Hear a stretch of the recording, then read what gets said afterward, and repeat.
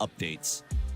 Don't miss out on updates from the official MLBB Malaysia Academy League, MPL Malaysia. Follow all our official platforms. All fans are invited to the MPL Malaysia Season 13 Arena in Showdown. You will get a chance to meet your favorite players, get exclusive autographs, and join the Fan of the Season campaign.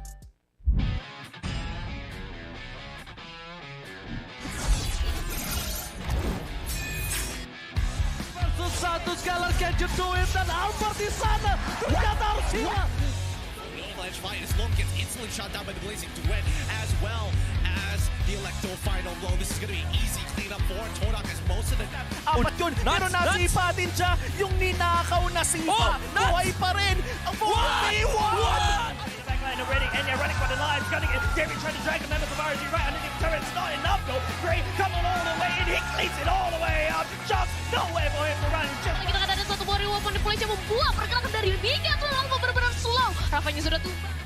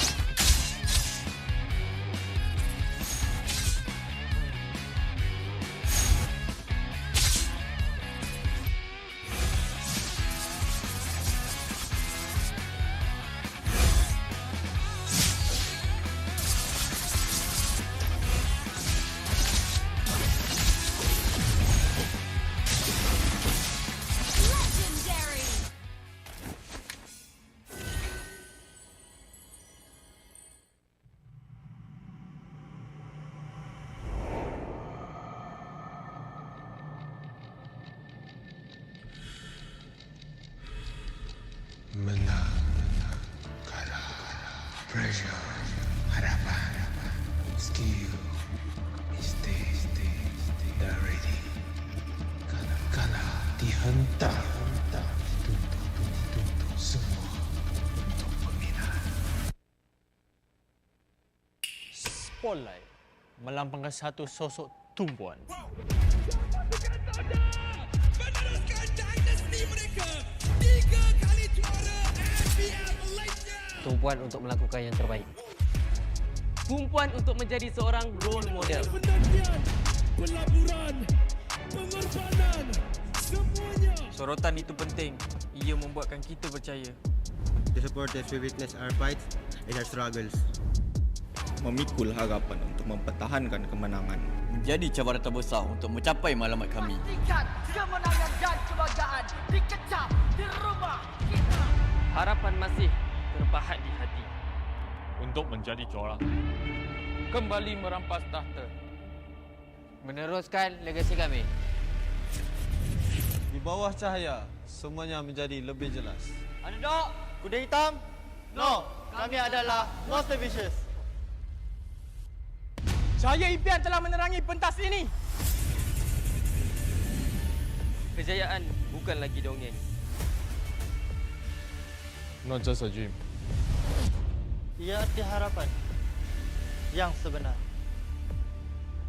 Mungkin ada yang sangka bahawa harapan ini akan hilang.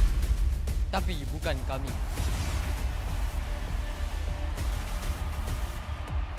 Ini harapan kami. Ini semangat kami. Bersama kami mencapai satu tujuan. Mencari sinar yang paling terang.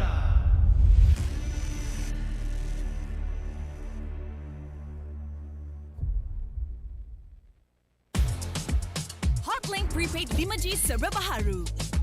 Nikmati jago 5G untukmu. Dengan kelajuan internet 5G tanpa batas. Layan gaming sepantas kilat. Dan stream video paling lancar. Nikmati juga lebih nilai dengan 20% cashback. Hanya RM32 sebulan. Dapatkan sekarang.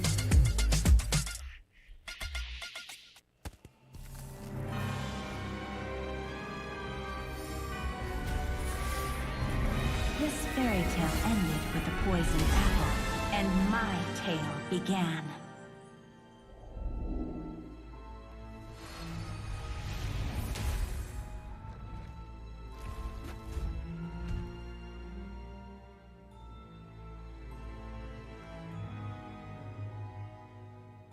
A princess in a tower is just a bird in a cage.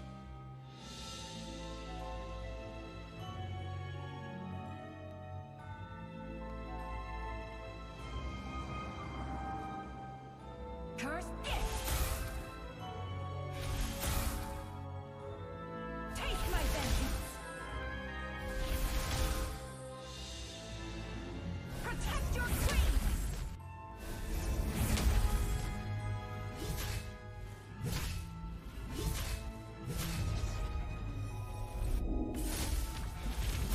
Kneel before your queen. It won't take long, I promise.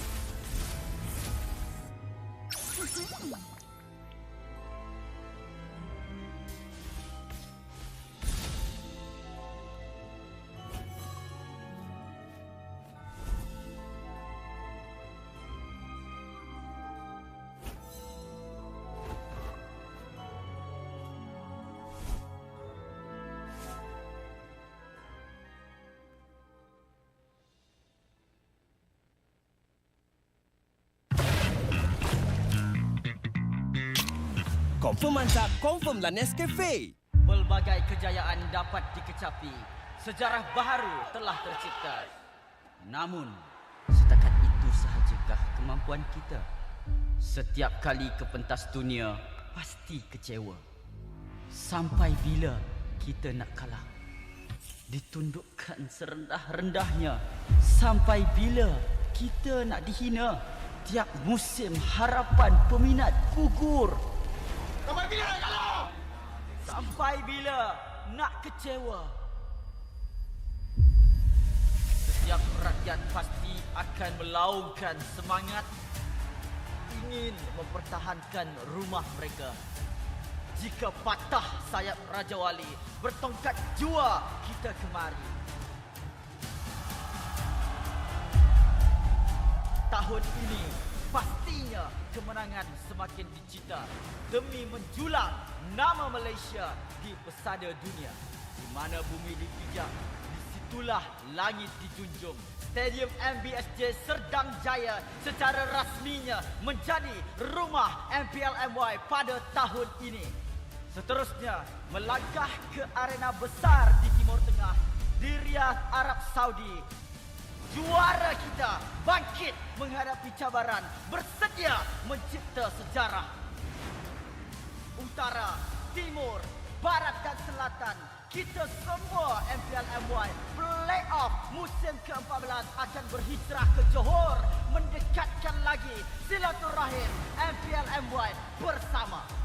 Hasrat kita semua bersatu dan bangkit dengan satu tujuan yang sama. Naikkan martabat negara, kecari juara dunia, kemuncaknya di M6. Pastikan kemenangan dan kebanggaan dikecap di rumah kita.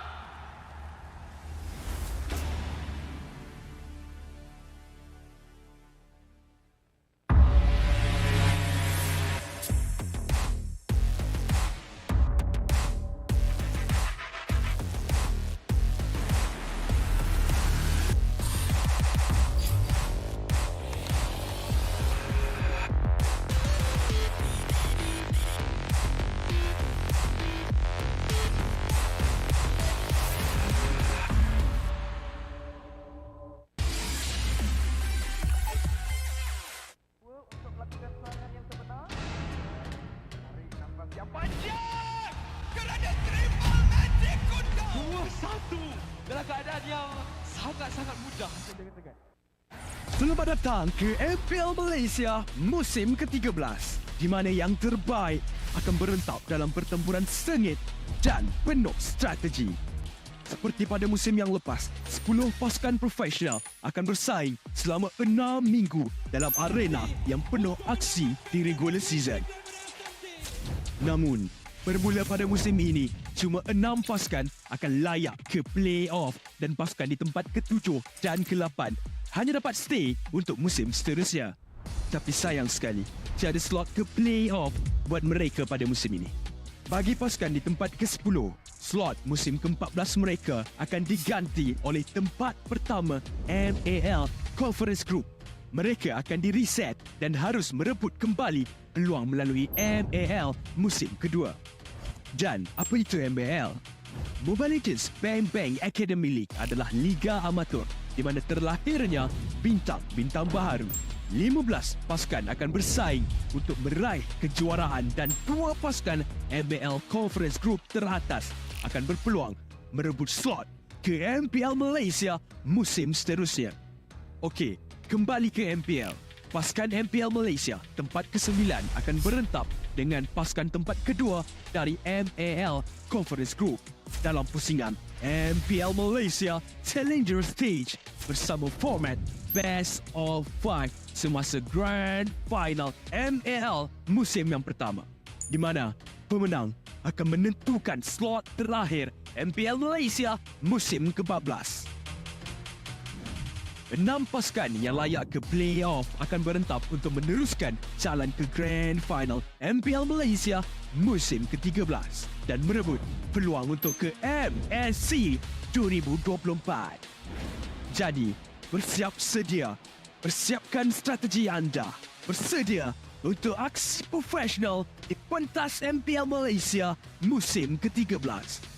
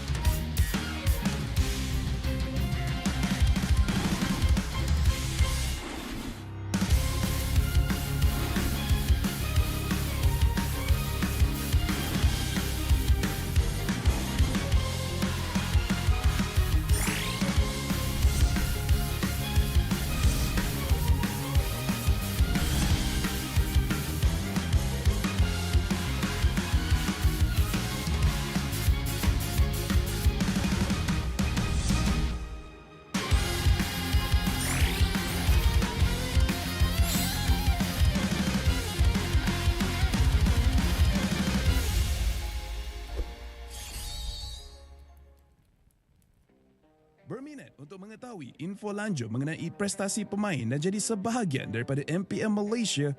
Layari laman rasmi Liga E-Sukan nombor 1 Malaysia untuk dapatkan maklumat terkini dan lengkap. Layari laman rasmi MPL Malaysia sekarang.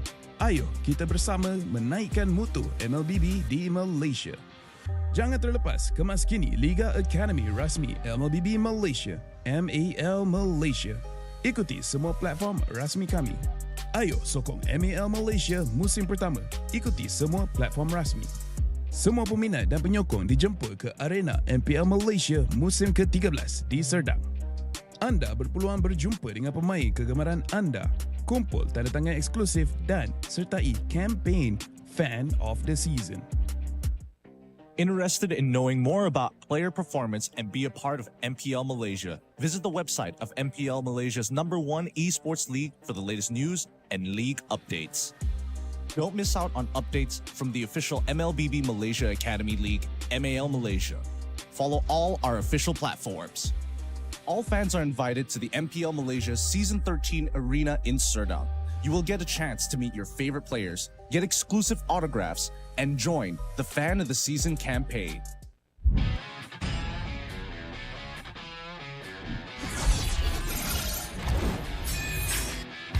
Versus satu sekali can you do it? Dan Albert di sana ternyata Arcila.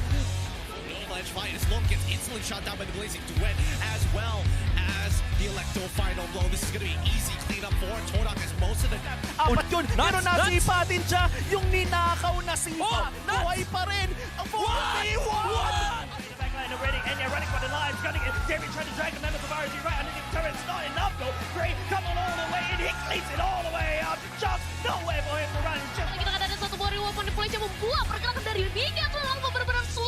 Nampaknya sudah tumbang.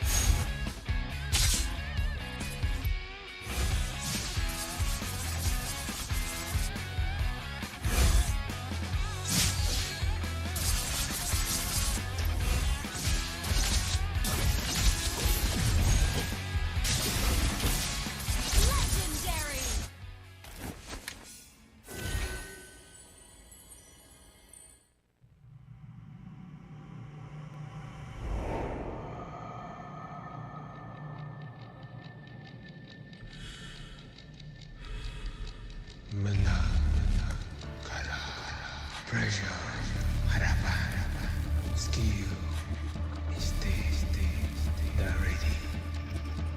Kalah, dihentak, dituntut semua untuk peminat.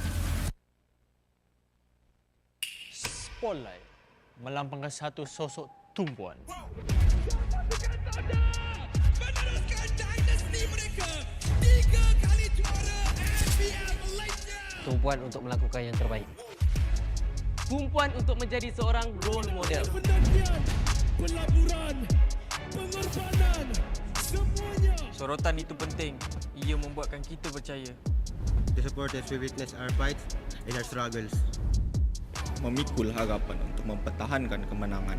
Menjadi cabaran terbesar untuk mencapai matlamat kami. Pastikan kemenangan dan kebanggaan dikecap di rumah kita. Harapan masih terpahat di hati. Untuk menjadi juara. Kembali merampas tahta. Meneruskan legasi kami. Di bawah cahaya, semuanya menjadi lebih jelas. Underdog, kuda hitam? No, kami adalah Monster Vicious. Cahaya impian telah menerangi pentas ini. Kejayaan bukan lagi dongeng. Not just a dream. Ia arti harapan yang sebenar. Mungkin ada yang sangka bahawa harapan ini akan hilang. Tapi bukan kami.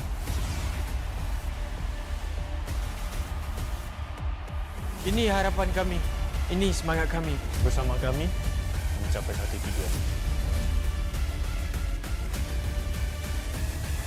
Mencari sinar yang paling terang.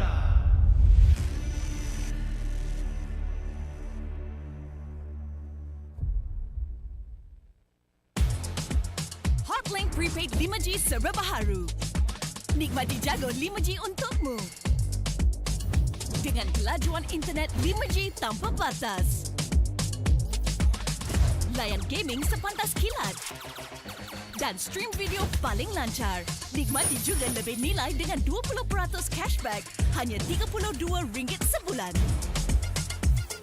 Dapatkan sekarang.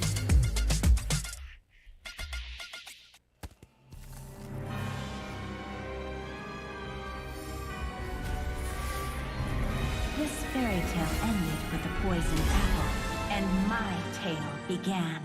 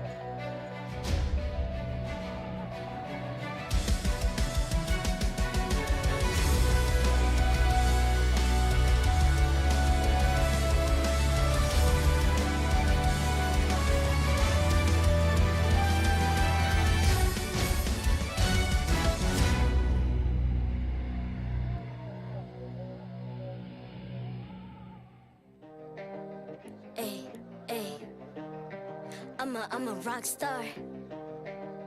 Yeah, rock star. Ay, ay, ay. I'm a rock star, baby. I'm a rock star. I'm a rock star. I'm a rock star. I'm a rock star. Panggil aku rock star. Ini kejohanan kita semua orang rock star. Kita rock star, kita buat saja gaya kita. Makin panas apinya sudah membara. Macam mana pun kau menempuh segala demi negara, kau buat semua bangga. Step into my world, you know I'm always in my zone. You know I got my team, no I'm never alone. Bring out my best, buat yang terbaik. Jadi juara perlahan kita naik. Aku nak push, naik-naik jadi lebih bagus. Jadi hero, ku ada skill. Berapa banyak musuh aku dah kill. Ramai cuba mencapai, cause they envy me. Tiap game aku pasti jadi MVP. Easy. I'm a rock star, baby, I'm a rock star. I'm a rock star, I'm a rock star. I'm a rock star, panggil aku rock star. Ini kejohanan kita semua orang rock star. I'm a rock star, baby, I'm a rock star. I'm a rock star, I'm a rock star. I'm a rock star, panggil aku rock star. Ini kejohanan kita semua orang rock star. Tengok nanti siapa yang juara. Ni peluang kita bawa pulang piala. This is my game, this is my time. Menang semua, everything will be mine. Kalau jatuh kau pasti kembali. Bangun balik ku tegak berdiri. Kuatkanlah tenaga, ganjaran diperoleh. Ni kejohanan kita, Malaysia memang boleh. Rise up to the top, kita buat bersama. Semangat kita kuat di bawah satu bendera. Ay. I'ma go hard for the win. Win. On the battlefield till the end. I'm trying to beat the greatest anyone has ever seen. Stand by, I'm coming in for the win. I'm a rock star, baby, I'm a rock star. I'm a rock star, I'm a rock star. I'm a rock star, panggil aku rock star. Ini kejohanan kita semua orang rock star. I'm a rock star, baby, I'm a rock star. I'm a rock star, I'm a rock star. I'm a rock star, panggil aku rock star. Ini kejohanan kita semua orang rock star.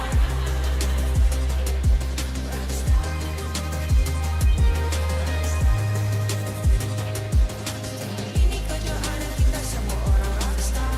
I'm a rock star, baby, I'm a rock star. I'm a rock star, I'm a rock star.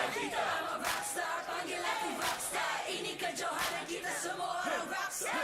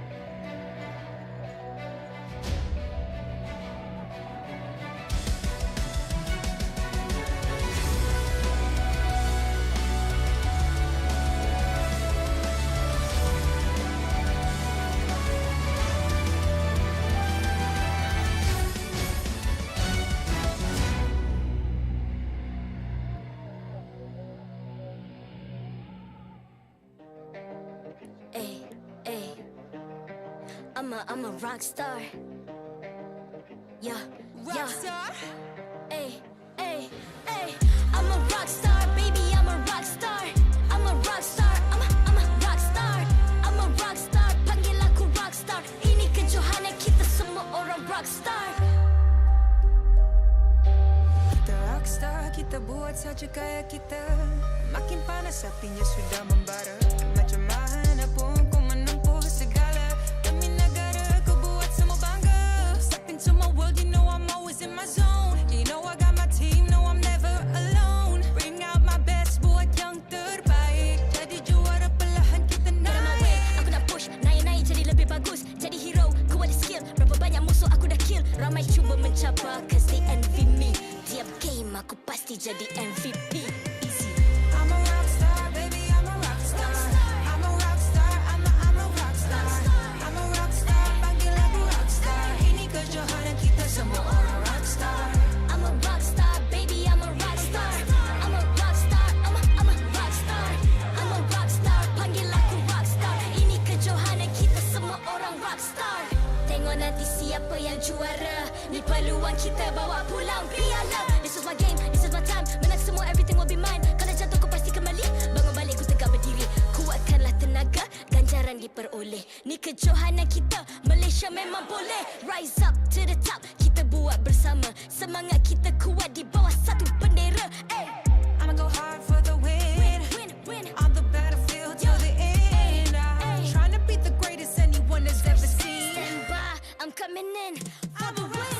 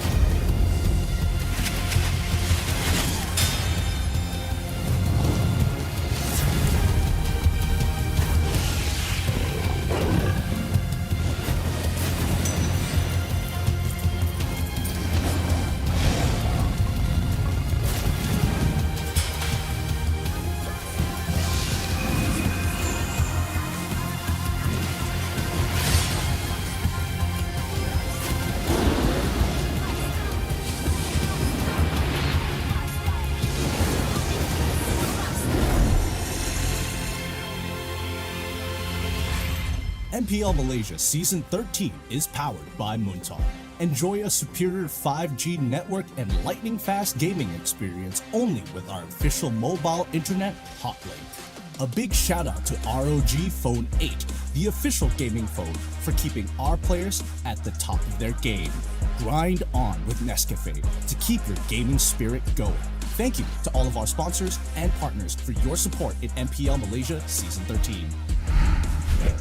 Selamat datang ke MPL Malaysia musim ke-13 bersiaran langsung dari Stadium MBSJ Serdan Jaya. Nama saya Rose dan saya akan jadi host anda sepanjang musim ini. Kita punya audience dah nampak tak sabar untuk start match kita hari ini. Tapi sebelum tu, I just nak beritahu korang that as of today, kita dah saksikan 10 pasukan dalam MPL Malaysia musim ke-13 main minggu lepas.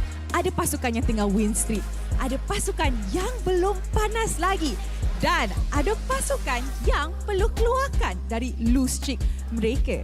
Also, aside from that, transfer window musim ini sudah dibuka daripada minggu ini sampai minggu ke-5.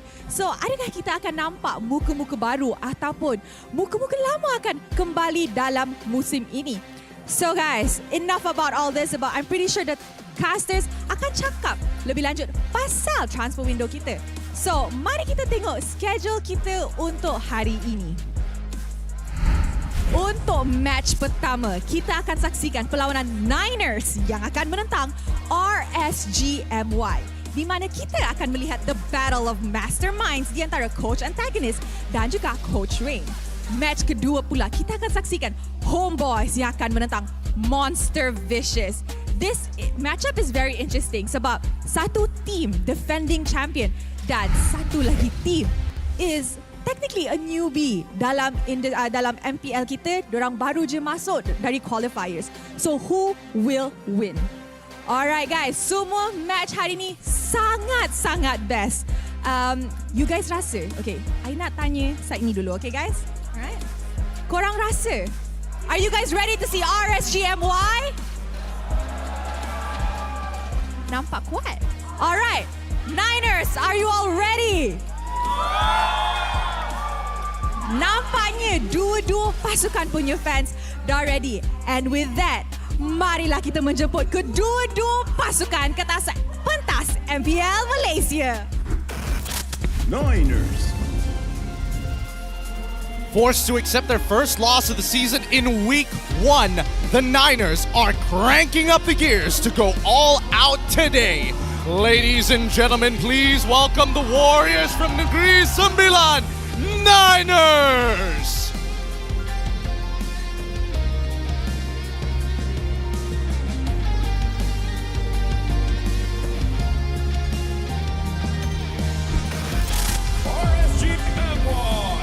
With a record of 1 win and 1 loss, can they dominate the regular season once again this time? Will the prime form be activated? Let's cheer for RSGMY!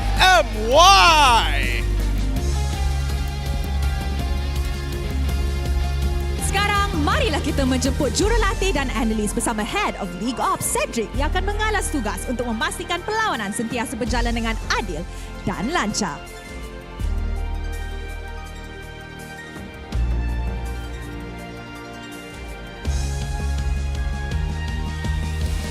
Mari kita teruskan dengan fist bomb di antara pasukan sebagai tanda professionalism. Inilah gaya kita.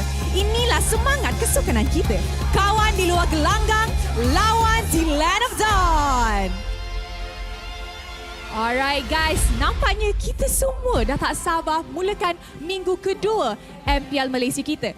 Tapi sebelum tu, for you guys watching at home, of course, we got you covered. Alright guys, you guys can join the fight by scanning the QR code or the code kat bawah ni untuk dapatkan freebies dekat rumah. Alright, you guys are ready ke untuk start match? Ready? Ready? Ready? Ready? Ready? Alright, I nak you guys ikut I tau. Okay, and with this, teams, this is your moment.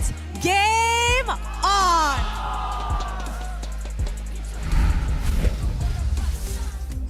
Thanks, Rose, and good afternoon to everybody watching from all across the world here in Malaysia. MPL Malaysia Season 13 has already kicked off on the second week. My name is Getting Q. This is going to be Lovefeld. The international desk is back, baby! Yo, I'm so excited being here, man. I mean, like, I haven't worked with you in a good minute. Plus, I don't like them anyways. Yeah. You know what? We don't like those PM guys. casters, overrated, man. It's like... a little too overrated. But either ways, okay, I think we got to address something first because just now we saw the Niners coming up on stage, but there's only 4 players. Yeah, I was wondering about that. What's going on with that? So apparently Yetri, I think last week, ever since last week, he got into a bit of an accident. So he injured his leg, so he can't do the walk-in. So after everyone has gone in, someone helped him up on stage. So I was worried, but I think he's going to be okay. He's going to be totally fine, and especially with the support of Hotlink here. Guys, keep in mind, 20% off MLBB in-game items with the All-Star event already going on. It's a good time to start spending your spare diamonds.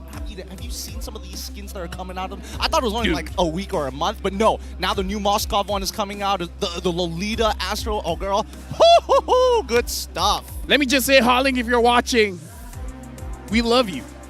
I love you. We want to Please reply my messages.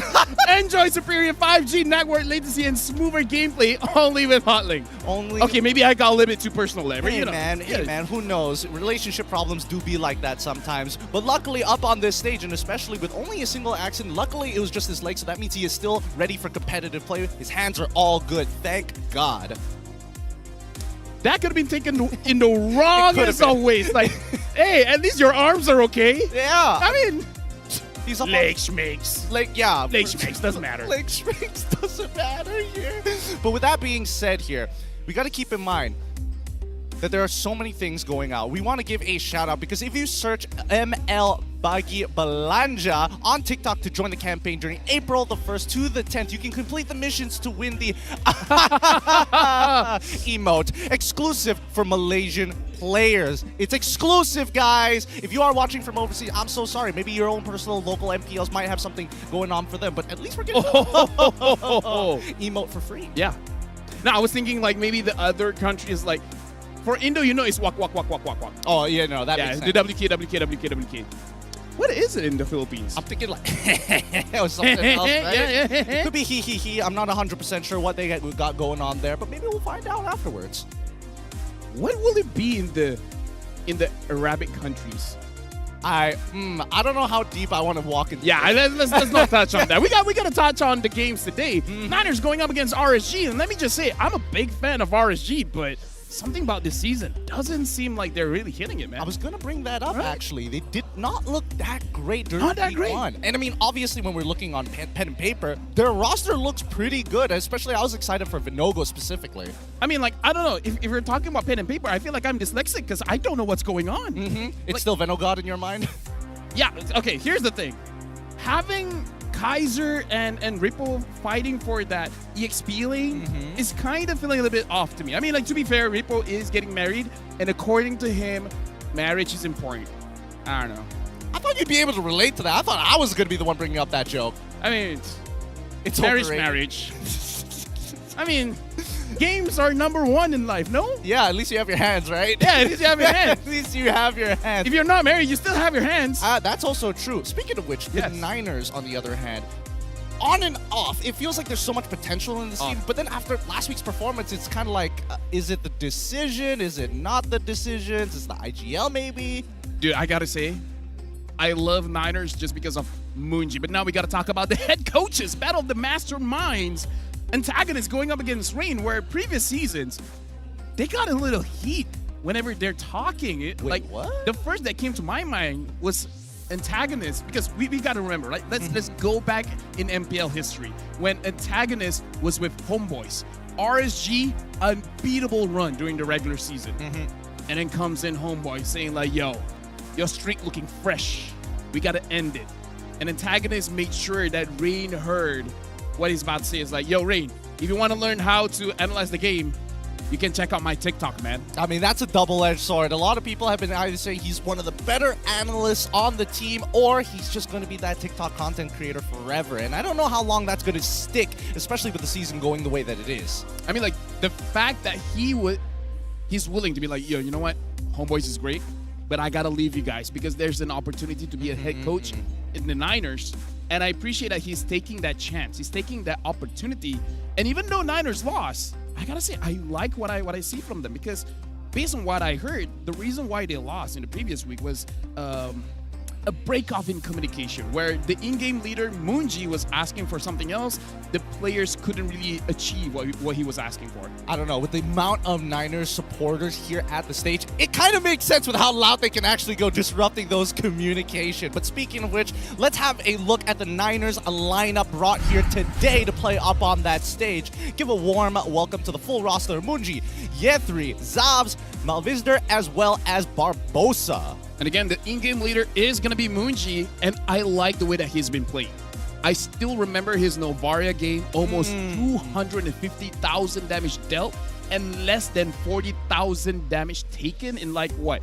In over 30-minute game? That's impressive, man. Like, the moment he died was the moment they lost. So I feel like a lot of weight is on Moonji's shoulders here. Well, I mean, yes, he is going to be the IGL, and that's a responsibility, but supports Barbosa even. I was hoping for that impact to be able to kind of support the rest of the team, something which we're hoping to see in RSGMY. Give it up for Izanami, Loliels, Kaiser, Stoem, and as well as Vinogo here, because Stoem as well as Vinogo, it's clear that they have natural connection, but it feels like the team can sometimes be out of sync. It's interesting to point out here that the in-game leader is Stoem, and I do have to say, in the first week, even the games that they lost, he was very proactive because he's using very catch-oriented kind of roamers. So I kind of feel like they want to be a little bit more aggressive. I don't know whether it's the draft or just the philosophy of how they're playing. It seems a little bit out of sync because in the previous season, it was all dive. Now it's a mixture of like, we want to dive a bit, but we want to kite a bit. Where I kind of feel like there's a little bit of a indecisiveness. What about hesitation? Hesitation, that's the right word. Yeah. That's the right one. I feel like overall, when we compare these lineups against each other, and especially when we're looking at player stats here, a bit of the meta that we have to discuss. Moonji coming out pretty hot on the gourd overall, and 69% kill participation. Exactly, nice. It's real. Nice. And obviously Barbosa is slowly catching up to that particular number, but Zabs in particular, he feels like he looks a lot better compared to last season mechanic-wise, but it's still that disconnect, that overall, and especially when you're playing something like Carry, you can't just go by yourself. Maybe when he gets clawed, but Carry, different story.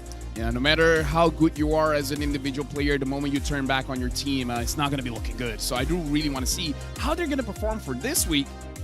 And a mini tangent, I want to see how Claude and Arlet is gonna go, because for you guys at home, if you guys didn't catch week 1, 0% win rate for Claude as well as Arlet, where both has been used for like what, 7 and 8 times each. Do we just suck? Are we just terrible at Claude and Arlet specifically? I don't know. Maybe we like to keep that entertainment value, but let's have a look at the player stats for the side of RSG, because we're talking about a 69.2% overall average KP. Islami's got an 87%. That's ridiculous. 4,000 average damage per minute. That is a lot coming in from Izanami, especially considering that their score is... Has they played 6 games so far?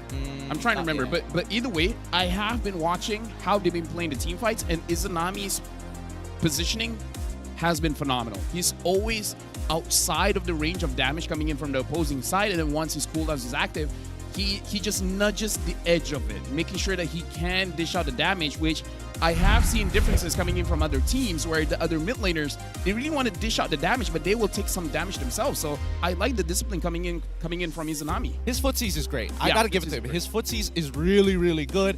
I do understand the philosophy of some mid laners saying, hey, I want to be a threat. I do have my battle spell sometimes, so I want to be able to kind of pull aggression away from some people, especially if they don't scale as hard. EXP laners really come to mind. Yeah, 3, for an example, even sometimes falling off in the later stages of the game, but you want him to still make that impact. Yeah, honestly, for both these teams, I feel like looking at the mid lane matchup is going to be pretty intense. The Prince of Mage going up against the King of Mage.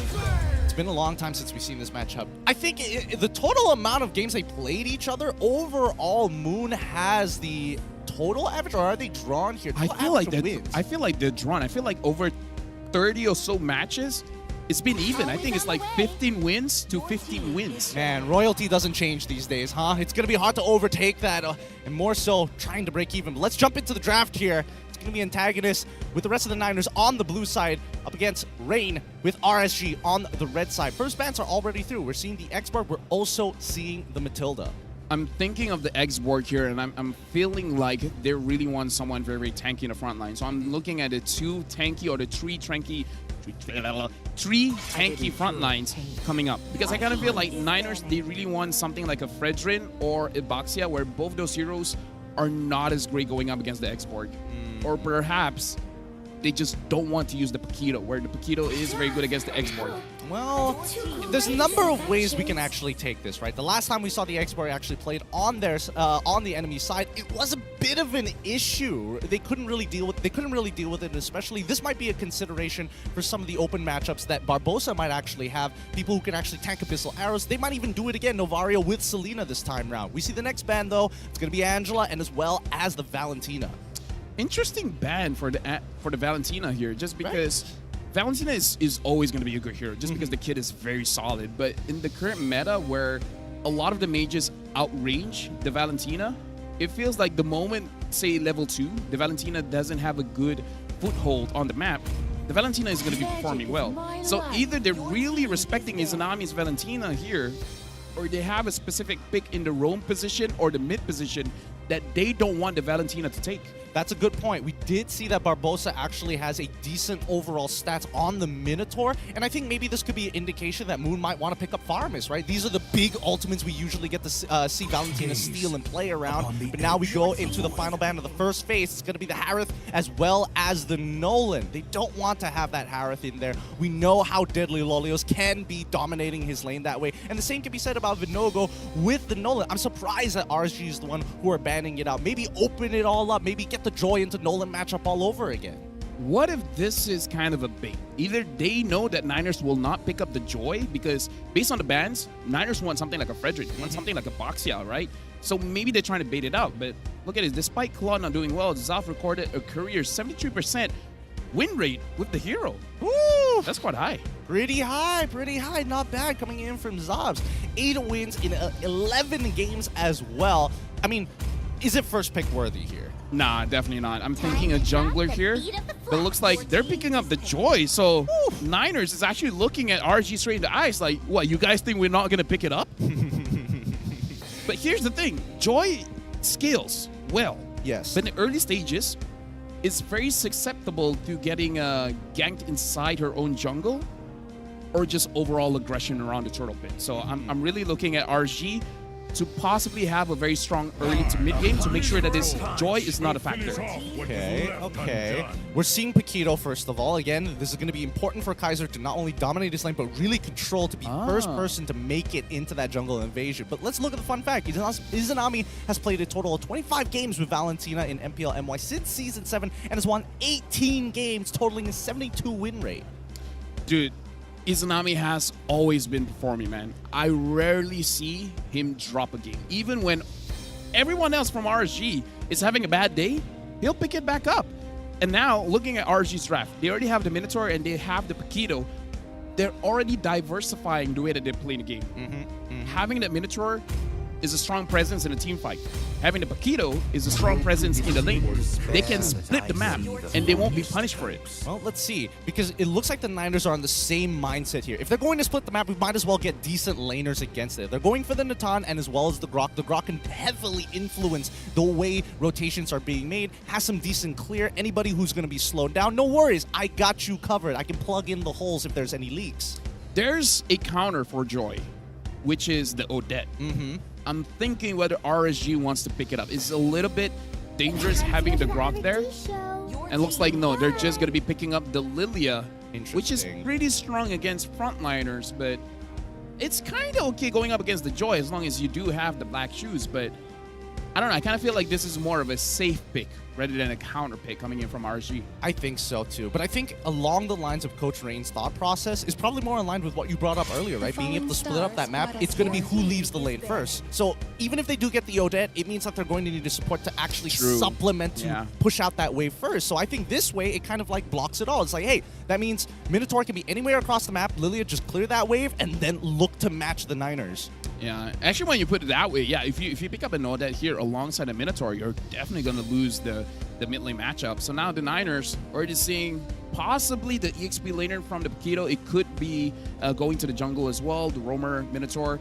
I'm feeling the safest is probably going for that gold lane, especially because being a little bit critical here, Goldiel hasn't been performing for this season, even though it is just week 1. Yeah. Nowhere close as what he's been doing for the last season. Well, I feel like this, it's not even hesitation, it's just more so we haven't seen him like try. I feel like it's the opposite of hesitation. Yeah. He's too gung-ho. He wants to go forward, even for his own detriment.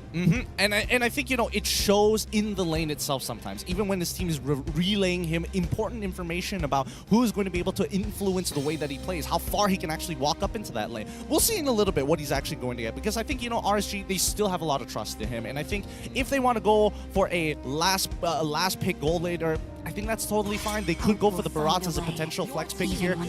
Let's see the bans. Novaria, we see the Vexana, we see the Brody coming out for the Niners, and I think the Niners aren't going to change their pace. They're probably still targeting gold laners. In terms of popular gold laners right now, Carry, Claude, yeah. The rest is something like, if you want to go a little bit off, it's like Beatrix, the Clint as well. There's a possibility for Ixia. I feel like Clint is just going to get run down. Ixia also going to get run down as well, so it's about mobility at the same time. We'll see. Niners decide to ban out the Fredrin. Rather interesting.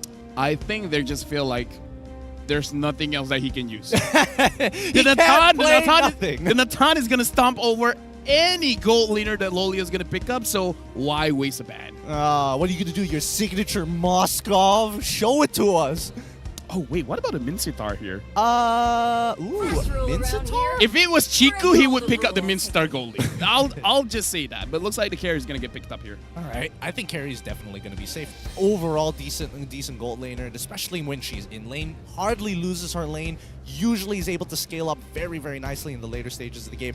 Against the Natan in the late game, though, that's where the big questions come to mind, because then it's like, oh, the Winds of Nature not going to really work out for me. Yeah, I'm just worried because going up against a Natan in late game, even though the nerf on his attack speed, it kind of doesn't matter. As long as he lands his first shot on you, it's like 80% of your HP is gone. And then you have to hope that you can survive long enough to kind of get your healing back through your lifesteal, through your spell vamp. But I don't know. I kind of feel like Volia has to kite like a god here to make sure that he can survive against the Nades in late game. Yeah, I think RSG is perfectly fine dealing with a traditional front-to-back style of composition. It's up to the Niners to try and get into that backline. Speaking of which, they're going to be locking in the Terizla as well as the Nana. So they've got a lot of combo pieces working for the side of the Niners. RSG, it feels like their composition's pretty linear overall. Yep, having the Riz here coming in from the Niners, I think it's pretty solid. The only bad thing, which I can't even say bad because of the changes of the items, is that they're very magic heavy, right? So you know how to itemize against them. But the thing is, it's not like, oh, Guinevere jungle? Yeah, I think it's going to be Guinevere jungle, right? Yeah. It's going to be hit or miss. Yes. I think, well, hit and miss, of course, because mainly the magic thump is sometimes hard to hit, sometimes it's way too easy to hit. It really depends on the player. But at least it gives them the flexibility in skirmishes to be a secondary combo piece. It can be difficult, but let's see. Break down the compositions. What are we expecting here from both the Niners and RSG? RSG, they have to play with a little bit more tempo. Having that Guinevere there, you kind of have a quicker power spike compared to the Joy. But the Joy, once the Joy has 2 items, is all Niners game. They can do whatever they want. The carry is going to have problems later on.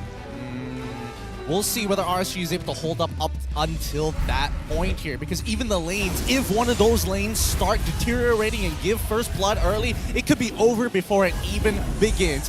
To kick things off here in week number 2, day number 1, the Niners on the blue side up against their opponent, RSG on the red side. Game number 1 of this best of 3 series. Let's jump right into it in the Land of Dawn. I'm expecting for the Guinevere to go for a full tank build here, but I'm wondering if they want a little bit more damage coming in, because even though they have the Lilia, but if Vinogo always moves around with his Izanami, it shouldn't be a problem no matter what he does.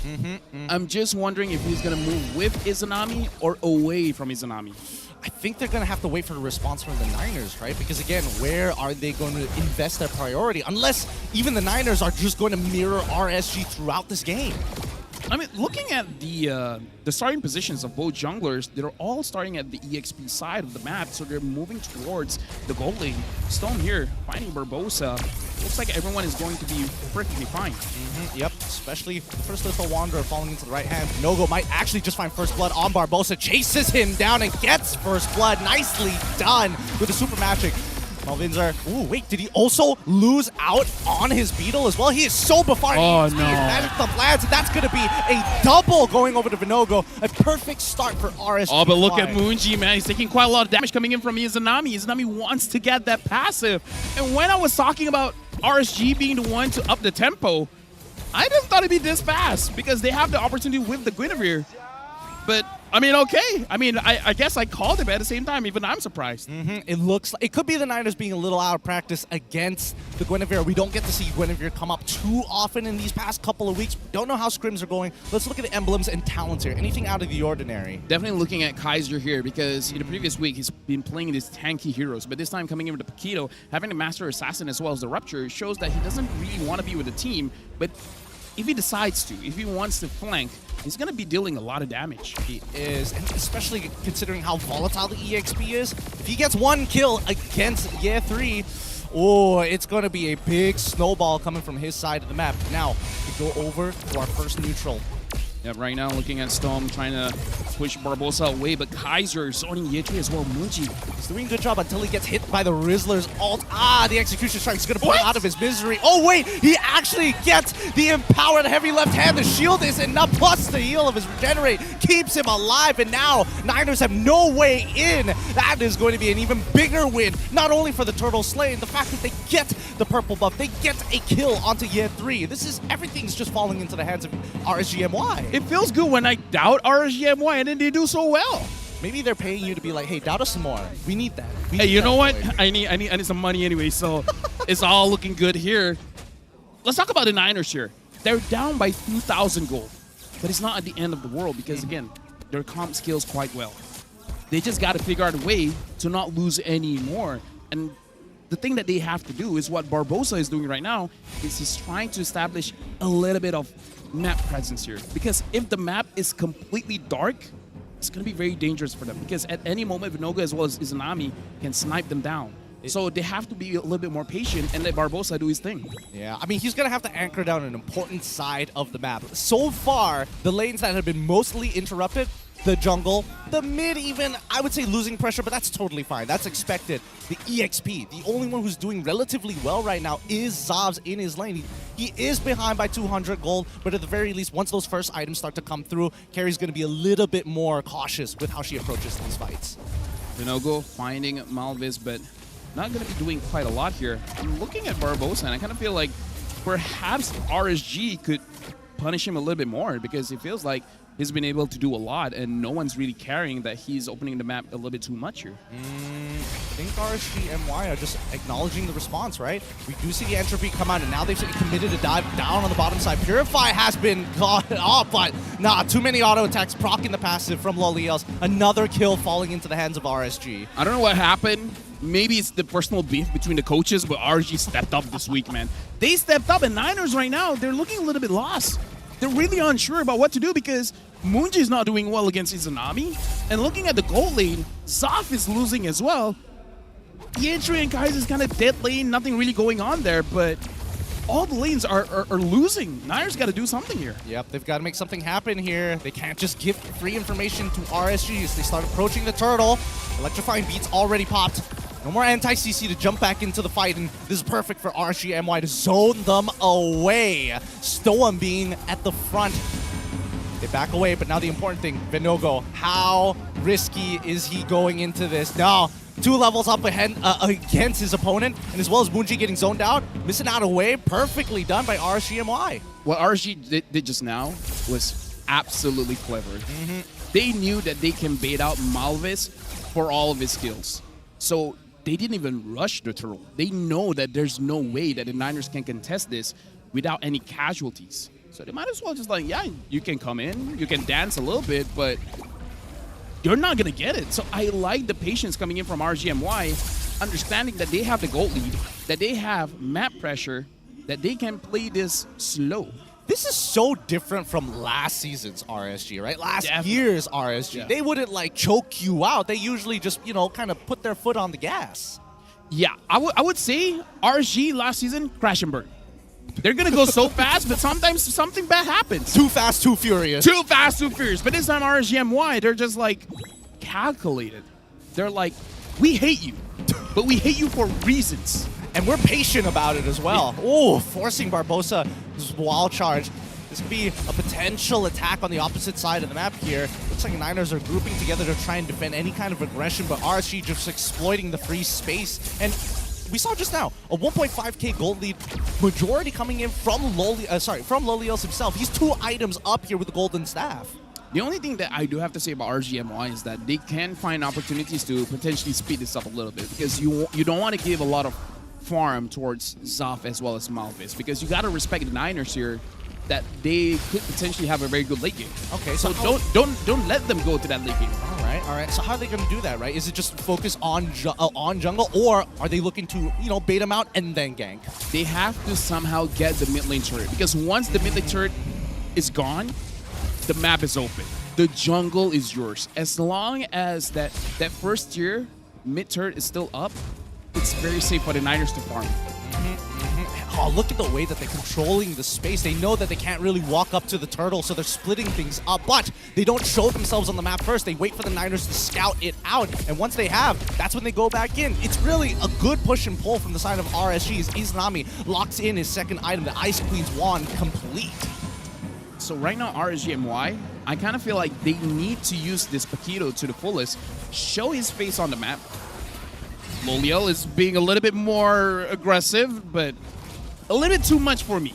I feel like look at everyone else from his team. They're all far away. And now they're going to find a kill on towards Ye3's side before he even gets the ult down, and Kaiser's proxying the wave. They really want to crack open this mid-tier 1. They're going to take purple alongside it. RSG, can they do it here?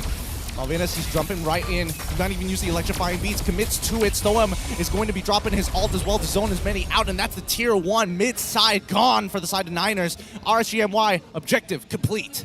Yep. Now that you have the mid lane turret, the entire map is open. So now if you want to choke them out, this is what you got to do. You got to start establishing a slow push. Don't clear the waves. Just let the big cannon in the back, all by himself, feeling very healthy, and then eventually start attacking. Because I kind of feel like RSG is also waiting for the Lord. The only question is, do they want to rush the Lord or wait for 12 minutes to get the enhanced Lord to make sure that they can make this a little bit more cleaner? I feel like they could rush this Lord. There's a good possibility of it. I mean, look at that. Solo kill coming out from Lolios. He knows he's a big boy right now. He's got all the gold, all the items, and Kaiser all by himself trying to get on out of the situation from a gank of 3 members. Not enough as Vinogo jumps right in, even committing to his retribution to break Nana's pass. And Moonji on the run, but Storm says no. Flickers on top of him as Kaiser jumps right underneath the turret. Stone tanking it, and now with the super magic as well. Oh my goodness, they are not stopping. You push out of your lanes, you get punished, Niners. This is what it looks like when you have an 8,000 goal lead. And now it's 9,000. This is the effect when you manage to break that mid lane turret. Everything is open for you, and now RSGMY, nothing's gonna stop them. Entropy is already out for the side of Zobs. He's gonna try and clear this way, but it's not even enough. Doesn't even scratch the members of the front line of RSGMY. And Vinogo instantly, not wasting any time whatsoever, gonna be right on top of the Lord. Are they gonna rush it? Yep, they're bringing in Loliels. It's gonna be a fast rush. We gotta talk about what happened even before the game. It looked like RSGMY, they were baiting for that Joy pick. It looks like they were really prepared for it because the Joy is a non-factor right now. So far behind in items, so far behind in levels, even 2 levels down against Vinogo. Can't even get access to the buff. Finally, the Holy Crystal comes in, but it's a little too late. I'm seeing the Radiant Armor's already being purchased here. I'm seeing the MR already collected for the side of RSGMY. And like right now, RSGMY, they're moving as a unit. They're moving as 4. Vinogo goes on to Barbosa, but Barbosa is not going to get knocked up. And this is how they're playing the draft. 4-1. But Kaiser, if he wants to join in, he's going to be dishing out way too much damage that the Niners won't be able to really contest anything. Yeah, staggered push for the side of RSGMY. They're not making sure that the waves are collapsing in together. I think they want to do it one by one to potentially look for a pick to open things up here. The Lord's still going to be walking on that top side, and the minions have already been cleared. Niners still holding on to their high ground for now. Right now, looking at Stone, he is 12 seconds away from his flicker. That is the moment where if he wants to force things out, he definitely can. 5 more seconds left. Here we go. The siege already continues. Loliels losing a quarter of his HP. Gets topped up with the help of Stoem. Stoem in the middle of their base. They really want to take damage here. They really want to crack open this inhibitor, and they will take advantage of the entire situation. There's nothing they can really do about this but protect the rest of their inhibitors as Malvinder down on the bottom side is able to clear the next wave of super minions. RSG, the way that they're playing is like they're taking risks, but at the same time, they're not really taking the risk. They're positioning themselves before that Stone goes in, but no one's going to get knocked up. Yep, forcing Barbosa to actually flicker out of their black shoes as well. Loliel's getting to free hit the second turret here. Vinogo is out of there, but well done. That has to be one of the cleanest inhibitor takes I've seen in the league so far. That was amazing. The fact that Stone stood there taking the turret shots just so that Loliel can free hit. Dude, I mean, like, that's JoJo energy. You don't see that, man. You don't see. Well, at least you don't see that in Malaysia. I don't know about the rest of the world. Yeah. You know, we can't talk about the rest of the world, but at the very least, we know we're entertaining because we have moments like this. Let's have a look at the items because again, 11K gold lead. We don't get to see this too often. Sometimes even thrown leads from 10K. It's a bit unfortunate here when the Joy only has 2 items, and I can see why it slowed down a bit. Because usually you see a Joy with a Genius Wand. So the damage ramps up very, very quickly. This is a burst-oriented Joy. Having the Holy Crystal as well as the Starlium Scythe. A little bit of survivability, but more on the burst. It's not constant damage coming in from the Genius Wand. So I kind of feel like I understand the reason for this build. It's good when you're like really far behind, but I don't know. I kind of feel like that kind of item optimization may not be the best case here because you got to figure out a way to take down Loliel at least. I think that's the whole point of it, right? Because now with the high burst damage, he's only looking for Lolios. He can't go for Vinogo. He can't go for Kaiser. Both of them have already completed the Radiant Armor at this point. So the only way around it is, hey, either I get a Genius Wand or maybe I creed out and I go for maybe a divine glaive for the extra burst, and I think that's where he's going to lean towards. Yeah, right now RSG with a 12,000 gold lead. This is big. Honestly, in this week, the Niners was able to beat RSG MY in the MAL for 2-0. Looks like MPL is a different beast. Let's look at the gold difference here. Oh my. 11,000 for Lolia, only 8,000 for Zaf. I mean, he's been farming the entire topside jungle as well as 2 lanes at the same time whenever he gets the opportunity here. RGMY, they're playing around Loliel's. They are creating a barrier. The space that he has to work with, unparalleled. Right now, the Lord is marching in. Stone looking for a position, looking for an opportunity.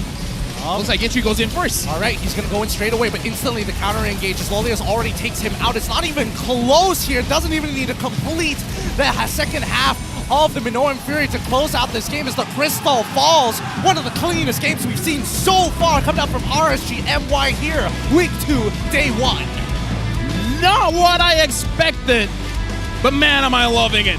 This is the maturity that we want to see coming in from RSG, because a lot of their fans have a lot of hope for RSG for this season. Week 1, they didn't deliver. Week 2, it's looking pretty good. Look, they may be a little bit late on the delivery, but it looks like they are coming into their prime of form right now. It looks like communication is clean. They're moving as a unit, which I think, everybody's going to be happy with. Right now, honestly, for RSG, they got the 3 OGs that won the MPL Season 7. Kaiser, Loliel, as well as Izanami. I don't know if that's the secret sauce, because for now it looks like Kaiser's the key, because when you put in Kaiser, he's been winning. When you're putting in Rippo, not winning. Ooh, we haven't seen him play just yet here. Let's give some hope. There's still many weeks for all the Rippo fans out there for him to maybe come back and show off what he still has. But the Niners right now, even with the game down, their fans still showing support. Very loud. Gas him up. Now I see what you guys are talking about. Right? It makes sense now, right? As we move on here, let's have a look at our MVP of the game. Give it up to Vinogo. His early kills really set the pace for the game. I mean, it's like, yes, it did well. But at some point, it seems like Niners have been spoon-feeding it to him. I understand now what you mean by it's loud here. Oh yeah, it's so loud. It's so loud. I'm adjusting. But yeah, Vinogo performing very well. I have to say the Niners made quite a few mistakes going up against him in the early stages of the game, giving him 3 kills. And then after that, it's just like, yeah, it's all RSG's game. I mean, it's mechanical mistakes. We're not talking about macro mistakes in the earlier stages, because again, contesting for a Lethal Wander, very normal thing, right? Maybe you can get out of retribution from one or the other junglers, totally fine. But getting hit by the Magic Thump, especially when you are the Joy, you already have a small hitbox, you already have the hypermobility. There should be no reason for you to get hit. Barbosa, on the other hand, same argument can be made. You have anti-CC, you know when not to walk forward. Right now, my only question is, was the Joy really a bait? Right? Was RSG really trying to force out that Joy pick? Because if it is, I feel like in game number 2, Niners have to be careful of that. If something looks too good to be true, it might be too good to be true. I got to give props to Coach Raid here. If it was a bait, well done. It's a smart idea because it's really well planned out. Like every stage and every moment of this game, just planned from beginning to end. I didn't notice. It's 10-0. Week number 1. Homeboys got that kind of serving against Selangor Red Giants. 10-0. Now RSG is serving it up to Niners. Yeah, just getting clapped up. What is up with this? Not just MPL MY, but I've been watching MPL Philippines, and they've been having this kind of score as well. 0 kills. Well, I feel like for the more polished teams, and especially for teams who are making naturally mechanical mistakes, they're going to get punished really, really hard, right? And I think that teams who have learned how to close out games, and I'm going to stress, who know how to close out games, because last week we saw a lot of teams who were struggling to do that. Dude, closing out games is one of the most difficult things to do, man. Top of the list difficult. Top of the list.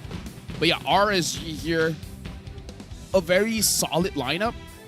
Izanami performed well, Vinogo performed well. So well. And Kaiser has shown that he's not like a one-trick pony. He's not just like a Barat's main in the EXP. Give him something like a Paquito and he can deliver. So now, anyone going up against RSG, they can't have this like, oh, Kaiser's non-factor. He's not going to be doing much. He's shown today that he can do a lot. And that's the thing, right? When Kaiser came back into this roster, it's like looking at a pillar coming back. Somebody who can hold down the EXP and is willing to sacrifice to make sure that, hey, we're going to get these neutral objectives, whether I give a kill or not. Honestly, a lot of doubt, even for myself, because we haven't seen Kaiser for about a year at this point. A year plus, almost 2 years. We're not counting the time where he's benched, essentially, right? Yes. Okay. Like when he's benched, sure, he might have some playtime during scrims, but not on stage, man. I haven't seen him for over a year, going into 2 years, and then suddenly he's just like, yep, I'm going into RSG. What are you guys going to do about it? Look, maybe if he was our age, I would agree with that. No, plus you got to consider, he's replacing Rippo, right? People will be like, are you sure? But Kaiser's just like, I'm here to play. Right now, we're going to look at the total damage taken here. And Stone as well as Barbosa taking quite a lot. Year 3, 62,000 damage taken as well. And here's the thing. Loliel, I kind of feel like he's taking way more damage than he should. 27,000 in the perfect game, 0-10.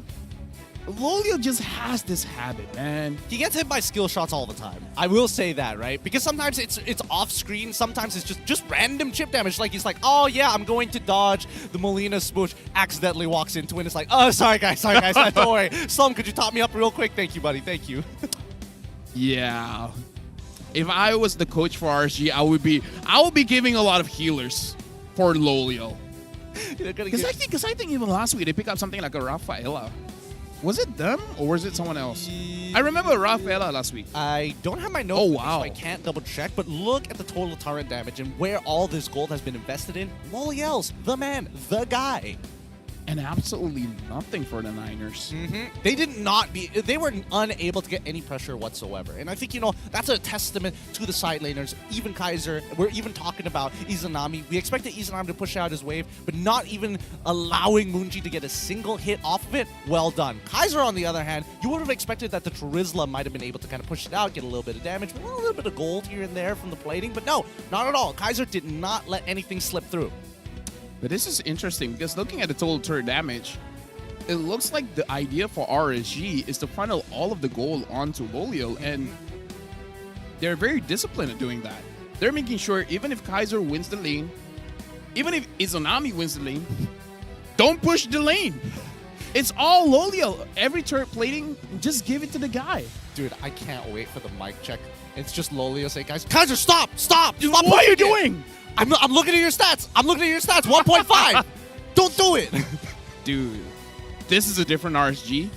This is a rough opening for the Niners. It is a rough opening, but I think a lot of it was just good planning coming in from RSG's side, and obviously a little bit of a warm-up for the side of the Niners. They aren't playing at their best form just yet, and I think we're probably only going to see them really awaken in game number 2. I'm guessing. Now, quick question: Are you a blue side or red side man? I'm colorblind. Are you a left side or right side man for the draft?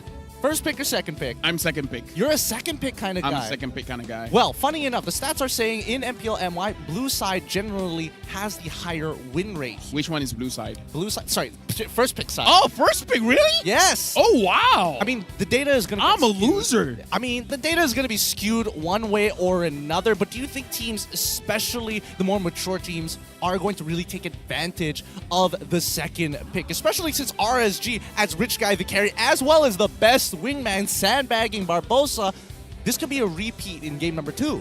I mean, like, what is the advantage for the first pick here? Because usually, like, for me, I see the second pick as an advantage because you get to start off with a combo pick, having 2 picks, and then you see the opener of your opposing side, so you have a rough idea of what kind of drive that they're going for so that you can counter it later on, and you have the last pick as well. That is interesting. I didn't know the first pick actually won more games. Yeah, but then again, it's pretty early into the meta. And usually, based on after a couple of seasons, I've looked at the data, it's like a bell curve. It's like blue side starts winning pretty hard on the new meta or new patches, and then it slowly swings over to the red side, and then it evens out depending. One thing that I do have to say, it's a big nerf for the second pick. Oh? Your bans are not flexible. You you have to ban out the Matilda. You have to ban out Nolan. You have to ban out the Angela. You can't really go for that specific target bans. I mean, those specific target bans, You're right. And now the more I think about it, it makes a lot more sense. And I think that's what RSG MY is kind of taking full advantage of. It's like, oh no, I let the joy through. It's too good to be true. And Niners, they instantly clamp down on it. Yeah, and again, it almost looks like RSG, even though they do win macro-wise, it does seem like this game is all about the micro, man, because EXP loss, mid lane loss, gold, yeah. Loss. Like here, like sure, there's a level disadvantage, but Malvis really couldn't do much there. No, he was really underfarmed to be fair. Well, I say underfarmed, but he was like 700 gold behind Vinogo. He was mainly losing out on EXP than it was gold, to be fair.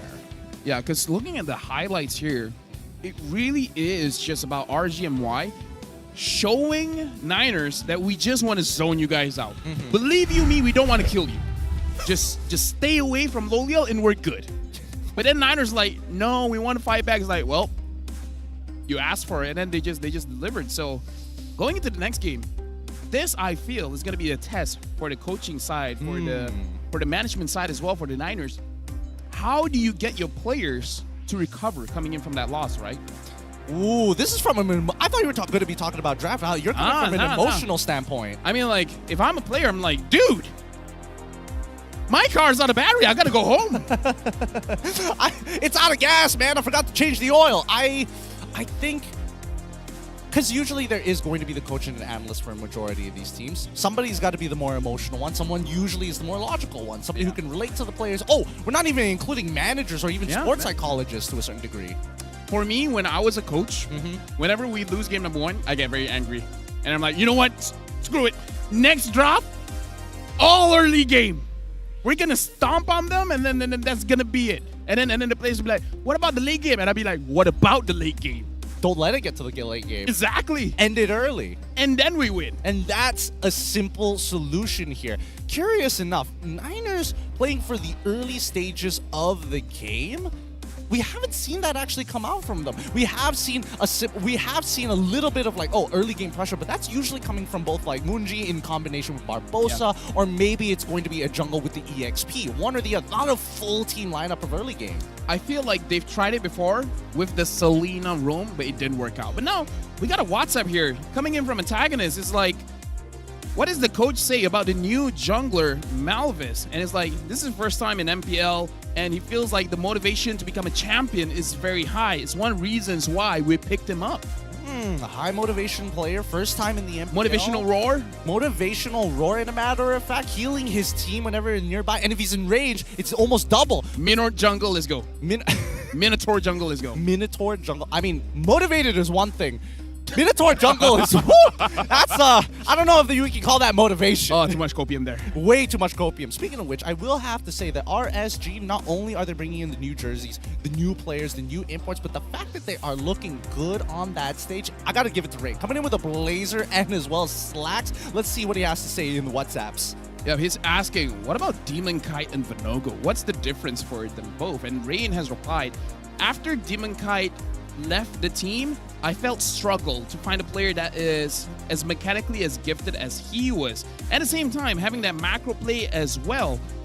The thing that is on Vinogo, his hero pool is quite good. It's quite good for the gameplay of RSG. And if you ask me, the difference is it's all about experience. Demon Kite wins it out. Dude, that last line when it's like, hey, in terms of mechanics, Vinogo wins that out, that's wild. That's crazy. You see, the thing is, I wasn't sure if he was telling the truth, so I didn't even translate that. I'm like, I'm not going to say that. I don't know. It's one of those things where is this blown out of proportion? Is this for the sake of the show? Or is this real? As we jump back into the draft for game number 2, it's still Antagonist on the blue side with the Niners and Rain with RSG on the red sides as second pick. It looks like they're committed to it, but this time the Niners ban out the Joy. Xborg, Joy, followed up by RSG, Angela, as well as Matilda. So this time, I believe that they understand what's at stake here. If you don't pick up the Joy, RSG is going to pick up the Joy. And Vinogo is a pretty good assassin player. So I kind of feel like they don't want that kind of stress anymore. So they're banning out the Joy. So this time, the Niners, this is the advantage of having the first pick. You can have targeted bans. And now it's all about establishing what's more familiar with your team. I'm looking at Moonji. He's been performing well with the Novaria. I want to see if that becomes a priority pick for the Niners. Let's see whether RSG is going to let it through. They did get rid of it. Oh, they ban out the Nolan this time around. Interesting. This does mean that Fanny is still open. It does mean that Niners could go for an opening flex pick here to kind of deny space from the side of RSG. We'll see where their plan is right now, especially after that Joy ban on their side of the map. And it looks like they're going to go for a first pick Minotaur. 62% win rate seems good. Oh, you're right. Motivational Roar. Motivational Roar coming in from the jungle. Man, this is... I don't know how to feel about it. I feel bad. But honestly, Minotaur is an S-tier support. S-tier support. S-tier roamer right now. S-tier jungler. S-tier jungler, my man. RSG, do they fight back with a Vexana here?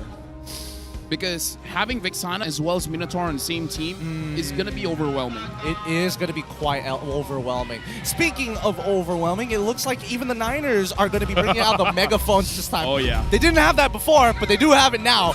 And hopefully that's going to be enough of a motivational roar. But this time round, RSG going to be locking in the CC as well as the Lilia once more. And I like Lilia into Minotaur matchups. So often, you just chunk out the Minotaur before he even gets into position. And it's like, oh no, you're going to flicker into my team with 10% HP. Good luck. One thing that I like about this CC pick here is that the X-Borg has been banned now. The X-Borg is pretty good going up against CC. And they're trying to force out the Niners to pick up the Arlet.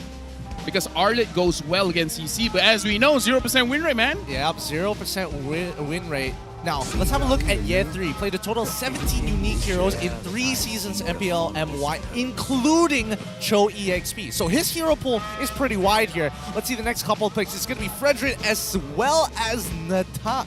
Why are they forcing out the Natan so early on for the side of the Niners? I feel like the way that they looked at it, the Joy was the problem. The Joy was the problem? Everything else was solid, so they're keeping it up. RSG now picking up the Barats. So whatever early game the RSG had just now, they're going to push it even more. Yeah. Because CC is quite good in the lane. She's quite good in the lane, but she's terrible at pushing waves. Oh, which yeah. begs the question, and I think this is well planned by Rain, because now he's got 2 target bans towards that EXP lane in the second phase itself. And with the Barats, he's a flex pick. Regardless, we'll see whether or not he's going to be thrown into the EXP, and then CC goes into the jungle. Who knows with the amount of shouting the Niners have got to go. I'm looking over RSG side. They don't have the usual ban this time. I'm not seeing the main man. Oh, he's not with them anymore. He's not with them anymore? Yeah. But they already won Fan Club of the Season last year. Man. Yeah, maybe not the right time for me to tell you, but yeah, his name is Bob, and he's still alive. I'm not saying he's okay. Yeah, I thought he's alive. You were positioned in a weird way. Yeah. Now that I say it, I'm like, okay, no, he's all well and good. It's just that he's no longer with RSG. He's looking for a little bit of time for himself. Let's put it that way. I understand. Bob, if you're listening to this, we miss you. We miss you as we go into We love you. Phase. We love you. We want to get intimate with you as Novaria. Okay, maybe that's a bit much. And Gra. Maybe after Bukapuas. Yeah. But now we see Grokken as well as Novaria get banned out on either side. Interesting. I would have thought they might want to lean in towards the EXP matchup some more, but I think they're very confident with Kaiser at this point. The Niners, should they ban out the carry here? Because honestly, for all 3 heroes that they have, not really good at going up against the carry, especially after what Loliel did in game number 1. I think it won't really change much, right? We'll see. We'll see in a little bit whether the Niners are considering going for a more tankier EXP line as well. RSG, they ban out the Vexana. I do quite like that. They're really focusing down on Moon, making sure that he's forced back onto the Nana even. I'm thinking whether the Niners, whether they want to pick up the Paquito, because right now I'm thinking of options here. Arlet is a legit option, number 1. The second one is the Paquito, and the third one is Ruby. We thinking Paquito EXP, we thinking Paquito... EXP. I'm really thinking about his EXP matchup here, because I kind of feel like for the Niners, Yetri has to be put on a hero that he can perform very, very well. So I'm thinking of those 3, the Paquito, the Ruby, as well as the Arlet. Less on the Arlet, but everything else I'm pretty okay with. I can understand the Ruby. I think the Paquito in this particular situation, there's just too many things that are not going to die as quickly as you want to. The Lilia has escape mechanics, the CC can naturally run away, the Barat's just way too much HP, and now the Harith is going to be locked in for the side of RSG. Oh, Mincetar. Right. That'd be kind of epic, though. You mean the rank? Sorry, no, not the rank. Always slips my mind. But no, I think it would be pretty cool. It'd be pretty cool to see. Benedetta, Oh. they're going to Swiss Army knife it. I did not see the Benedetta coming in. And the Paramis as well, but traditionally Paramis doesn't do well against the Lilia though. Yeah, but I mean, might as well double down on the team fight composition, right? They've already got the Minotaur as well, and now it means that they can initiate with the Benedetta. They can maybe even initiate with the Natan with the Cavalry, just saving them at the end. Final pick going to be the Rafa, just to kind of move around this team. Now I'm more confident about my earlier opinion about them picking up the Rafa. It's probably them. Probably. When you have a player like Lolio, you need a little bit of healing. If he gets chunked out one more time, I swear to God. Looking at the lineup here, I'm just worried about the Niners when it comes to damage. More specifically, the early damage. Because we saw that's where they lost in the previous game. The Paramis needs item. The Natan needs item. In fact, the Natan needs mana more than anything else. The Benedetta can do well. But if you're ganking on the Benedetta and then the Benedetta doesn't do well, then, I don't know, the Niners comp is quite risky for me. Quite risky indeed. It's like boxing right now because this team fight composition wants to play on the inside while the rest of RSG is going to be playing footsies on the outside, poking from afar until they find that all in. A single mistake could predetermine this match here, whether it be a 2-0 or bringing it into a Game 3 at 1-1. It's going to be the Niners once again on the blue side up against RSGMY on the red side. Let's see how these next 4 minutes are going to go to determine their fate. As long as we don't see an early first blood around the Little Wanderer, it should be going more even Stevens here. I would agree with that, but there's a very good chance that somebody's going to die off a Little Wanderer here. I hope that Niners, they don't contest for it. There's no reason to walk up. You're up against like early level Storm who is just harassing Barbosa and Muji at the same time. Yeah, right now we're seeing the EXP as well as the mid lane being win out by RSGMY. Right now, Izanami as well as Storm has the level advantage, but Nogo able to secure the Little Wanderer without any contest. And this time, Niners, they're not even contesting it. They're like, yeah, you know what? We learned our lesson. Yep. Just get to that level 4. That's the most important part right now. They're going to be kind of weak in the earlier stages, and they need to make sure that they don't lose too hard. And that's what Zobs is trying to do. Like, Lolios, he's having the time of his life. He is trading actively against Zobs. Yeah, at this point, Noliel is proving to us that he is worthy to wear the RSG jersey. Now looking at the emblem setup here, quite interesting that the Harif is using the tank emblem here. I forgot what's the name. Tenacity. The Tenacity, making sure that he can sustain the damage coming in from the Natan having that rupture. Yeah, rather surprising. I definitely thought he might have, decided to Creed out. We've seen a lot of marksman players, a lot of gold players going for either the Master Assassin. Yeah. And usually when you see a Harith, they can kind of diversify a little bit. They do have access to things like the Mystery Shop. And now Munji, he needs to hit this level 4 sooner rather than later. We did see Vinogo use his ult as well. So now, with no Daytona's welcome and it's still on cooldown, they're going to have to stall out this Lord. Malvinder is going to have the help of Year3, uses the Electro Final Blow. Malvis is going to be the one who secures the first turtle. Nicely done by the Niners. Yeah, Niners was able to secure that just because Year3 was able to get out of his lane much earlier compared to Kaiser, because the CC is very good when it comes to harassing the opponent, but like you said, Gideon, not really good at clearing the waves. So as long as the Benedetta is focusing on the waves, she can rotate much faster out of the lane. So now RSGMY is all about where do you attack, especially having the Rafaela. You can kind of bulldoze your way in. You can't really set things up that nicely. I think they need to start farming either Barbosa or Malvis at this point, right? I think those are the only two who are kind of susceptible to these types of ganks. Everybody else has an escape mechanic, and I don't think it's going as well as the previous matchup where mistakes were being made in lane. Now, looks like the lanes are pretty solid on both sides. Looking at the items here coming in from Munji as well as Izanami, having the Elegant Gem makes me think that they're going for the Necklace of Durance as the first item, so perhaps that's the goal. Once they have the necklace, then they're more aggressive, because the healing coming in from both teams is going to make killing almost impossible here. Malvis walking up as Vinogo tries to steal away a camp. Entropy being used by Zobs. Oh, it forces him to use his flicker as well. That might be a little bit of a mistake. It could be a vulnerability that RSGMY might exploit. Huge W for RSGMY, and now Kaiser trying to match Ye3 when it comes to his rotation. Ye3 is taking quite a lot of damage. Right now, Malvis as well is going to get pulled back in, and he gets eaten by Vinogo. Yep, he gets spat back into the wall. Here comes the Electro final blow as well. Farmers has popped his ult to make sure that he keeps him alive. First blood as Kaiser ends up falling down. Ye3, he's trying to get on out of there, but Howard is not going to let him go as easily as he wants to. They've already traded 1 for 1. The bloodshed finally stops.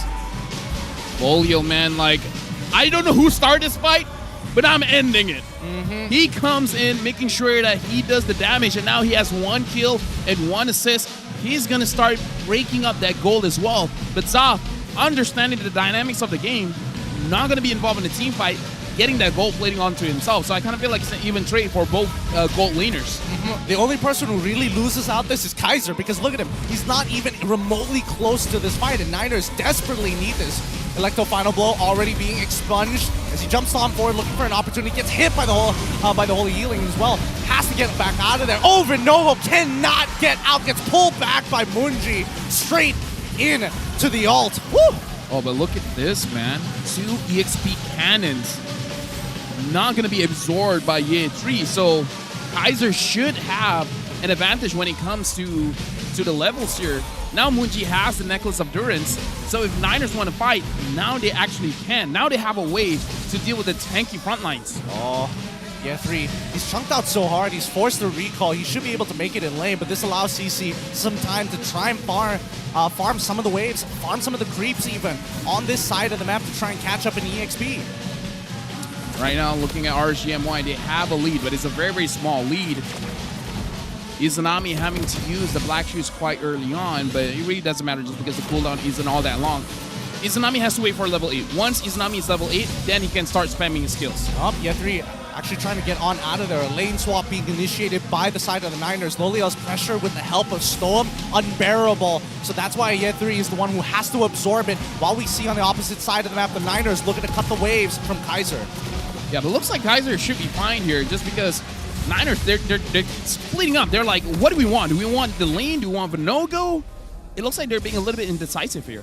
We'll find out how indecisive in a little bit. Zav, he might be able to get a kill, but no. Kaiser using... Oh, wait, hold on. Barbosa tries as well, gets the knock-up twice, allowing the kill to fall into the hands of Zaz. The Vengeance timing out in the meantime. Nicely played. Good attack from Barbosa, only having to expunge his ult as well as the flipper. I would say it's a good play coming in, but right now Ye3 absorbing quite a lot of damage.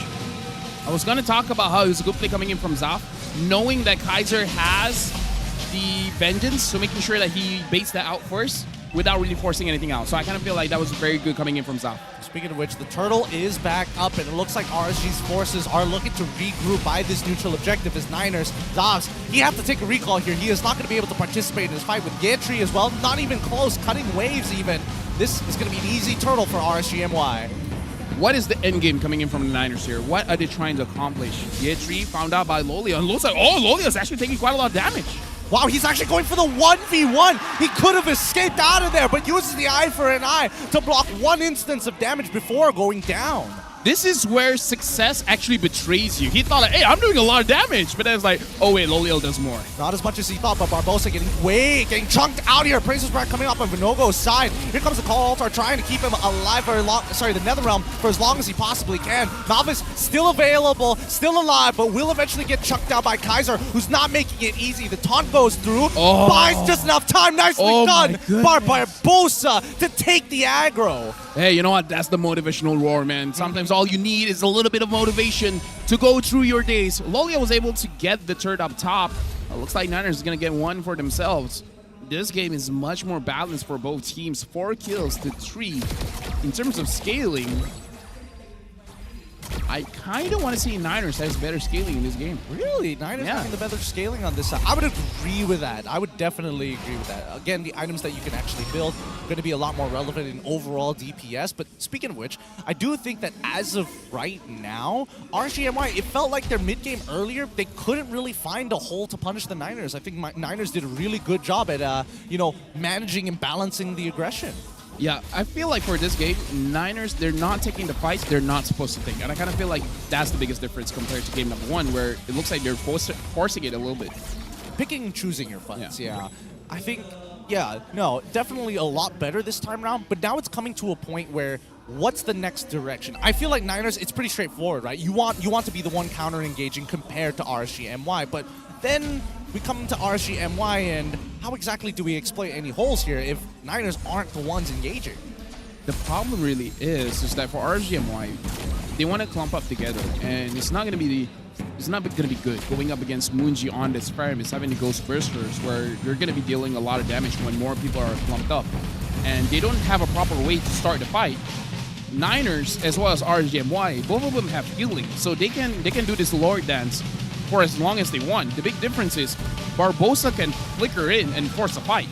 RGMY, they can't do the same thing. Yeah, Storm, he does. I mean, three of them. He can with purify. but it's not easy. It's not as good, yeah, and it's a lot more readable in comparison to Barbosa, which covers a much bigger AoE, right? So now, with that in mind, Malvis a full level ahead of Vinogo at this point of time, so even trying to go for a 50-50 retry fight is not even fair. I feel like at this point, you're going to try to bait by using the Lord while trying to get the side lanes, at least for the Niners, because like you said, the Benedetta can split very well.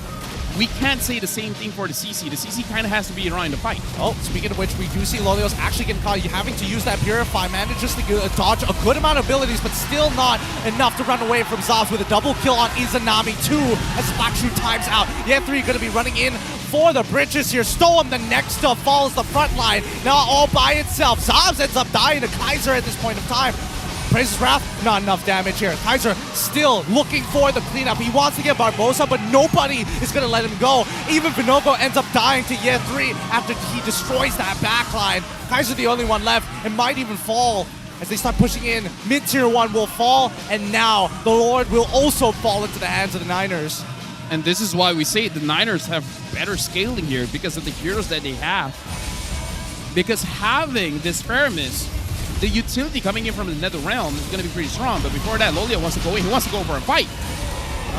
It looks really dangerous. Salmon Force. Wait, no, they're not backing him up. Malvis, he's all by himself. Electro Final Blow comes up. He just hit 3, pressures him out of there. But the rest of the cavalry is here with the help of Stone's Holy Healing. They close the distance fast, but not fast enough to take away the Lord. Good escape or good disengage coming in from the Niners, but as we were talking, they're scaling much better just because the Pyramus does well mid to late game because of the Nether Realm as well as the damage coming in. But also having this Minotaur, you have the healing, you have the setup. Yes, I understand that Rafaela has the Holy Baptism to lock, whoever is straight in line. But it's not easy going up against the Niners with this kind of composition. No, I think it's best going to be... Wait, hold on, Kaiser. He's going to get hit by the Retribution. Praises Wrath, ooh, doesn't connect, but it does get rid of Kaiser's Vengeance here. He's trying to get away, but no, Yetri even petrifying to secure the kill. He's got to get out of here. He does, but Vinogo has finded Daytona's welcome on towards the enemy jungler. Malvis getting protected by the rest of the cavalry. The Netherrealm saves a life, and Zobs chucks down Venom God at this point in time. Vinogo gone. Zobs with a Holy Crystal and Moonji with a glowing wand. It's all starting to crumble for RSG. I blame Mars and Sif because the way that the game has been going is looking like we're going to game number 3. Niners now 10 kills to 4 for RSGMY, and I gotta say the weakness for the draft for me is the EXP. If the EXP is either a lane dominant hero or someone very strong in a team fight, that's gonna be good. CC is good in the side lanes, but not as fast of a clear as Vendetta. Yeah, it's really starting to show now with the presence that the Niners are able to bring. I mean, RSG, they could definitely look to make a play off of the CCs. Oh, but even so, they can't close the distance fast enough or deal with the Call Altar's extra temp HP. Sorry, Netherrealm's HP. It's just too much to deal with. So much, in a matter of fact, that Zaz has more than enough time to sit down and start becoming the machine gun mage he's known to be. Yeah. Kaiser using the current call on CC, locking 2 opponents, kinda is irrelevant when you have Barbosa on this Minotaur, as well as the Pyramus. Because in case if both of them can't run away from each other, it's like, yeah, let's just not run away from each other. I can heal you up. And worst comes to worst, there's the Netherrealm. So now RGMY, we've been talking about how Niners have been clumping up. How do you separate the Niners? If you can achieve that, then something can be salvaged here, right? If you can make it into a two different team fight going on. If Moonji is helping one person, Barbosa is helping one person, there's some hole you can exploit. Okay, so you're expecting them to split up maybe 2 and 3 in some variation of form, maybe even 2 and 2. It's like Lolio going on the left flank, guys are going in from the right flank. I see sandwich them here. But let's see now. Both teams forced to actually clump up in this particular situation. As Vinogo is going to get locked it down for a little bit with the help of Malvis here. Barbosa even on top of him as well. They're not letting him through. Lolio's going to try and attack the backline against up. Gets pulled back. The Ghost Burst is doing more than enough damage, and even yet 3 having the cleanup of a lifetime. Gets a double kill as well. This is a clean fight coming in from the Niners. 4v5, and now the entropy to chase Kaiser down. He's going to get out, but Niners have taken more than enough away from RSG. Yeah, and right now, Niners, they're just going to end the game. I mean, look at this. We're only looking at the players' faces. Niners doing absolutely amazing. Good comeback from game number 1. RGMY back to the drawing board. Woo! It's really coming down to the draft here, LaFell. I don't know what to tell you. Both sides are playing well now, and the Niners are clearly warmed up with a fired-up Niner crowd as well. How do they talk each other with this crowd? I don't think they do. I can barely hear you. I'm pretty sure it's hand signals. Yeah, I'm confident it's hand signals. Either way, congratulations to the Niners making this a 1-1 series here. RGMY and Niners, like you said, is all about the draft. I feel like Niners picking up the joy early put them in a rough situation.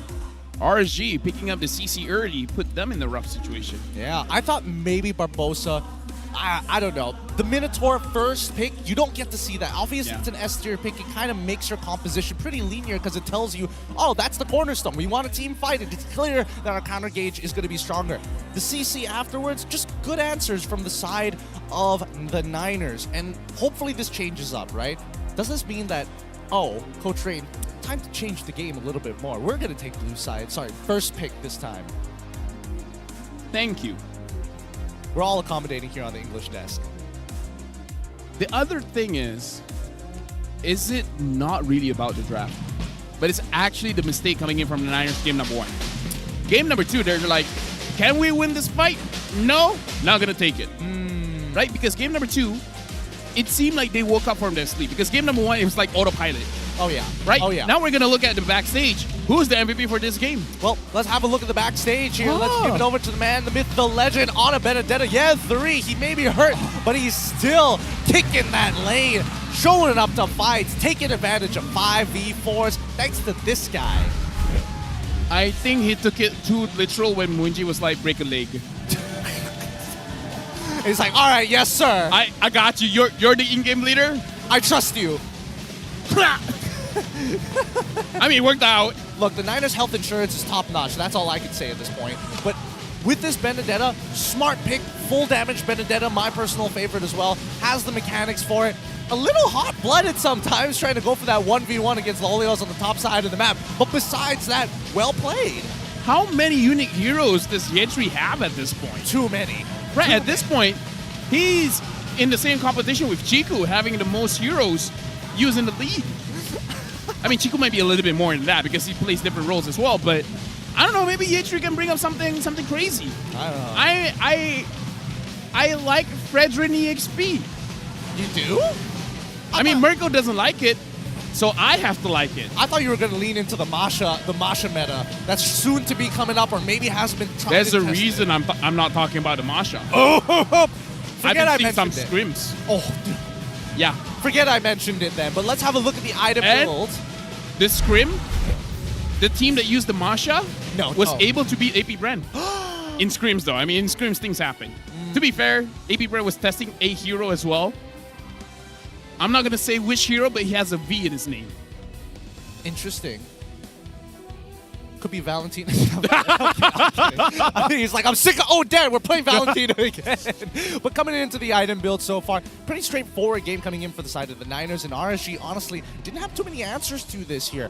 I'm thinking whether the item build made a significant difference here, but I'm not sure what I would change in these types of situations. Like, even look at Izanami, he's already got the Ice Queen's wand to maybe try and slow down the aggression coming out from the Niners, but even then, you can't really deal with Barbosa flickering into the middle of your battle lines. I would say for Izanami, the biggest problem is definitely Yetri, because he is dishing out so much damage, and then all of a sudden Yetri just comes up and be like, yo, what's up?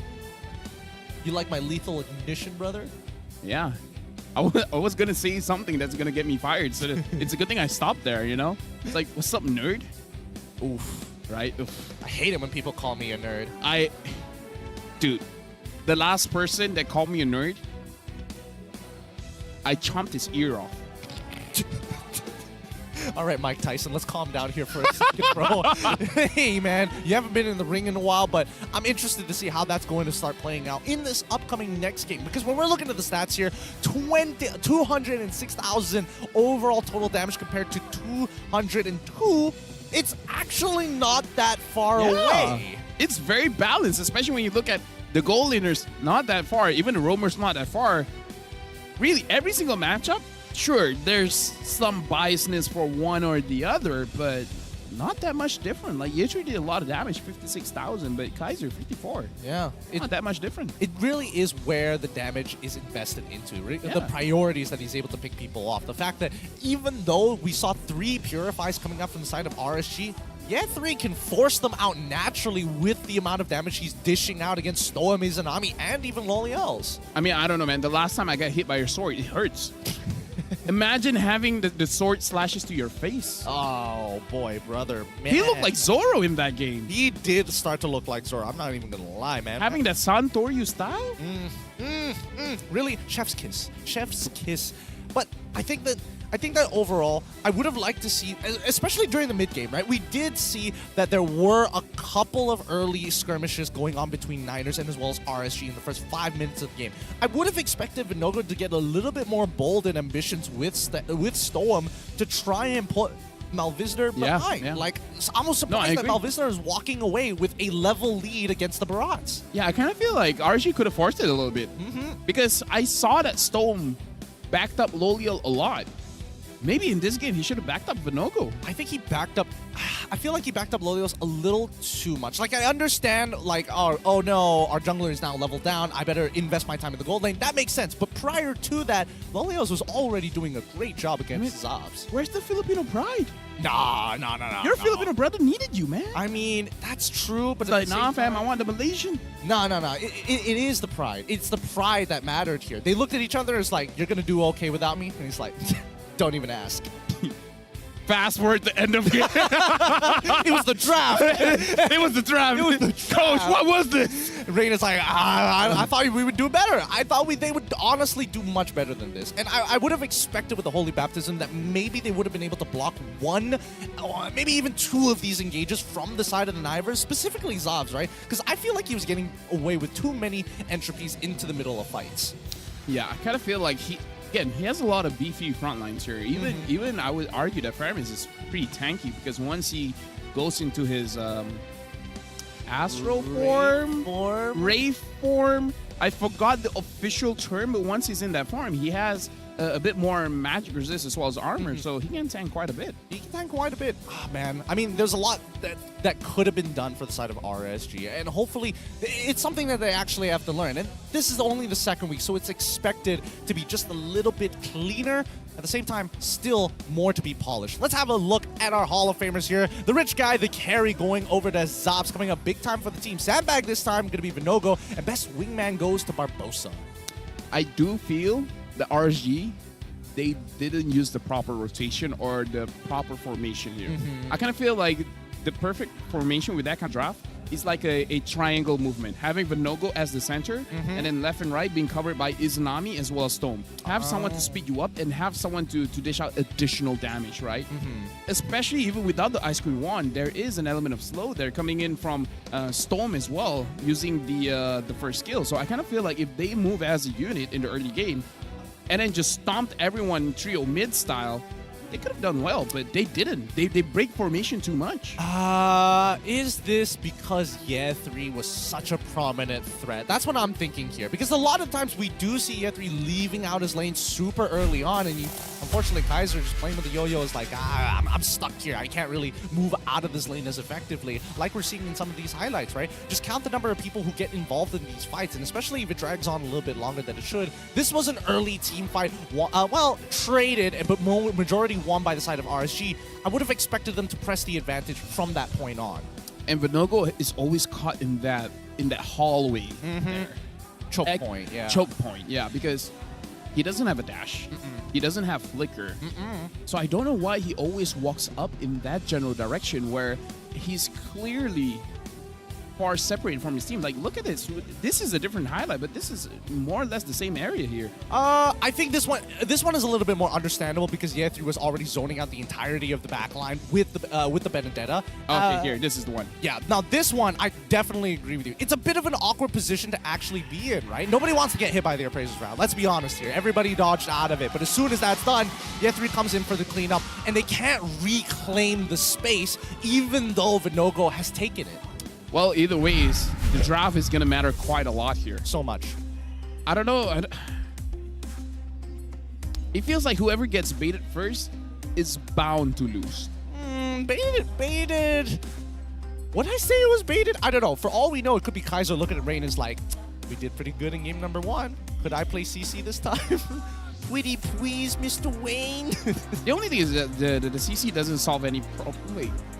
It does make like team fight composition, especially backlines. You don't want them to kind of split apart anymore, right? The most ideal situation, you catch the mage as well as the marksman. They're kind of like tied in together, and I think that's the only time where it's good. Either way, I'm excited to see game number 3. At this point, coming in, I thought Niners was going to win 2-0, but what do I know, right? That's true. Nothing can be predetermined here in MPL MY, and we're hopefully for this game number 3, we do get to see a little bit of the Moscow because the first ever skin with the exclusive ID tag is out now available. The new beautiful All-Star Moscow skin from all the way from the 4th all the way to the 30th of this month. Dive into the Infernal Worm Lord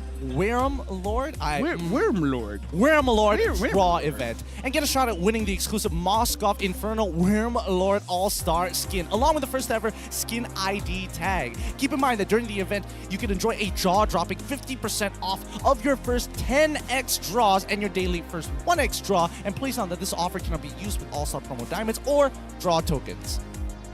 Keep that in mind. I like trying to say Worcestershire.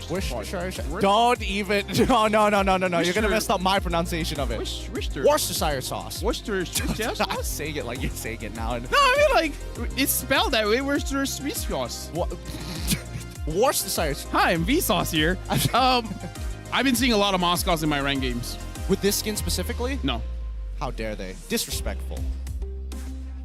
Get your parents' credit card. Yeah, it's like, how do I say it without sounding disrespectful? It's like we are privileged here. Ask your stepfather. Find a credit card on the floor. Figure it out. Because this All-Star skin is just way too good. Way too good. And a matter of fact, if we're talking about things that are way too good right now, let's talk about the MPL MY meta watch, because we have things that are doing too well and others that are kind of doing dog water. Carry as well as X-Borg, I anticipated them to do good. Yeah. Carry's amazing. Oh, yeah. X-Borg's amazing. 100%. I have a bias towards true damage.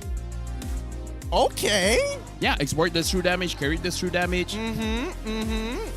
Go on with this. Lead me to the trend of thought, because I would have expected, Fredrin to be part of that list.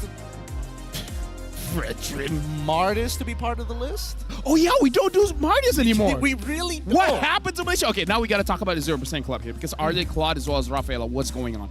Rafaela, to be fair, only picked twice, and both by RSG. Yep. maybe that's the reason why Rafaela hasn't been looking good. Arlet, personally for me, we just playing it wrong. I feel like Arlet is in the wrong position. It shouldn't be the primary tank position. It should be the secondary one. But now we gotta look at a King of Mage going up against the Prince of Mage. Yep, if we're comparing these achievements, both have achieved championships. Both have represented us in international competitions. Ah, man. Kohaisi championships as well. That's a big win underneath Izanami's belt. But then when we look on over to the side of Moonji, I mean, nobody's gonna forget M1. One achievement that I like. When Moonji was a champion, he was the last MYSG champion. And when Izanami was a champion, they were the first all Malaysian champion. Right? Like transitioning. The last of an era and the beginning of a new era. That's crazy. That's why he's the king and he's the prince. Wow. These narratives just write themselves sometimes, right? It's incredible. And even if we're talking about signature picks, there is quite a bit of a variance here. You know, the Selenas as well as the Lunoxes, both of which very much meta during Moon's time. He's still got the skills for it, but even for Izanami as well. Season 7, that Farsa was something to be reckoned with. Yeah, right now, 40 seconds before we're going into the match. Even looking at Moonji here, it does look like he has a lot to say to his teams. While Izanami is just vibing, he's just like, yeah, brain empty, press kills, win games. Win games. I think he's bobbing to the head of the Niners drum. It's like, they're not our crowd, but who cares? It's still a vibe. Torpedo Ponado. Is that not what they say? No, that's exactly what they say. Right? Torpedo Tomato. It was just a very good reference. So good. Torpedo Ponamo. Ponamo. Oh, man. Let's jump right into the draft. It's time to get it on for this game number 3. Let's figure it out. Who's going to be on which side here from the Niners as we get into the draft pick? Oh. Which sides? All right, so... Wait, RG's the first pick, but they still banned out the Angela. Quite interesting. And they're back. Okay, see, this is the good thing about first pick. Target bans come in pretty quickly. Niners, no choice. I gotta get rid of the Matilda. It's just too good to let on through. Are they gonna stick with banning out things like the Joy as well, or are they gonna kind of shift maybe what their priority picks are gonna be? I'm actually thinking whether the Niners is gonna respect the Nolan or not. I mean, Nolan has been let through a majority of these times as well. Because I kind of feel like Vinogo can use the Nolan pretty well, but it's a much different playstyle compared to the Barats as well as the Guinevere. It might throw him off his game. I don't know. I think that on his debut at the MPL MY last week, he did a pretty good showing of the Nolan. It's just that the support system wasn't there to really ensure that his lead was solidified. But even the Niners, they respect it. They ban out the Nolan this time around, and now we go over to RSG. What's their next ban going to be? I'm actually thinking of Niners. I'm thinking whether the opening pick, do they want the Novaria or not? Maybe a Novaria Fredrin. Novaria Fredrin. I was thinking maybe they wanted a combo pick here. I mean, if they let the Minotaur through again, the Minotaur, no reason to pick it up once more. What if RSG picks it up or RSG ban it themselves? Oh, as first pick? Maybe as a ban, I can see it. But as a first pick, yeah. Ooh. I mean, if I was them, I would take it. Really? I mean, afraid of it from in Barbosa. Here's the thing. Minotaur is so good, even vegetarians love it. I like that. Yeah, vegetarians don't eat beef, but they're like, oh, Masha ban? Yo, we just talked about it. We just talked about it. I don't know if we were foreshadowing this unintentionally, or maybe RSG, they know something that we don't. Who knows? No, maybe we know something they don't. Possibly. Wait, what? Hey, wait, hold on. I mean, we were the one that talked about the Masha first. My guess, maybe it's a Year 3 pick. Maybe he's the only one out of this roster that I'm thinking could put potentially, maybe even Malvis as well, throw Masha into the jungle. Look at Barbosa. You're right. Does he not look loco enough? It's true. Right? Not everybody can pull off the dreads. Oh yeah, I want to do dreads. No. Don't challenge me. No, you go for the dreads. If you can pull off your hair, would your wife be okay with that? Let's think about that. Who cares? Oh, okay. I mean, I don't think she's watching this picture right now. I don't think so either. Maybe she's in the BM side, so I'm fine. I quickly looked around in the crowd and I was just like, I don't think she's here. We can get away with this. But now, with first picks coming in, Minotaur, once again, going along with your line of trend of thought, take it away from Barbosa. Hey, if vegetarians approve, It's all good. We got 100 vegetarians, and all of them said yes to Minotaur. They're like, we don't eat beef, but goddamn, that boy. That boy. And once again, wow, really not shifting too far away. My guess, I have to say, my guess is that Zaz has probably had a hot streak during scrims with this Natan. He is not letting this go. Yeah, and the coach is like, Natan or nothing. Get it? Because it sounds the same. It does. It does. I get it. Don't worry. I'm on board. I don't get this kind of support in the BM stream. Absolutely. Considering that it's Hate Sith them. and Mars. Hate them. Oh, and they're picking up the Novaria. Interesting. Novaria, Paquito. Okay, now looking at the draft, they're picking up things that has gotten them the victory before. Yeah. It feels like we're devolving back to comfort picks. Because Yeah. we need to win this, even if it's still points at the end of the day. We're in a league, and these points and wins matter. It would be cool if Niners could... Wait. I'm thinking about it. Think about it for a second. Because the Fanny has not been given any attention. I'm wondering if RSG has the cojones. Ooh. Because you got to deal with the Natan, right? Wouldn't Joy be a little bit safer? Oh, now I'm worried about one thing. Oh. I'm worried if RSG feels like, you know what's good right now? What's good? A Claude. Going up against the Natan. I hope not. Ah! No, not just because of how the Claw has been performing this season. Historically, Claude is one of the worst heroes for Lolio. Even last season he did not get a win. Yeah, he did not get a win. He's gotten more wins on Moskov than he has on Claude. Which stats, people, can you get the stats for Claude Lolio last season? Because I think it's rubbish. It was bad. It was bad. It was real bad here. But speaking... Respect to the guy, but still. I mean, speaking of respect, as a matter of fact, we look over to the Niners, it's going to be a classic Paquito versus Yu Zhong matchup. And this is a highly volatile lane for both sides. So, I mean, Kaiser, he's got to show up here. He's got to show up hard because we know that Year 3 can be quite a beast when he gets that first kill. Yep, Harib getting banned out. So it looks like Lolio is going to get targeted ban here. Yeah, the Paquito going up against the Yu Zhong. I think I've seen this story a lot of times where the protagonist grew up without a dad. Specifically, yes. And then the mom has to raise him alone. Okay. And then he had to fight a dragon. I'm following you now. I have a hint of where this is going. There was even this one time, this guy doesn't even have parents. He went straight to a granddad. No way. Yeah, he just had a granddad. Uh-huh. And then he had to collect like 7 Dragon Balls or something. I don't know. And darn it.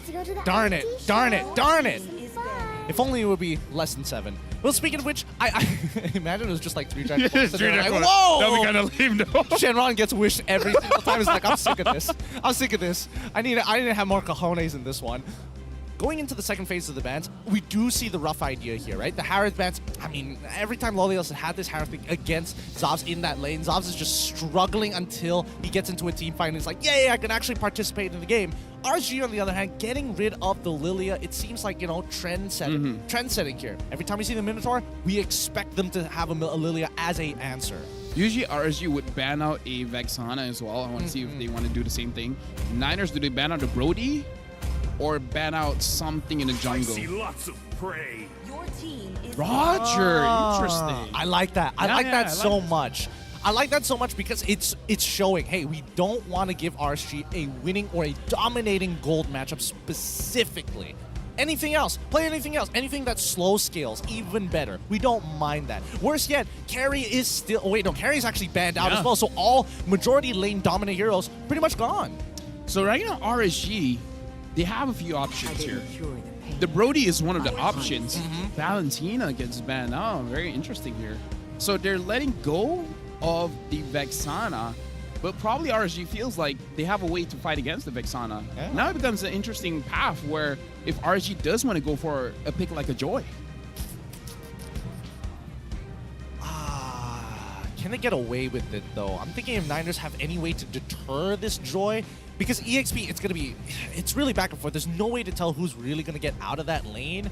I feel like the Niners at this point in time, it's got to be like a mage pick to kind of really set the tone for what this comp is going to be. It's not purely dive. For all we know, if Armis was available, that probably would have been a great pick here to go alongside with the Niners.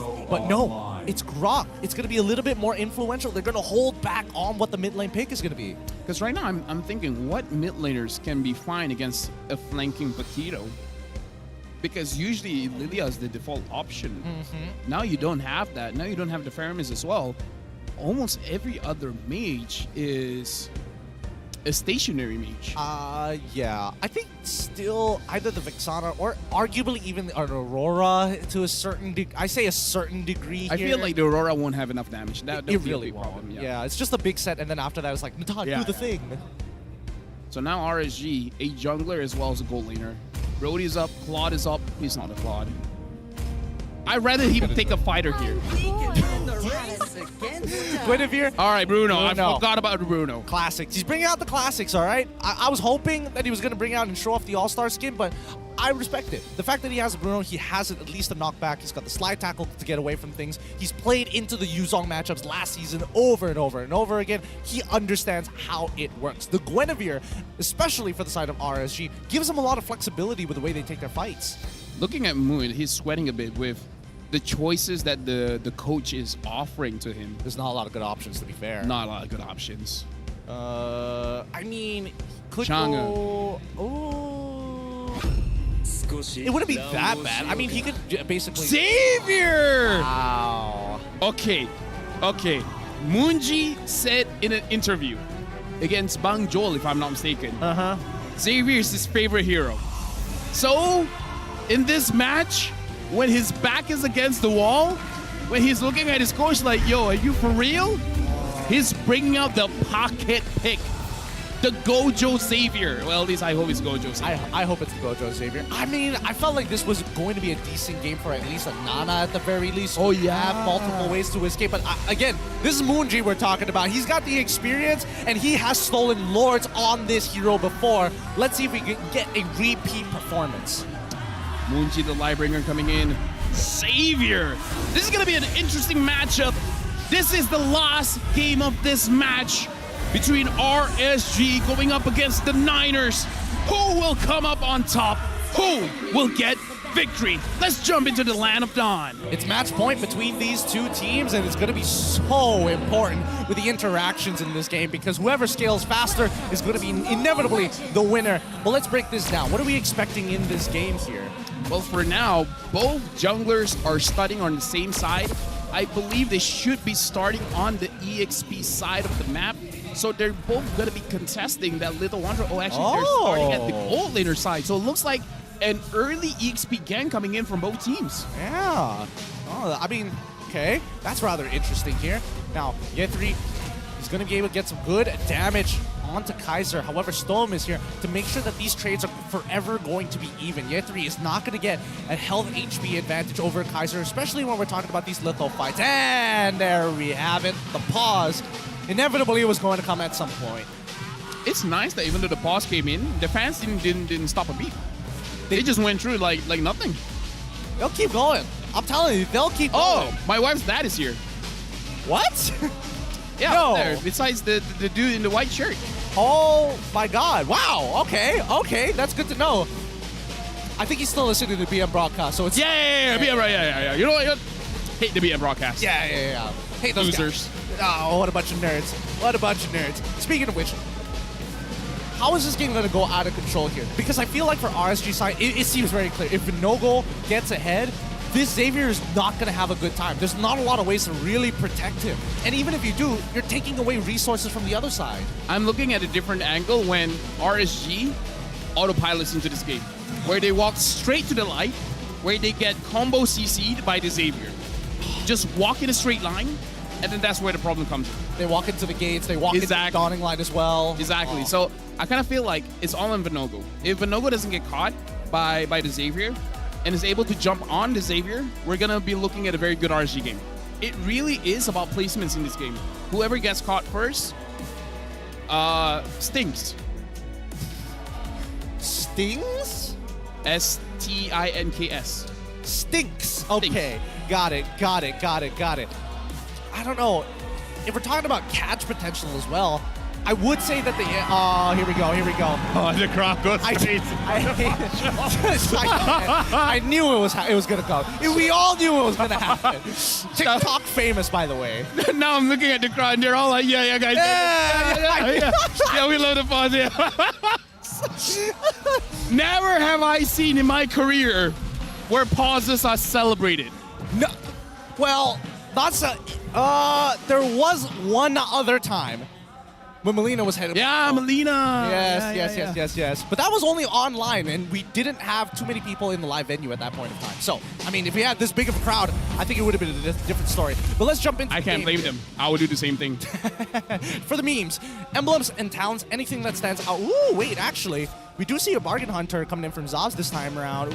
A little bit different from his previous build. Looking at the rest of them, Paquito, full damage, Master Assassin, nothing too out of the ordinary. Yeah, I'm just seeing that Inspire coming in from Moonji really want to spam his skills. Looking at the rotations here, it looks like both teams have the same idea, protecting the EXP lane, because it's very influential, as we saw in game number 1 as well as game number 2. And just let the gold lane do their thing. Yep, they're going to fight, but now the full breakout is here. Malvis is able to take just enough with great taunts on 2 targets, taking out both Binogo and as well as Kaiser. Give it up for Year 3. That Petrify really setting the pace. I just want to know, did they walk into the light? They didn't have a choice, to be fair. Okay. They were locked down for a very long time. Well, I think that's the story of this comp, man. A lot of lockdown coming in from Fredrin, the Xavier, as well as the Yuzong. I think worse yet, I think RSGMY really needs to keep track of battle spells at this point, right? No, actually, no, even Zaf as well. You know the second skill with the Rasengan comes out, and then everyone just clumps back in? Yep. I know exactly what you're talking about as Muji is about to die here. Oh boy, Barbosa committing his wild charge to get right through Stoem as well to secure this kill. They got his flicker out as well. Right now, looking at the junglers, looking like Malvis has an experience advantage here going up against Vinogo, but it's not that big of a difference. Looking at both drafts, it really is about that mid game. Once the mid laners have one item, that's where a lot of things should be happening right now. Izanami has to be careful about his mana consumption as well. Oh, he has 1 tier, so it should be fine. Yeah. Speaking of which, we are seeing Lolios being greedy as ever. No boots, rush, first item, Haas Claw. No worries, just don't walk up too far. Minimize these trades, get that power spike, and then look to kick butt. I mean, there was an interview where Lolio said he doesn't like Dora the Explorer. What? So by that logic as well, he doesn't like Boots. He doesn't like Boots? But he's like the best character.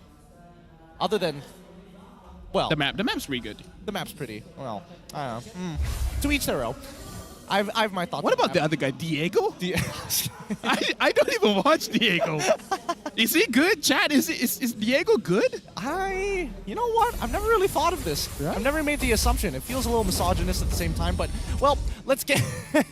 Seeing the lanes actually play out, 20 seconds until the turtle actually comes on in, and, well, with Year3, 2 assists and Kaiser dying once, it feels like the lane hasn't changed too much, but he does get first push priority. He's already out of there, and he's already sitting right on top of the turtle.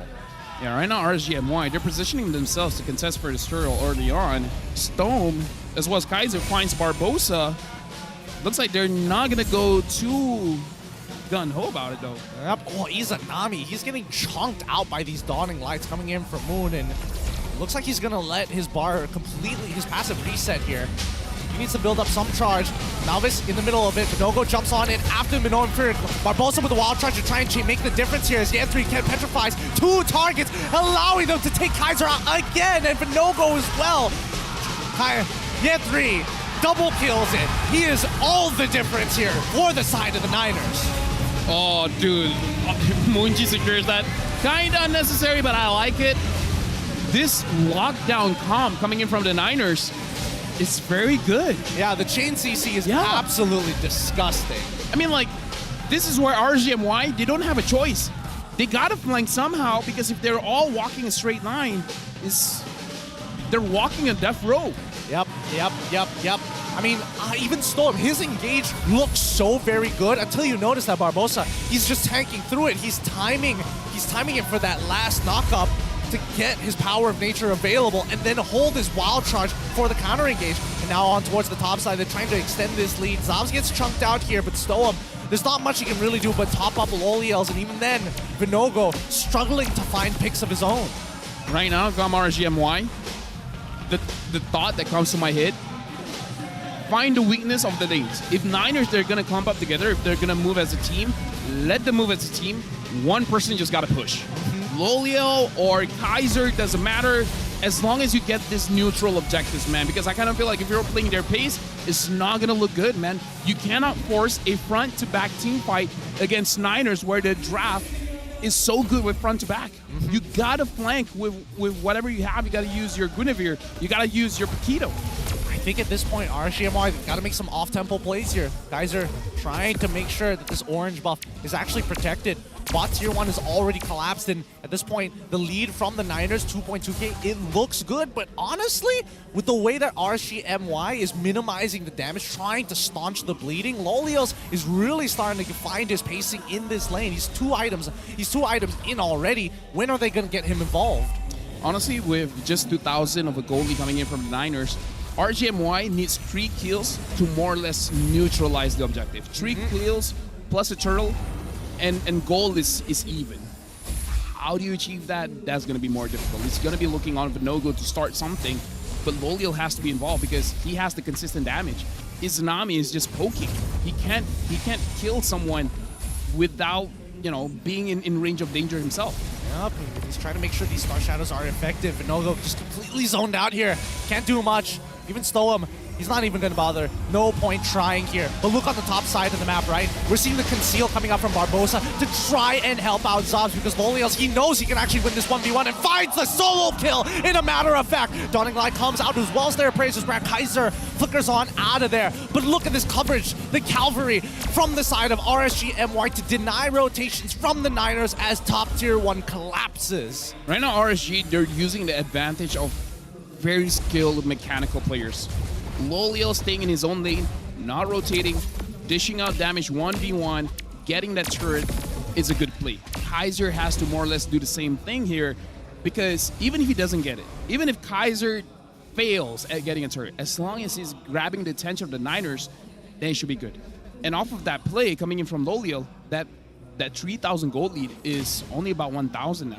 Yep, he's saving a lot. He's giving RSGMY a big discount right now. The question is, when is that sale going to happen? When is the profit going to happen from the Niners, right? Where is that big fight going to happen? My prediction is when this upcoming Lord is going to be planted down in 55 seconds. Entropy out for the side of Zobs. He's chunking down Stoem, but for how long? As Lolios finally gets into the fight, gets hit by the gates. Dawning Light as well. Doesn't kill Stoem. Izanami.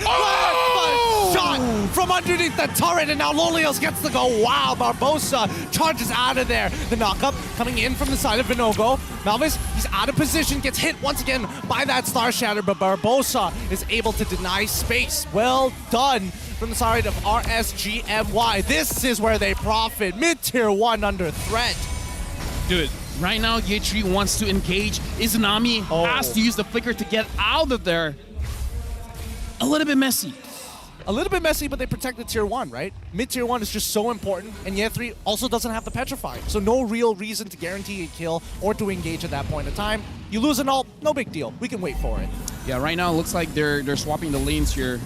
Kaiser's going up top, Lolio's going down bottom. Niners, 4 members are moving together. Only Yetri is really hovering down bot here. Barbosa sees what RGMY is trying to do. RSG is holding very good position here, actually holding that mid bush. Well, they don't know that Yetri is in the tri-brush. It did not reveal him with Astral Echo, but at the same time, now this is going to be the Lord Dance. Back and forth from both sides. It doesn't really matter for RSGMY. They can delay this. They have full control over the lanes. A slow push is eventually going to start building up on that bottom side, but they can respond to it no problems. As this tier 1 still up strong, Zobs and Munji not letting it drop. Malvis gonna get the taunt on towards Storm's side. They back away, reset, rinse, repeat. The question right now is, does RSG need Kaiser or not? I kind of feel like he serves more purpose being up top. So I'm kind of hoping he stays there with Niners. Who are they going to send to like potentially catch him? Because right now, Yetri looks like he's all in. He wants this Lord. He does. I think he needs to show his face now because it's now brought down to 50%. They could take the inevitable space, right? Now, they do see this. Niners, they have to rush. They have to make a decision. They're about to lose an inhibitor turn for basically nothing, as Zobs is making his way up to that top side to respond. Another wave like that could mean an end of an inhibitor. You know what? This is good. RGMY, they know they don't have to force this. Especially going up against a Fredrin. If I was going up against a Fredrin, I don't want to take that 50-50 chance. Because against a Fredrin, it's more of a 70-30.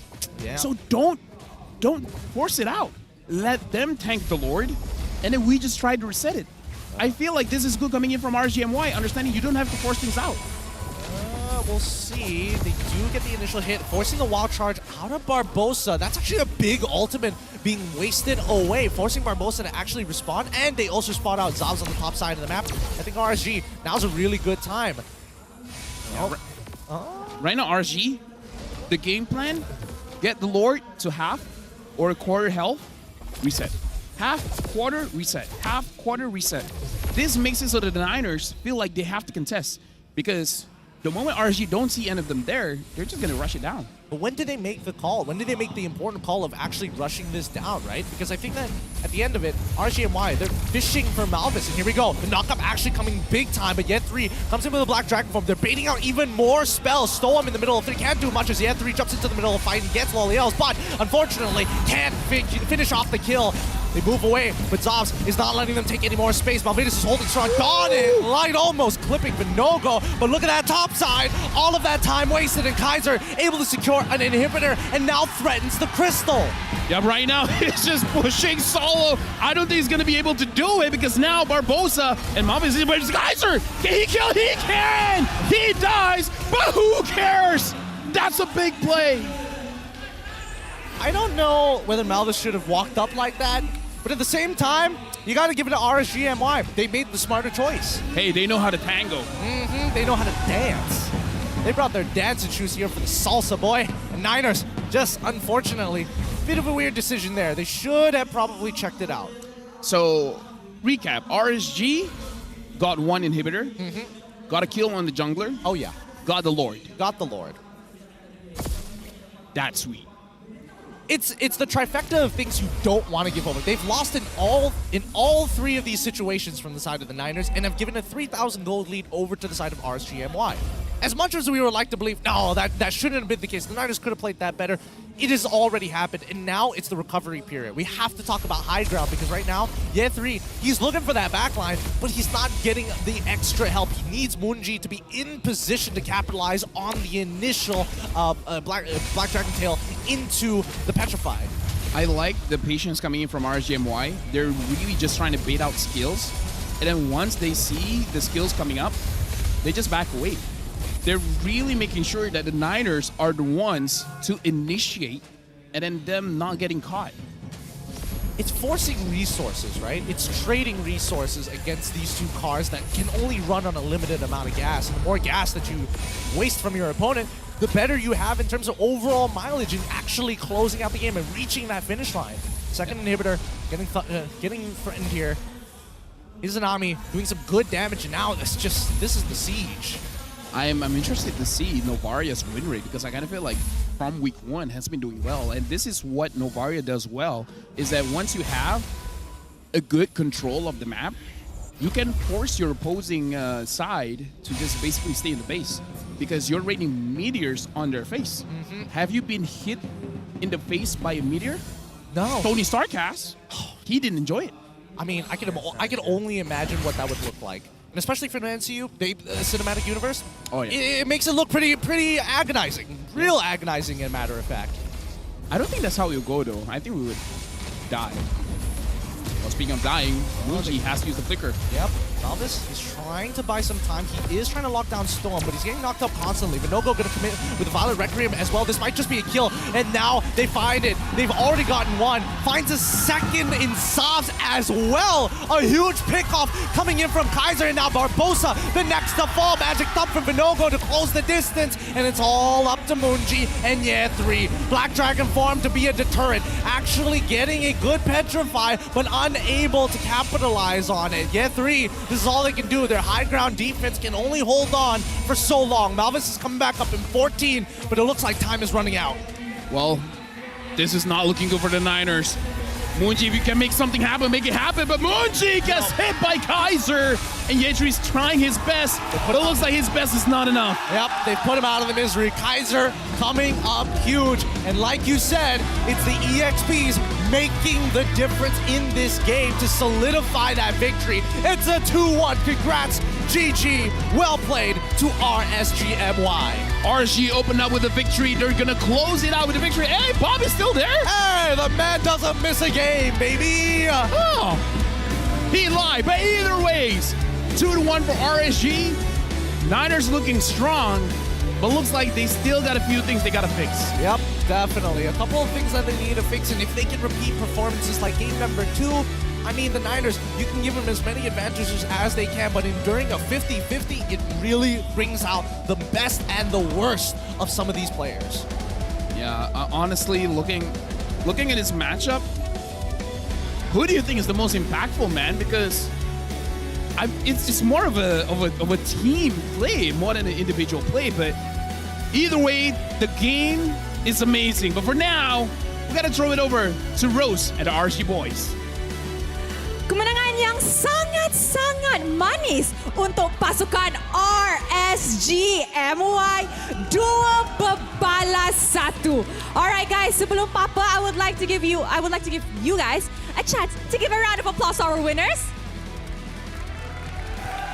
Mantap. Alright, so kita sebelah the Prince of Mage.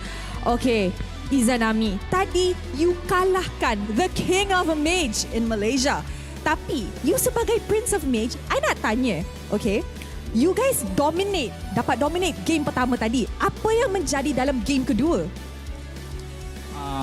Pendapat saya tentang game kedua tu, mistake kami lebih ke early game lah. Sebab di first turtle pun kami dah mess up lah. Jadi, benda tu dia akan lead sampai ke late game, so game tu kami tidak dapat untuk dapatkan balik momentum lah. So kami kalah di game kedua.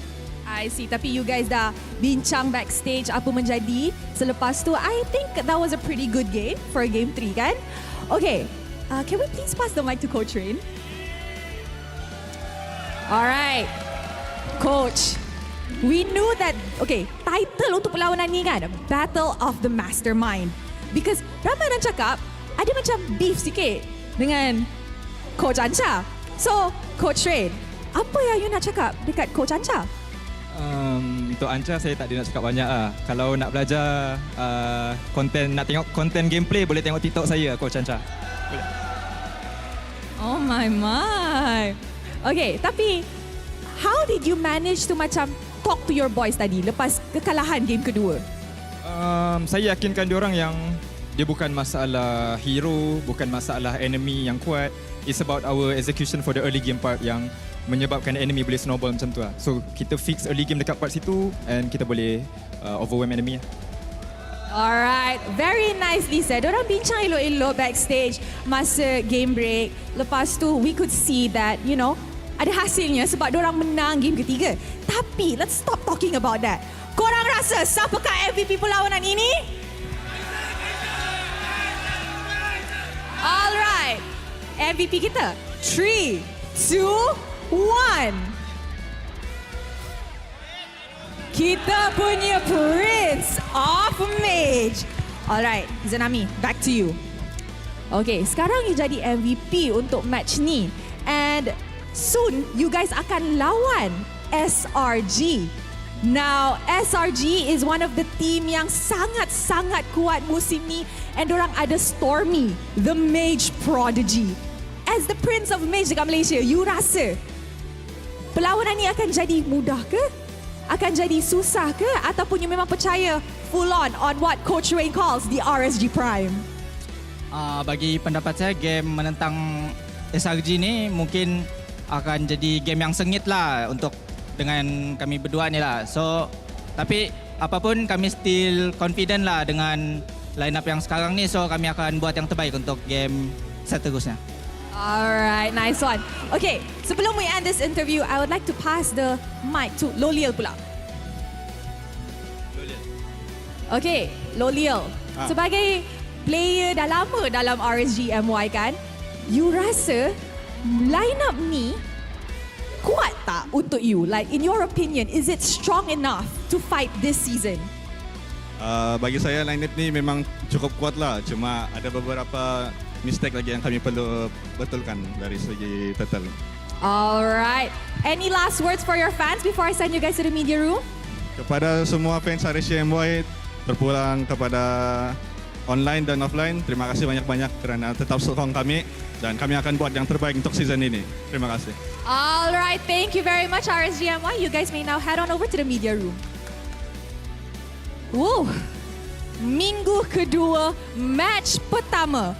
Game yang sangat sengit, sangat intens. 2-1. So guys, now that they are going to the media room, mari kita throw it back to the casters untuk mendapat tahu apa yang menjadi dalam game 2-1 ini. Casters, silakan. Thanks, Rose. Our MVP of the match coming in from the Prince of Mages himself, Izanami. Coming up big time for the RSG, especially in these clutch moments. The Prince to down the King, 4-0-10 total KDA. I didn't notice he didn't die in the matches that he won. Yeah, no, he's been doing a really good job, right? It's one of those things that you notice from Pillars. He has a critical moment, he lands it, and it really changes the shape of the game from a single skill shot, sometimes multiple, depending on the hero that he's playing. But overall, Izanami is standing on top with RSG.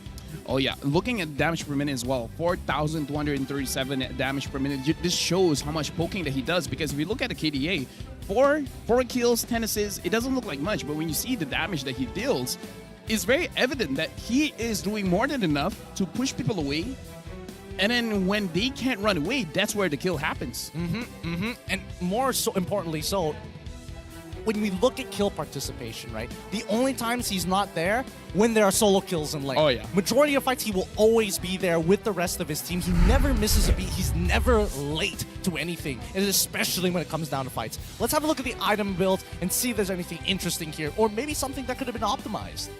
Honestly, I kind of feel like everything here is all good. The only good thing about not having a Minotaur, Rafaela, and such coming in from the Niners for RSG is that Izanami does not have to build a Necklace of Durance, so he can go straight for the damage. The fact that I'm not so sure, but I kind of feel like he built the Glowing Wand early, kind of punishes Malvis whenever he goes to the front, and same as Barbosa. I like the adjustment of mid laners right now, going for that Glowing Wand first to make sure that you can do your job well, and what your job is to chunk down the front line. Yeah, and you know, speaking of which, after looking at those items, I'm surprised that Malvis had only completed 2 items, well, 2.5 items at that point of time, right? This is a 15-minute match game. I thought that the gold lead wasn't too far off, only until the very end there, and even from RSG's side, when you look at the rest of it, no anti-heal. They didn't even have to worry about it. It was like almost a non-factor for them. The only healing here is really from Malvis as well as J3. So other than that, it really shouldn't be an issue. So RSG, great draft and all, but I really feel like the reason why they won is their macro. Like, I like that Malaysian teams are starting to take the Lord Dance more seriously, and they're learning the correct steps. Where before this, I feel as though what we're trying to do is win the Lord or don't win the Lord. But now it's like the Lord is a secondary or tertiary condition. You're not really going for that Lord. You're going for something else. The Lord is just there to dance along. It used to be, I'm going to try and step on your feet during the dance. And they're just trading consistently about stepping on each other's toes. I think now, at least with teams, they understand more so, hey, it's not just about the Lord, the resources, but also at the end of the day, what you can get off of the Lord. It means nothing if you take the Lord but lose 4 members in the process, or you lose multiple turrets while taking the Lord. At the same time, it's that trade-off that I think a lot of teams are becoming more aware. We gotta look at the turret damage later, because even though I feel like Loliel might be ahead of Kaiser, but what Kaiser really did win them the game. Crazy amount of damage, right? I think a lot of people disrespect Paquito. Oh, full damage, lethal ignition. You're not even Master Assassin. It's not like I'll ever be alone. You get flickered on, champion stance, double jab. You're basically dead. What else? What counterplay do you have? Yeah, and again, the point that I really want to make is the Kaiser solo on top, making it so that Niners had to make a tough decision to the point where no matter what they did, it felt like it was the wrong move. And over here, 19,000 damage for Lolio, 10,000 damage from Kaiser. Kaiser really being the ending point. Like, Lolio did all the turns early. Oh, yeah. But then at the end of the game, Kaiser is just a threat to be like, if you don't answer me, my team will get the Lord. If you guys go after me, they get the Lord. If they die, I destroy your base. It's a catch-22. Having an insurance policy, having a secondary carry almost to a certain degree, a second win condition even, right? To really force the hand of your opponents. I think it's good that teams are putting this priority and we're seeing damage EXP laners come back into a meta in a way where it is actually relevant and not so like, oh no, we have to always play around our gold laner. We always have to play 4 protecting 1, protect the queen, protect the king every single time. We're diversifying. Quite interesting enough, both EXP laners are not actually taking a lot of damage in this game. 15,000 for Ye3, 16,000 for Kaiser. It really isn't a lot when it comes to what usual EXP laners have to tank. Heck, even Loliel and Zap took more damage than them. I mean, Loliel's will always take more damage. Oh, yeah, true. Without fail, he seems to He took more damage than the jungler. Yeah. I mean, to be fair, a lot of the dotting lights were healing, pointed. but still.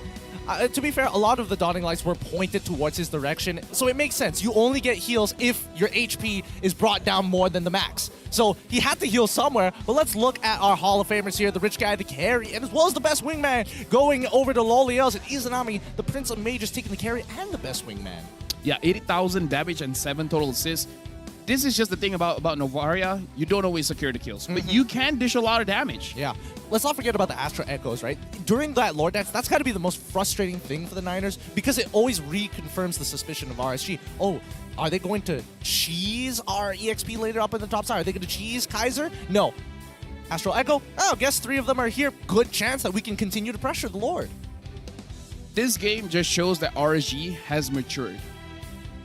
I feel like this is a good showing from them, but still, I don't think it's the prime that they're looking for. They're very confident with their lineup. Okay.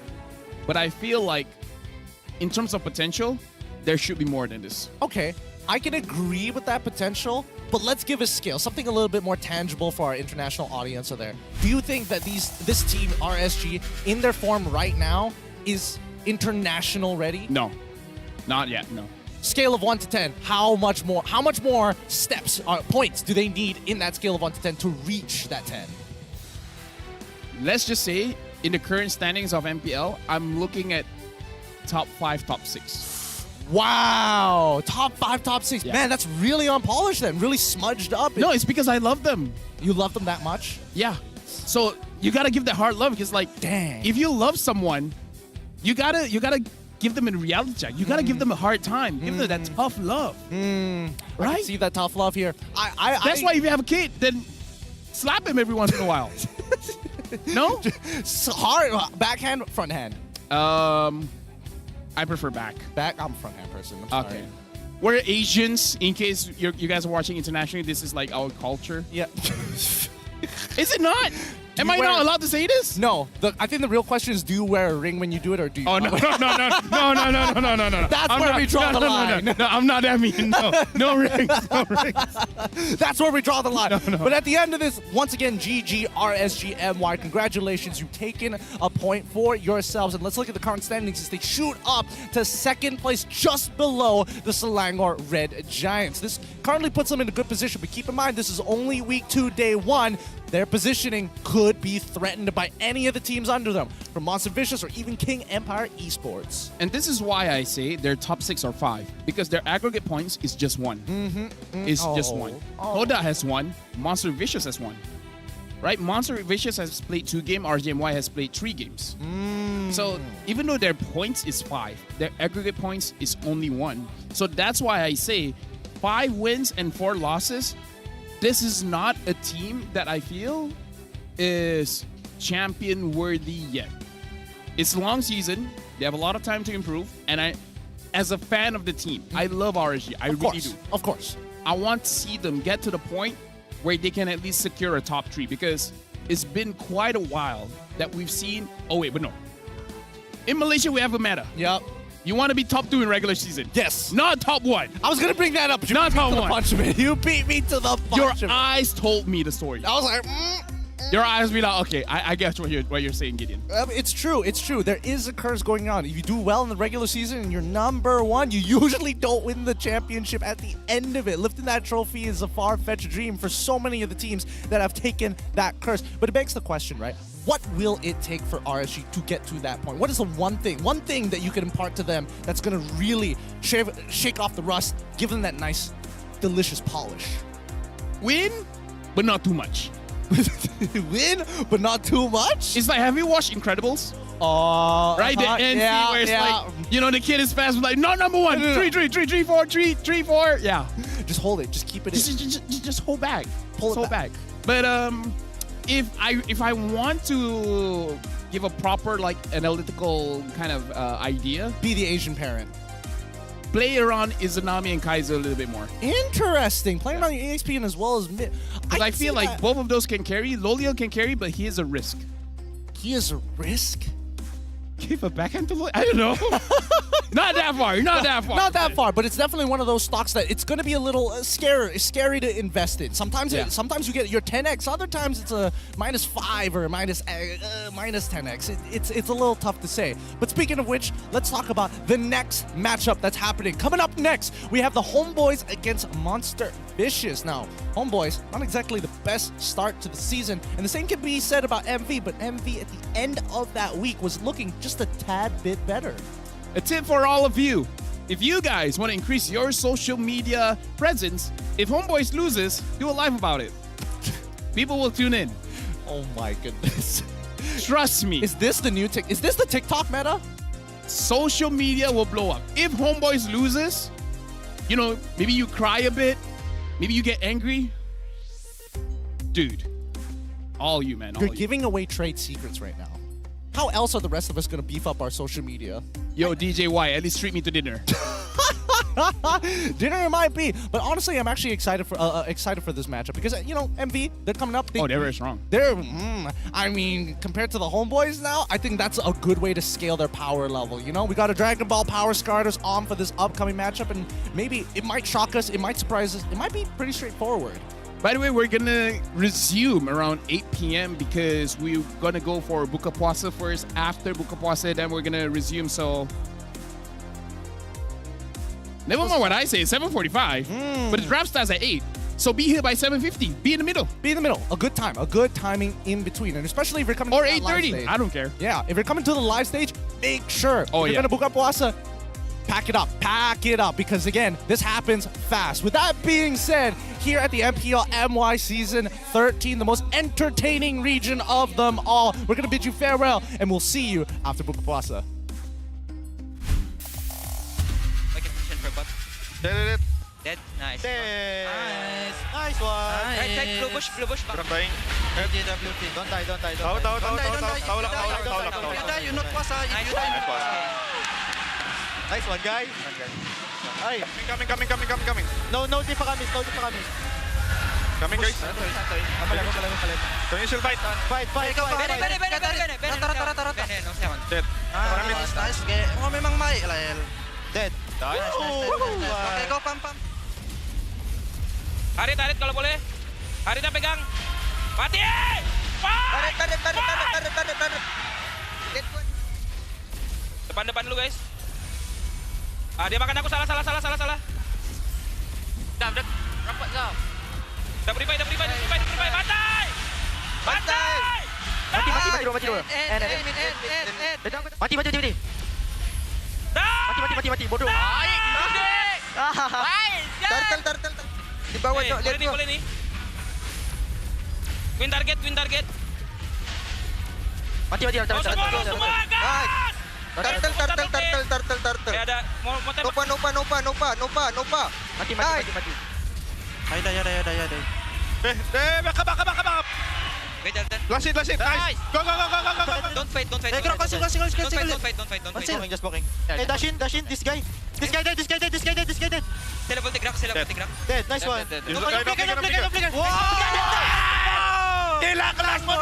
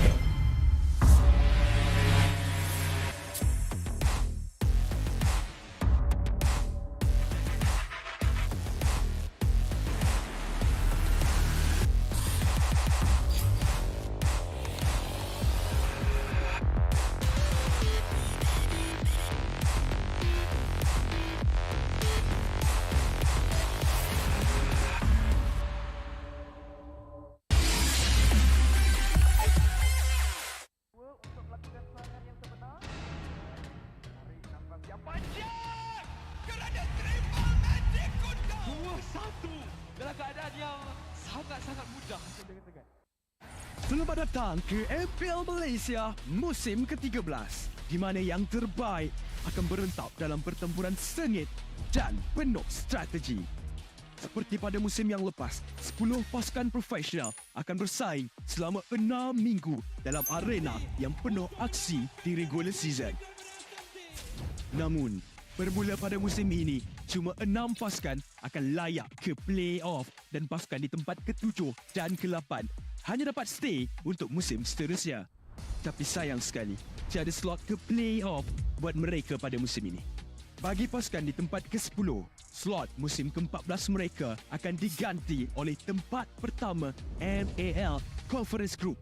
Mereka akan di-reset dan harus merebut kembali peluang melalui MPL musim kedua. Dan apa itu MPL?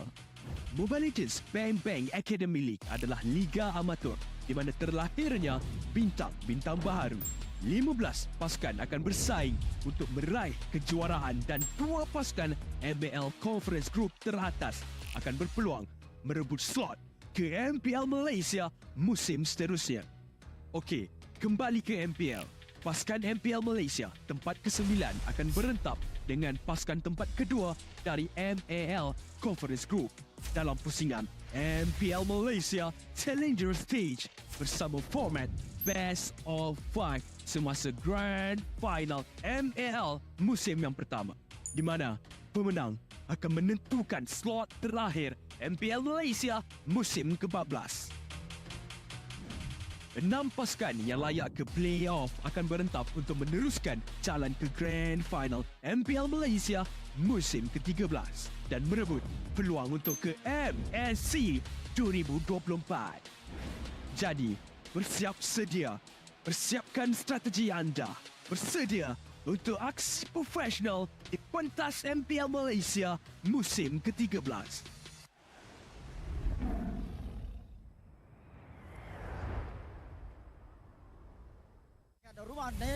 Sekarang mereka cuba untuk melakukan pertahanan. Setup akan dilakukan oleh Vinogo. Tarikan daripada Lord cuba dilakukan. Penalty zone terlebih dahulu dikeluarkan oleh Yentri, tetapi berjaya dijatuhkan oleh Lolia. Sekarang serangan demi serangan. Keadaan ataupun kedudukan gol ini masing-masing, tapi sekarang ini serangan akan dilakukan. Apa dimulakan dengan adanya Nether yang tetapi dilepaskan oleh Munci. Zaf berjaya mendapat gol. Sekarang ini mereka cuba paksa dengan pertempuran yang cuba dilakukan. Vinogo menjadi target utama. Tengok bagaimana damage daripada Zaf. Selesai dia untuk keluarkannya. Vinogo akan dikenyak terlebih dahulu. Malvis akan dikorbankan dan Loyal dari bangsa seterusnya. Yetri buat kerja. Dia ada Venom Fury, dia ada Flicker. Venom Fury dilepaskan terlebih dahulu. Vinogo dia tak ada spasi bagi rasa, tapi dia timbang seorang pemain. Dan sekarang ini Malvis yang menerima damage besar akan dikuburkan. Retribution tiada untuk Dinos. Kaiser Vinogo juga dalam pada masa sama. Yetri!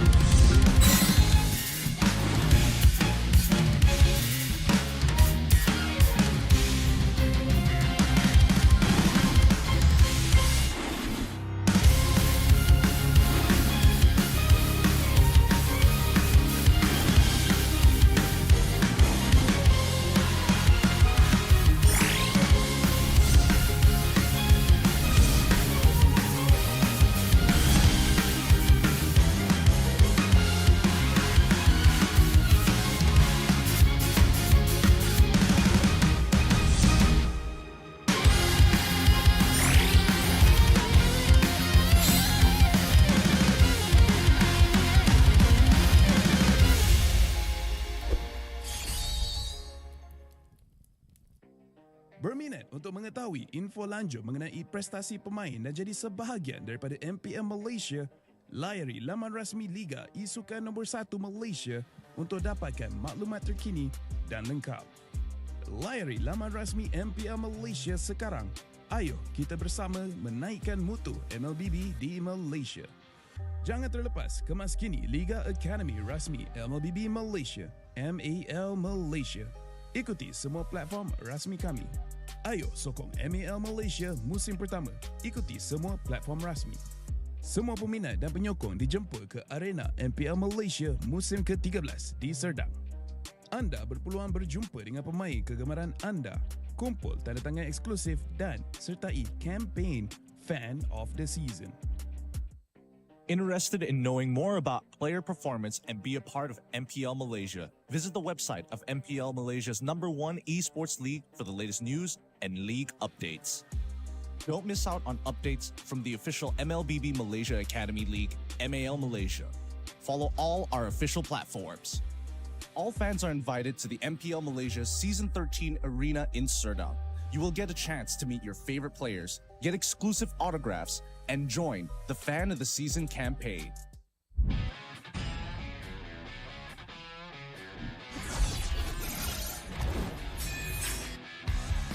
Satu sekali lagi Jetuin dan Albert di sana. Ternyata harus hilang.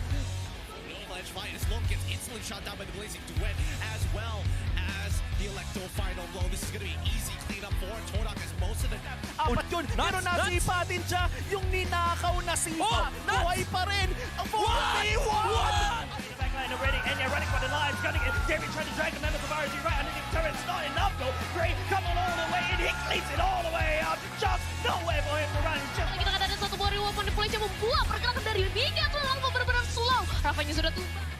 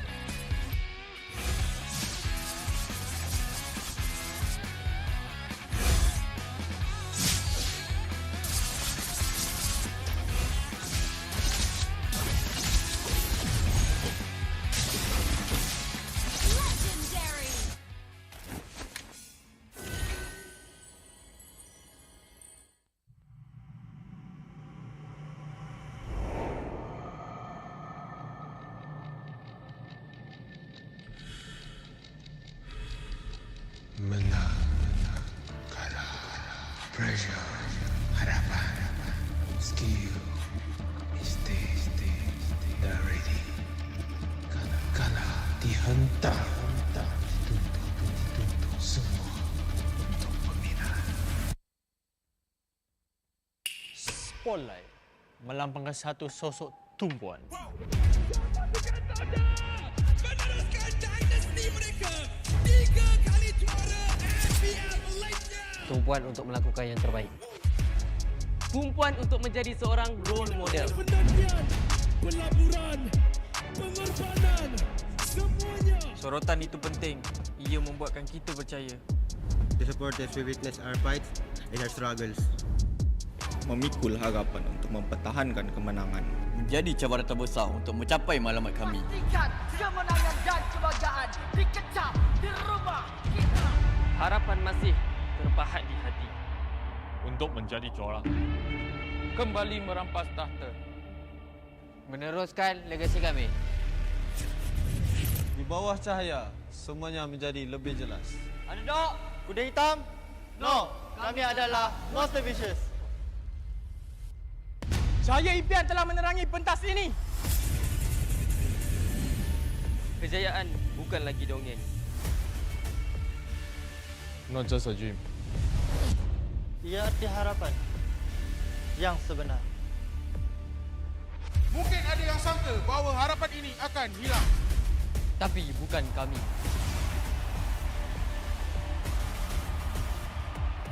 Ini harapan kami. Ini semangat kami. Bersama kami mencapai satu tujuan. Menjadi sinar yang paling terang.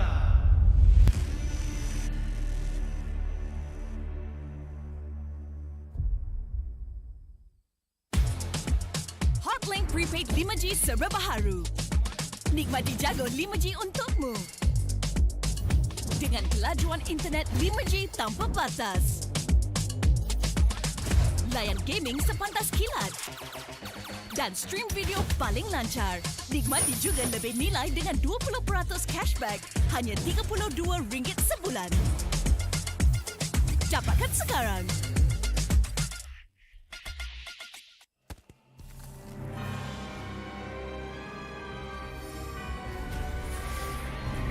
This fairy tale ended with the poisoned apple, and my tale began.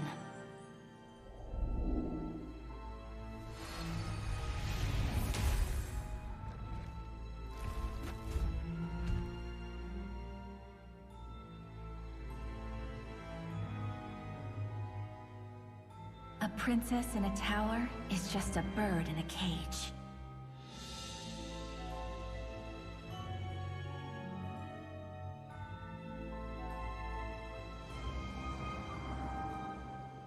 Curse it!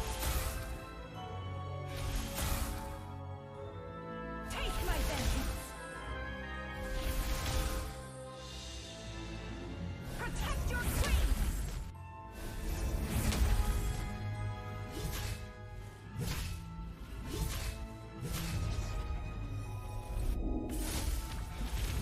Kneel before your queen.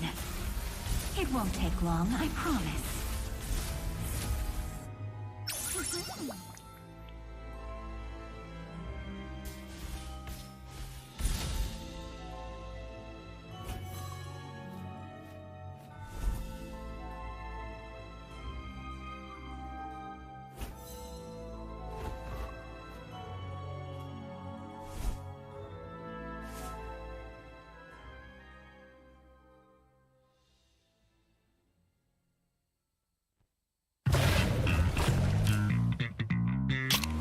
Confirm mantap, confirm lah Nescafe. Pelbagai kejayaan dapat dikecapi. Sejarah baharu telah tercipta. Namun, setakat itu sahajakah kemampuan kita? Setiap kali ke pentas dunia, pasti kecewa. Sampai bila kita nak kalah? Ditundukkan serendah-rendahnya. Sampai bila kita nak dihina? Tiap musim harapan peminat gugur. Sampai bila nak kalah? Sampai bila nak kecewa? Setiap rakyat pasti akan melaungkan semangat ingin mempertahankan rumah mereka. Jika patah sayap Raja Wali, bertongkat jua kita kemari. Tahun ini pastinya kemenangan semakin dicita demi menjulang nama Malaysia di pesada dunia. Di mana bumi dipijak, disitulah langit dijunjung. Stadium MBSJ Serdang Jaya secara rasminya menjadi rumah MPL MY pada tahun ini. Seterusnya, melangkah ke arena besar di Timur Tengah, di Riyadh, Arab Saudi. Juara kita bangkit menghadapi cabaran, bersedia mencipta sejarah. Utara, Timur, Barat dan Selatan, kita semua MPL MY playoff musim ke-14 akan berhijrah ke Johor, mendekatkan lagi silaturahim MPL MY bersama. Hasrat kita semua bersatu dan bangkit dengan satu tujuan yang sama. Naikkan martabat negara, kecari juara dunia, kemuncaknya di M6. Pastikan kemenangan dan kebanggaan dikecap di rumah kita.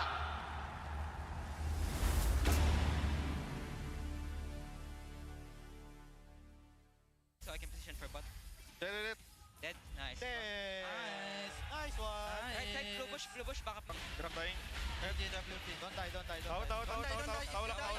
You die, you not pass. You die. Nice one, guys. Ay. Coming. No, di pa kami. Coming, guys. Amalang. So you should fight. Fight. Tara. Dead. Nice. Oh, memang baik lah. Dead. Nice. Okay, go pam. Hari. Tarik kalau boleh. Harita pegang. Mati! Tarik. Dead good. Pede. Depan dulu guys. Dia makan aku salah. Dah rapat Zam. Dah beribai. Bantai! Mati dulu. Mati. Mati bodoh. Turtle. Di bawah tu lihat boleh ni. Win target. Mati. Turtle.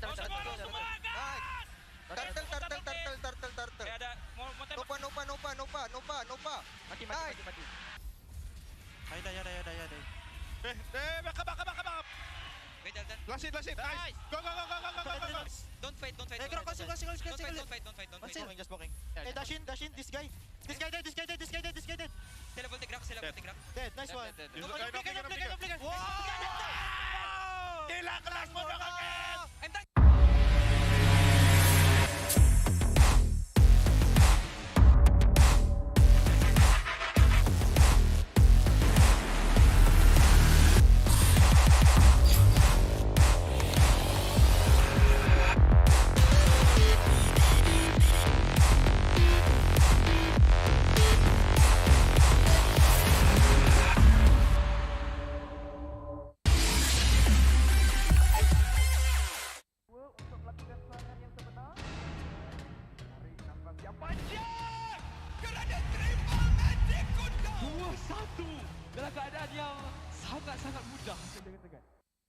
Selamat datang ke MPL Malaysia musim ke-13 di mana yang terbaik akan berentap dalam pertempuran sengit dan penuh strategi.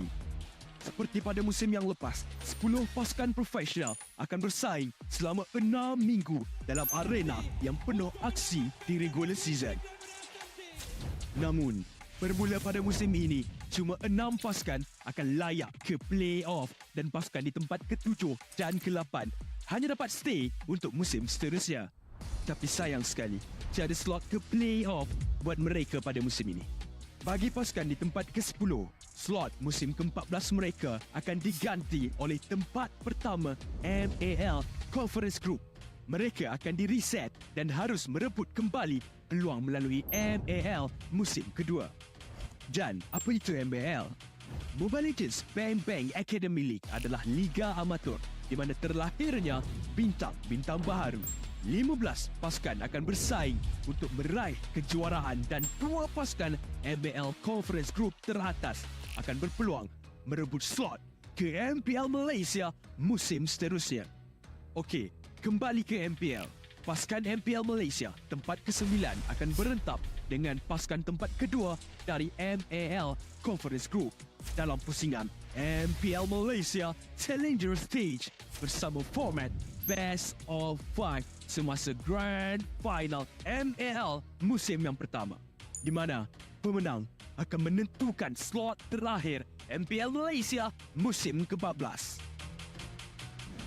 6 pasukan yang layak ke play-off akan berentap untuk meneruskan jalan ke Grand Final MPL Malaysia musim ke-13 dan merebut peluang untuk ke MSC 2024. Jadi, bersiap sedia. Persiapkan strategi anda. Bersedia untuk aksi profesional di pentas MPL Malaysia musim ke-13.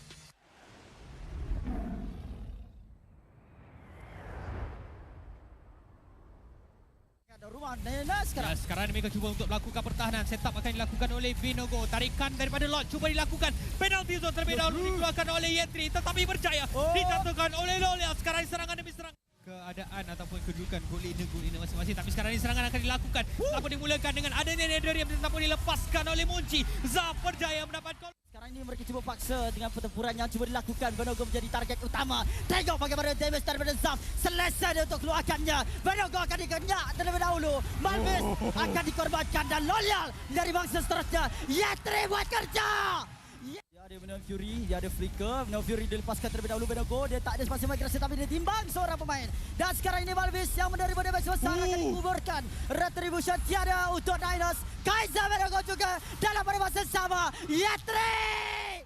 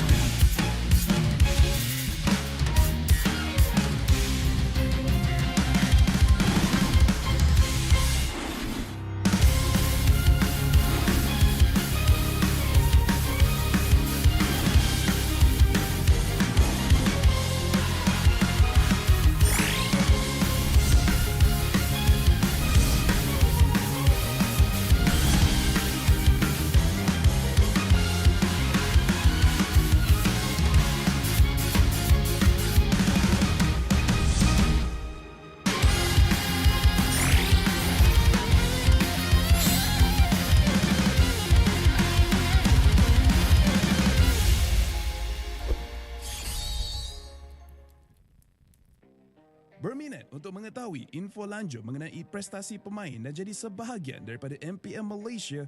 Layari laman rasmi Liga E-Sukan nombor 1 Malaysia untuk dapatkan maklumat terkini dan lengkap. Layari laman rasmi MPL Malaysia sekarang. Ayo kita bersama menaikkan mutu MLBB di Malaysia. Jangan terlepas kemas kini Liga Academy rasmi MLBB Malaysia, MPL Malaysia. Ikuti semua platform rasmi kami. Ayo sokong MPL Malaysia musim pertama. Ikuti semua platform rasmi. Semua peminat dan penyokong dijemput ke arena MPL Malaysia musim ke-13 di Serdang.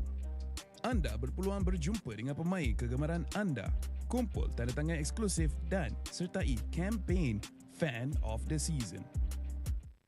Interested in knowing more about player performance and be a part of MPL Malaysia? Visit the website of MPL Malaysia's #1 esports league for the latest news and league updates. Don't miss out on updates from the official MLBB Malaysia Academy League, MPL Malaysia. Follow all our official platforms. All fans are invited to the MPL Malaysia Season 13 Arena in Serdang. You will get a chance to meet your favorite players, get exclusive autographs, and join the Fan of the Season campaign.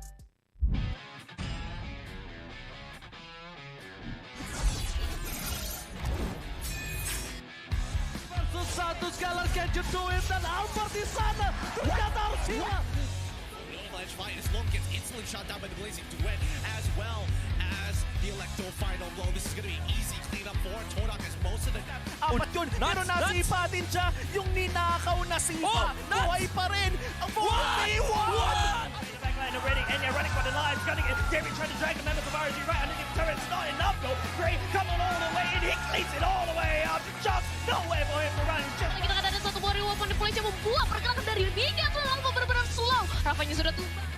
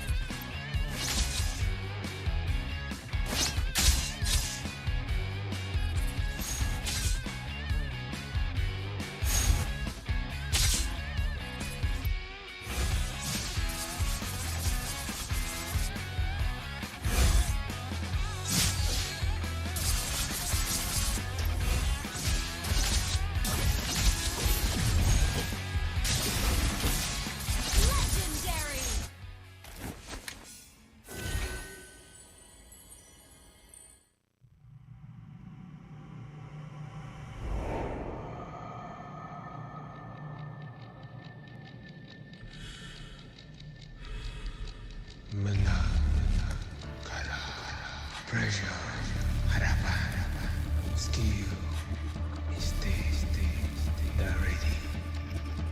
Kalah, dihentak, dituntut semua untuk peminat.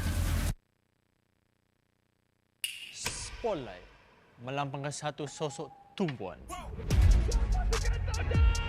Meneruskan dinasti mereka 3 kali juara MPL Malaysia. Tumpuan untuk melakukan yang terbaik. Tumpuan untuk menjadi seorang role model. Penantian, pelaburan, pengorbanan, semuanya. Sorotan itu penting. Ia membuatkan kita percaya. The supporters will witness our fights and our struggles. Memikul harapan untuk mempertahankan kemenangan. Menjadi cabaran terbesar untuk mencapai matlamat kami. Pastikan kemenangan dan kebanggaan dikecap di rumah kita. Harapan masih terpahat di hati. Untuk menjadi juara. Kembali merampas tahta. Meneruskan legasi kami. Di bawah cahaya, semuanya menjadi lebih jelas. Underdog, kuda hitam? No, kami adalah Monster Vicious. Cahaya impian telah menerangi pentas ini. Kejayaan bukan lagi dongeng. Not just a dream. Ia arti harapan yang sebenar. Mungkin ada yang sangka bahawa harapan ini akan hilang. Tapi bukan kami.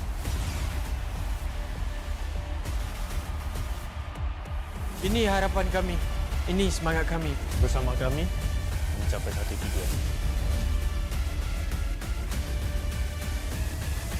Menjadi sinar yang paling terang.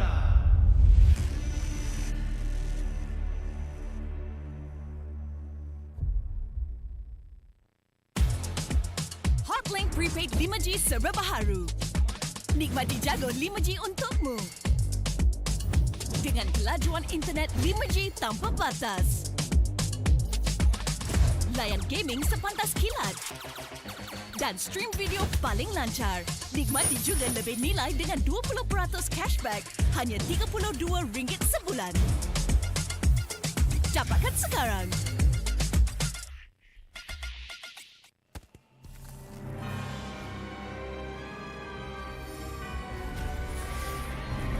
This fairy tale ended with the poisoned apple, and my tale began.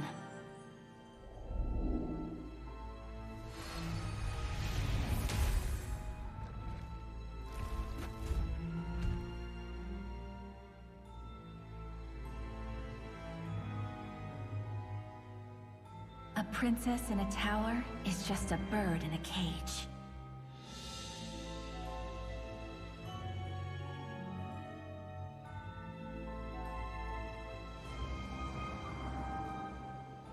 Curse it! Take my vengeance! Protect your queen!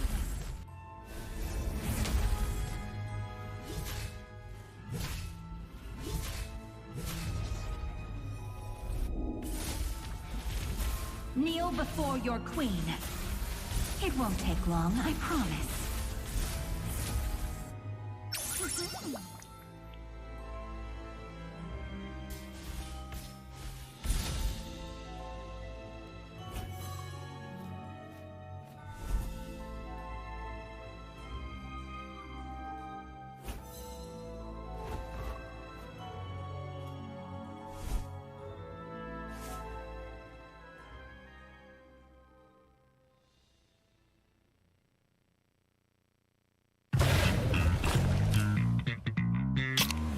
Confirm mantap, confirm lah Nescafe.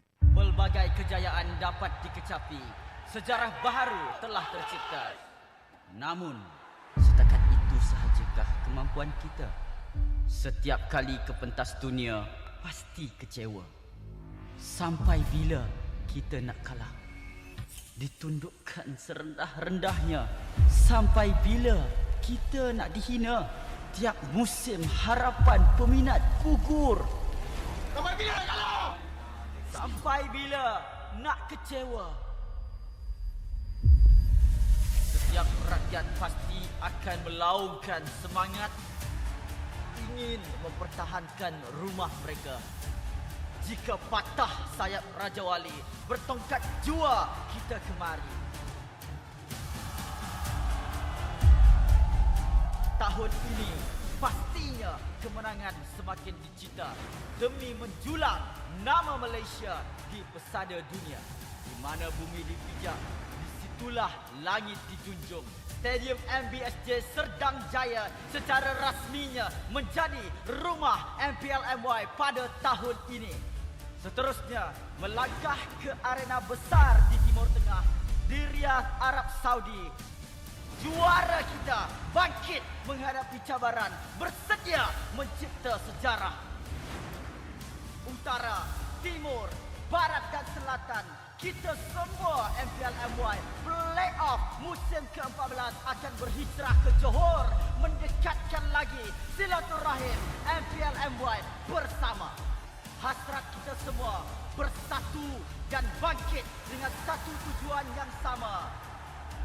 Naikkan martabat negara, kecari juara dunia, kemuncaknya di M6. Pastikan kemenangan dan kebanggaan dikecap di rumah kita.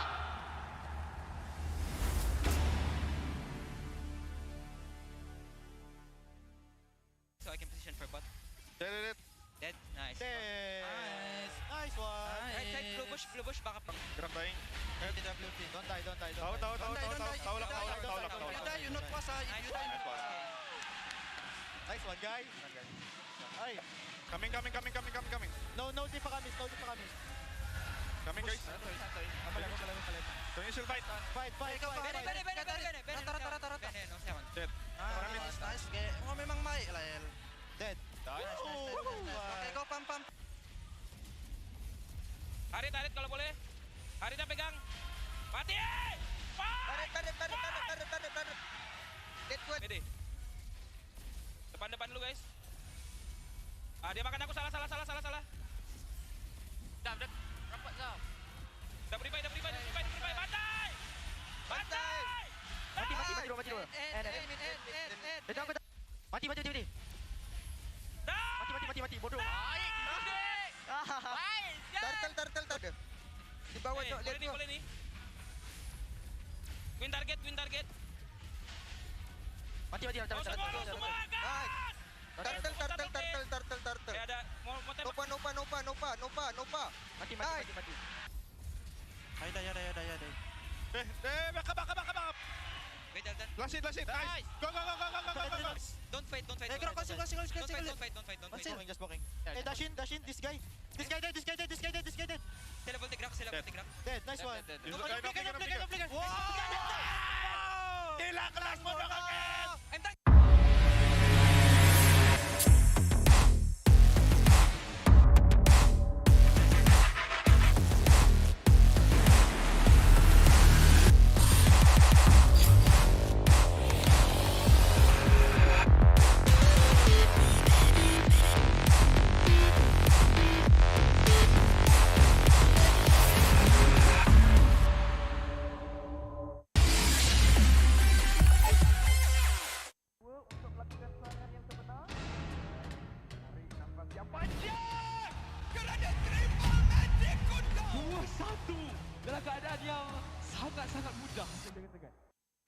Selamat datang ke MPL Malaysia musim ke-13 di mana yang terbaik akan berentap dalam pertempuran sengit dan penuh strategi. Seperti pada musim yang lepas, 10 pasukan profesional akan bersaing selama 6 minggu dalam arena yang penuh aksi di regular season. Namun, bermula pada musim ini, cuma 6 pasukan akan layak ke play-off dan pasukan di tempat ke-7 dan ke-8 hanya dapat stay untuk musim seterusnya. Tapi sayang sekali, tiada slot ke play-off buat mereka pada musim ini. Bagi pasukan di tempat ke-10, slot musim ke-14 mereka akan diganti oleh tempat pertama MPL Conference Group. Mereka akan di-reset dan harus merebut kembali peluang melalui MPL musim kedua. Dan apa itu MPL? Mobile Legends Bang Bang Academy League adalah liga amatur di mana terlahirnya bintang-bintang baharu. 15 pasukan akan bersaing untuk meraih kejuaraan dan 2 pasukan MPL Conference Group teratas akan berpeluang merebut slot ke MPL Malaysia musim seterusnya. Okey, kembali ke MPL. Pasukan MPL Malaysia tempat ke-9 akan berentap dengan pasukan tempat kedua dari MPL Conference Group dalam pusingan MPL Malaysia Challenger Stage bersama format Best of 5 semasa Grand Final MPL musim yang pertama, di mana pemenang akan menentukan slot terakhir MPL Malaysia musim ke-14. 6 pasukan yang layak ke play-off akan berentap untuk meneruskan jalan ke Grand Final MPL Malaysia musim ke-13 dan merebut peluang untuk ke MSC 2024. Jadi, bersiap sedia. Persiapkan strategi anda. Bersedia untuk aksi profesional di pentas MPL Malaysia musim ke-13.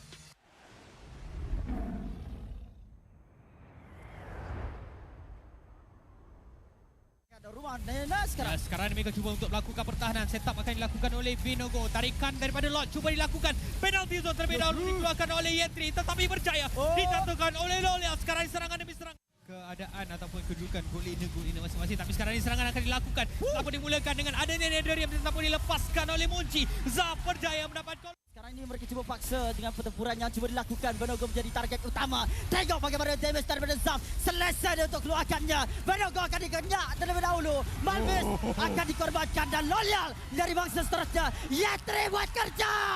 Dia ada Venom Fury, dia ada flicker. Venom Fury dilepaskan terlebih dahulu. Benogo dia tak ada spasi migrasi tapi dia timbang seorang pemain. Dan sekarang ini Malvis yang menerima damage besar akan dikuburkan. Retribution tiada untuk Dinos. Kaiser Benogo juga dalam pada masa sama. Yetri!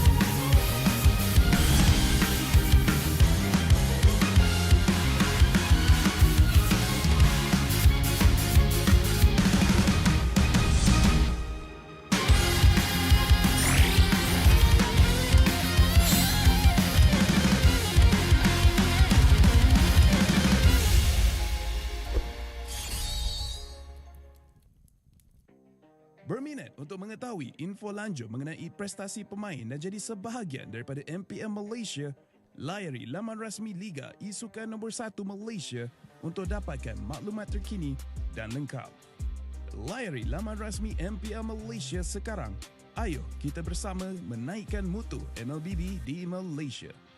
Jangan terlepas kemas kini Liga Academy rasmi MLBB Malaysia, MAL Malaysia. Ikuti semua platform rasmi kami. Ayo sokong MPL Malaysia musim pertama. Ikuti semua platform rasmi. Semua peminat dan penyokong dijemput ke arena MPL Malaysia musim ke-13 di Serdang. Anda berpeluang berjumpa dengan pemain kegemaran anda, kumpul tanda tangan eksklusif dan sertai kempen Fan of the Season. Interested in knowing more about player performance and be a part of MPL Malaysia? Visit the website of MPL Malaysia's #1 esports league for the latest news and league updates. Don't miss out on updates from the official MLBB Malaysia Academy League, MPL Malaysia. Follow all our official platforms. All fans are invited to the MPL Malaysia Season 13 Arena in Serdang. You will get a chance to meet your favorite players, get exclusive autographs, and join the Fan of the Season campaign.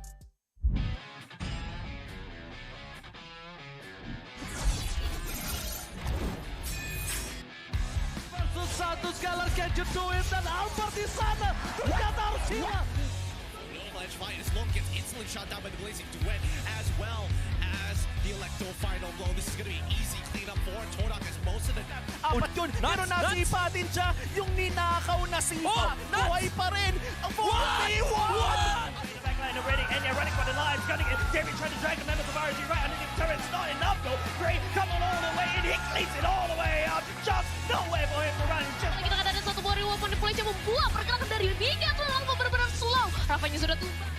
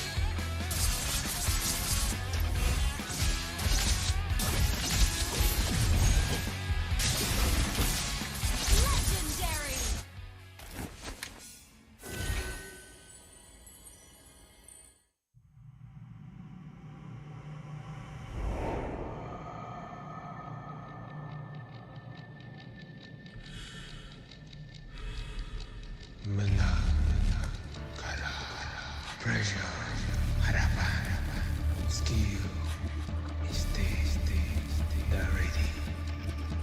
Kalah, dihentak, tuntut semua untuk peminat. Spotlight melambangkan satu sosok tumpuan.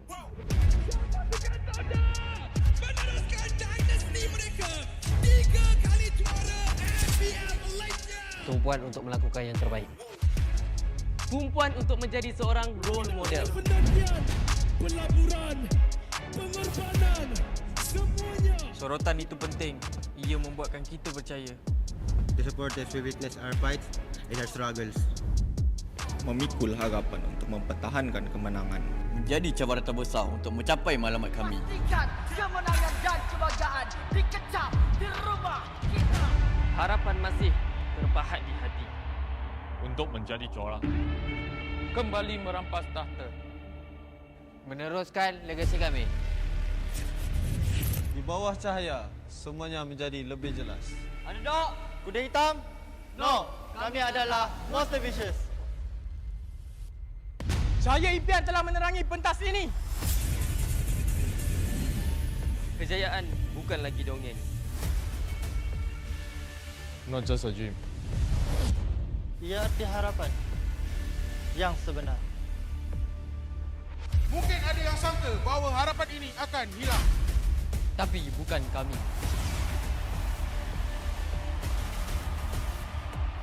Ini harapan kami. Ini semangat kami. Bersama kami mencapai satu tujuan. Menjadi sinar yang paling terang.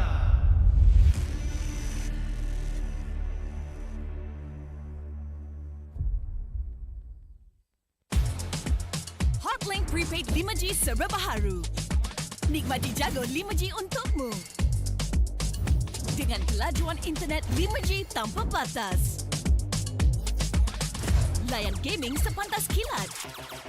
Dan stream video paling lancar. Nikmati juga lebih nilai dengan 20% cashback hanya RM32 sebulan. Dapatkan sekarang.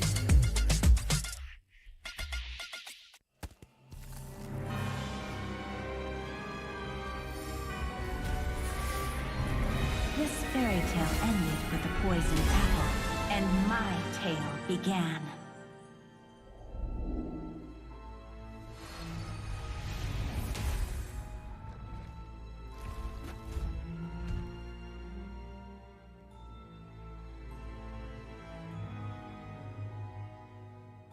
A princess in a tower is just a bird in a cage.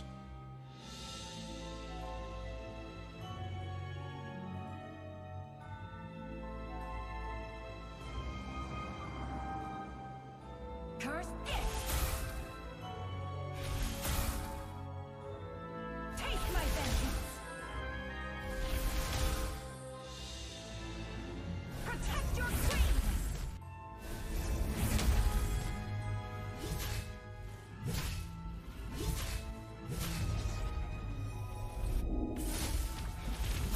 Kneel before your queen. It won't take long, I promise.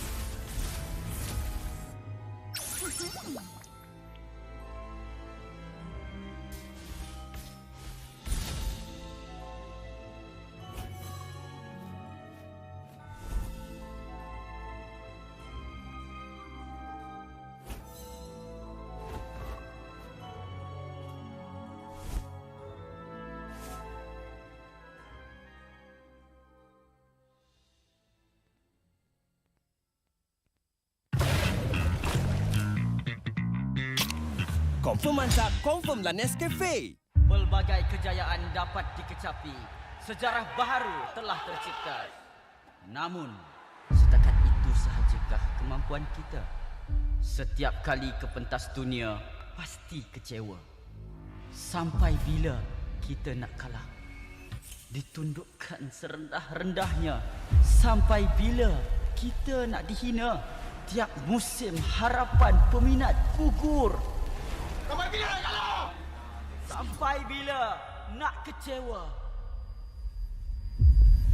Setiap rakyat dan pasti akan melaungkan semangat ingin mempertahankan rumah mereka.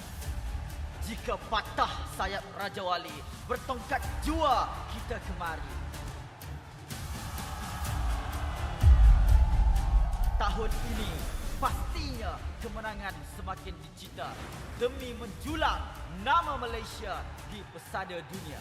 Di mana bumi dipijak, disitulah langit dijunjung. Stadium MBSJ Serdang Jaya secara rasminya menjadi rumah MPL MY pada tahun ini. Seterusnya, melangkah ke arena besar di Timur Tengah, di Riyadh, Arab Saudi. Juara kita bangkit menghadapi cabaran, bersedia mencipta sejarah. Utara, Timur, Barat dan Selatan, kita semua MPL MY Playoff musim ke-14 akan berhijrah ke Johor, mendekatkan lagi silaturahim MPL MY bersama. Hasrat kita semua bersatu dan bangkit dengan satu tujuan yang sama. Naikkan martabat negara, kecari juara dunia, kemuncaknya di M6. Pastikan kemenangan dan kebanggaan dikecap di rumah kita.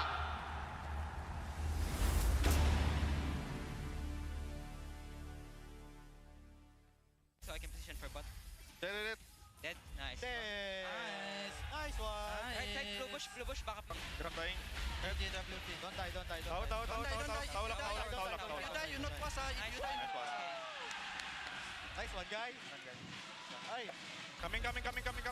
No di pa kami. Coming, guys. Don't you still fight? Fight. Dead. Nice. Oh, memang baik lah. Dead. Okay, go pam. Harit kalau boleh. Haritnya pegang. Mati! Tarik. Dead good. Pede. Depan dulu, guys. Dia makan aku, salah. Dah, rapat kau. Dah beri fight. Bantai! Mati dua. Mati. Mati, bodoh. Turtle. Di bawah jok, lihat tu. Boleh ni. Win target. Mati. Semua gas! Turtle. Ada mau Nopa. Mati. Ay, dah. Back. Wait, Dalton. Last hit. Nice. Go. Don't fight. Don't fight. Just walking. Hey, dash in. This guy dead. Sila volte crack. Dead, nice one. Wow! Gila kelas mo na kagad! I'm done.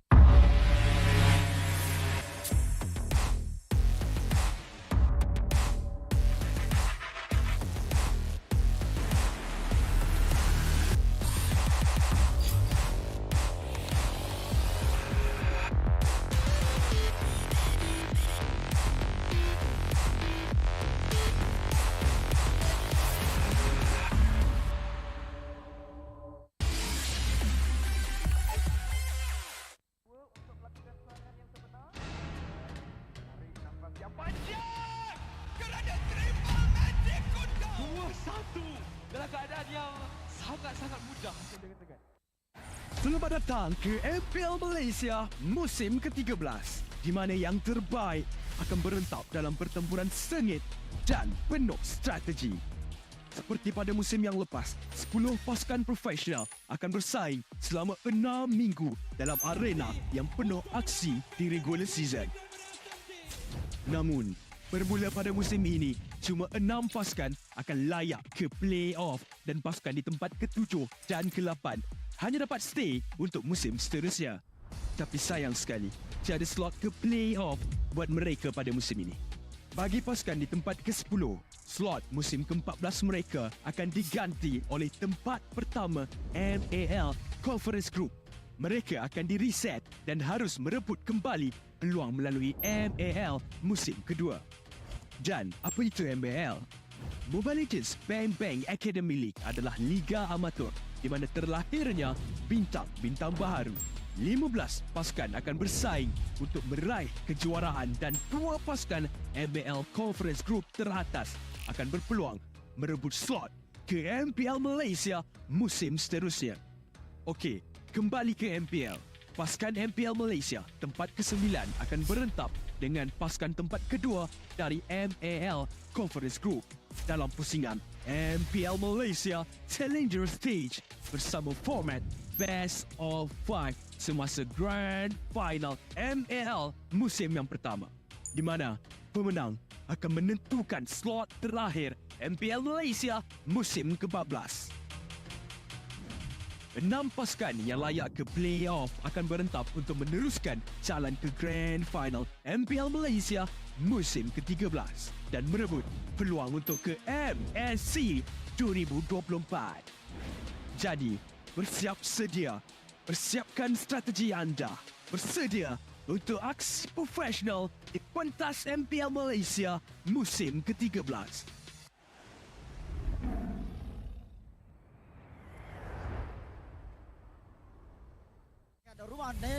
Sekarang mereka cuba untuk melakukan pertahanan. Setup akan dilakukan oleh Vinogo. Tarikan daripada Lord cuba dilakukan. Penalti zone terlebih dahulu dikeluarkan oleh Yentri, tetapi berjaya dijatuhkan oleh Lolia. Sekarang serangan demi serangan. Keadaan ataupun kedudukan gol ini masing-masing, tapi sekarang ini serangan akan dilakukan. Apa dimulakan dengan adanya Nederium, tetapi dilepaskan oleh Munci. Zaf berjaya mendapat gol. Sekarang ini mereka cuba paksa dengan pertempuran yang cuba dilakukan. Vinogo menjadi target utama. Tengok bagaimana damage daripada Zaf. Selesai dia untuk keluarkannya. Vinogo akan dikenyak terlebih dahulu. Malvis akan dikorbankan dan Loyal dari bangsa seterusnya. Yetri buat kerja. Dia ada Venom Fury, dia ada flicker. Venom Fury dilepaskan terlebih dahulu. Vinogo dia tak ada spasi migrasi tapi dia timbang seorang pemain. Dan sekarang ini Malvis yang menerima damage besar akan dikuburkan. Retribution tiada untuk Niners. Kaiser Vinogo juga dalam pada masa sama. Yetri!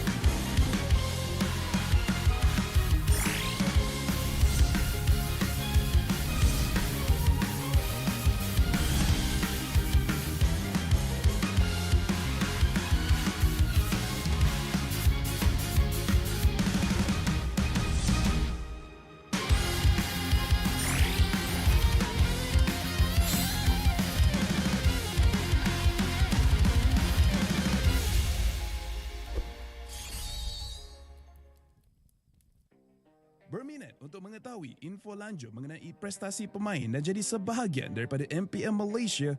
Layari laman rasmi Liga Isukan nombor 1 Malaysia untuk dapatkan maklumat terkini dan lengkap. Layari laman rasmi MPL Malaysia sekarang. Ayo kita bersama menaikkan mutu MLBB di Malaysia. Jangan terlepas kemas kini Liga Academy rasmi MLBB Malaysia, MAL Malaysia. Ikuti semua platform rasmi kami.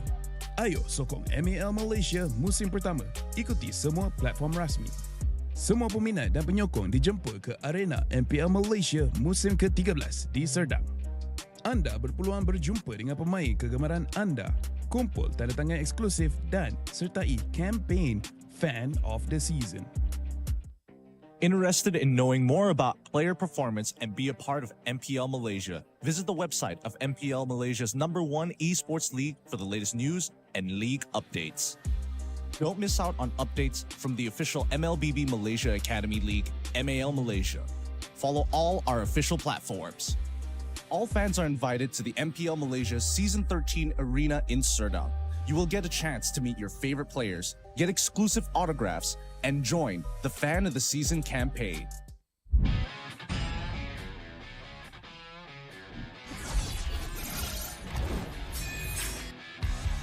Satu sekali gadget to him dan Albert di sana ternyata harus hilang. Ledge fight as Long gets instantly shot down by the Blazing Duet, as well as the Electo final blow. This is going to be easy cleanup for Todak as most of the...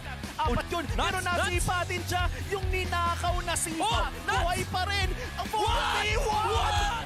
Backline already, and you're running for the lives, gunning it. David trying to drag the members of RG right underneath the turret. It's not enough though. Gray coming all the way in, he cleans it all the way out. Just nowhere for him to run. Just... Kita akan ada satu Homebois and MV yang membuat pergerakan dari Liga terlalu benar-benar slow. Rafanya sudah tumbang.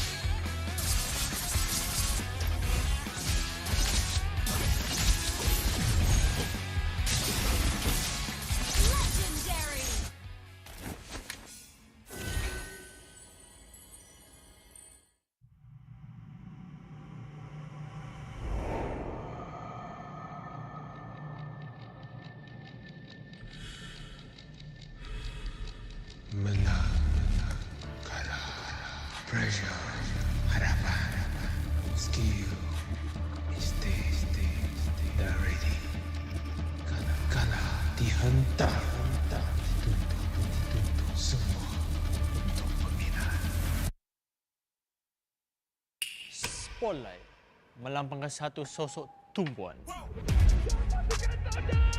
Meneruskan dinasti mereka 3 kali juara MPL Malaysia. Tumpuan untuk melakukan yang terbaik.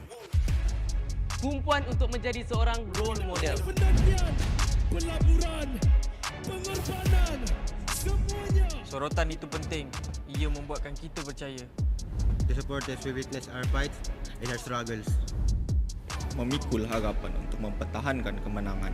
Menjadi cabaran terbesar untuk mencapai matlamat kami. Pastikan kemenangan dan kebanggaan dikecam di rumah kita. Harapan masih terpahat di hati untuk menjadi juara. Kembali merampas tahta. Meneruskan legasi kami. Di bawah cahaya, semuanya menjadi lebih jelas. Underdog, kuda hitam? No, kami adalah Monster Vicious. Cahaya impian telah menerangi pentas ini. Kejayaan bukan lagi dongeng. Not just a dream. Ia arti harapan yang sebenar. Mungkin ada yang sangka bahawa harapan ini akan hilang. Tapi bukan kami.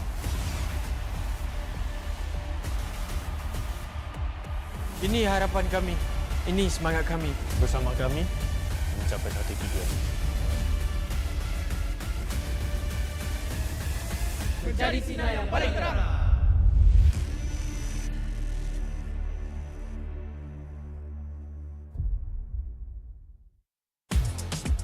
Hotlink Prepaid 5G serba baharu. Nikmati jago 5G untukmu. Dengan kelajuan internet 5G tanpa batas. Layan gaming sepantas kilat.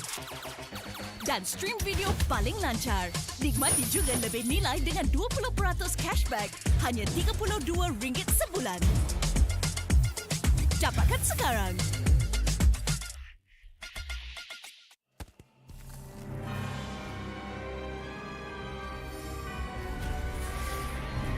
This fairy tale ended with the poisoned apple, and my tale began.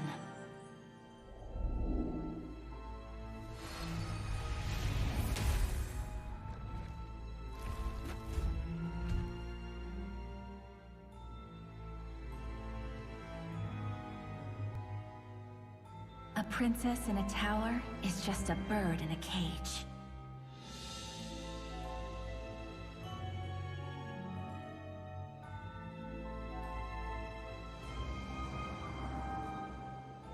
Curse it! Take my vengeance!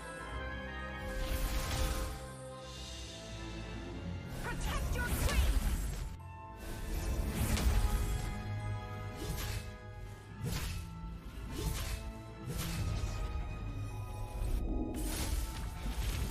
Kneel before your queen. It won't take long, I promise.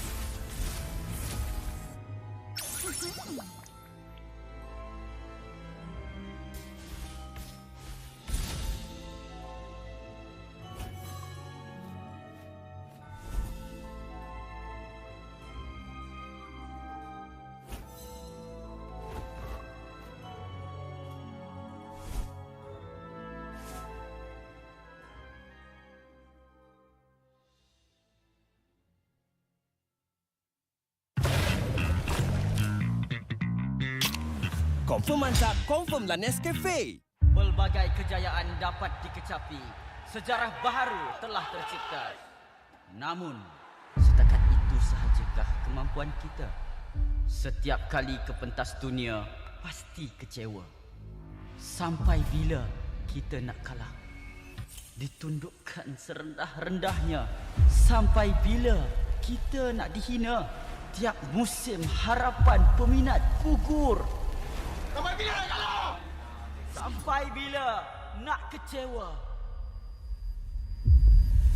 Setiap rakyat pasti akan melaungkan semangat ingin mempertahankan rumah mereka. Jika patah sayap Raja Wali, bertongkat jua kita kemari. Tahun ini pastinya kemenangan semakin dicita demi menjulang nama Malaysia di pesada dunia. Di mana bumi dipijak, disitulah langit dijunjung. Stadium MBSJ Serdang Jaya secara rasminya menjadi rumah MPL MY pada tahun ini. Seterusnya, melangkah ke arena besar di Timur Tengah, di Riyadh, Arab Saudi. Juara kita bangkit menghadapi cabaran, bersedia mencipta sejarah. Utara, Timur, Barat dan Selatan, kita semua MPL MY Playoff musim ke-14 akan berhijrah ke Johor, mendekatkan lagi silaturahim MPL MY bersama. Hasrat kita semua bersatu dan bangkit dengan satu tujuan yang sama. Naikkan martabat negara, kecari juara dunia, kemuncaknya di M6. Pastikan kemenangan dan kebanggaan dikecap di rumah kita.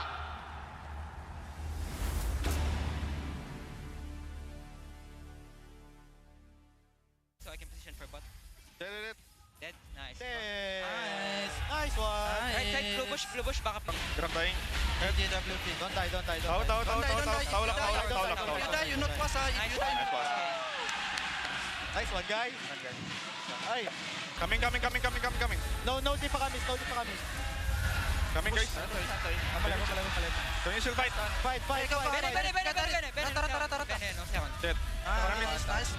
Oh, memang baik lah, El. Dead. Nice. Okay, go pump. Harit kalau boleh. Haritnya pegang. Mati! Tarik. Dead good. Pede. Depan dulu, guys. Dia makan aku salah. Dah, rapat kau. Dah beri baik. Bantai! Mati dua. Mati. Mati, bodoh. Baik. Turtle. Di bawah dok, lihat boleh ni.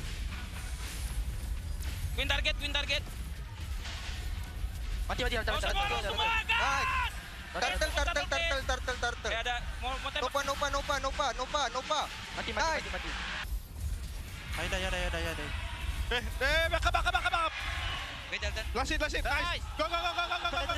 Don't fight. Don't fight. Just walking. Hey, dash in. This guy dead. Teleport gerak. Dead. Nice one. Wow! Gila kelas mo I'm done.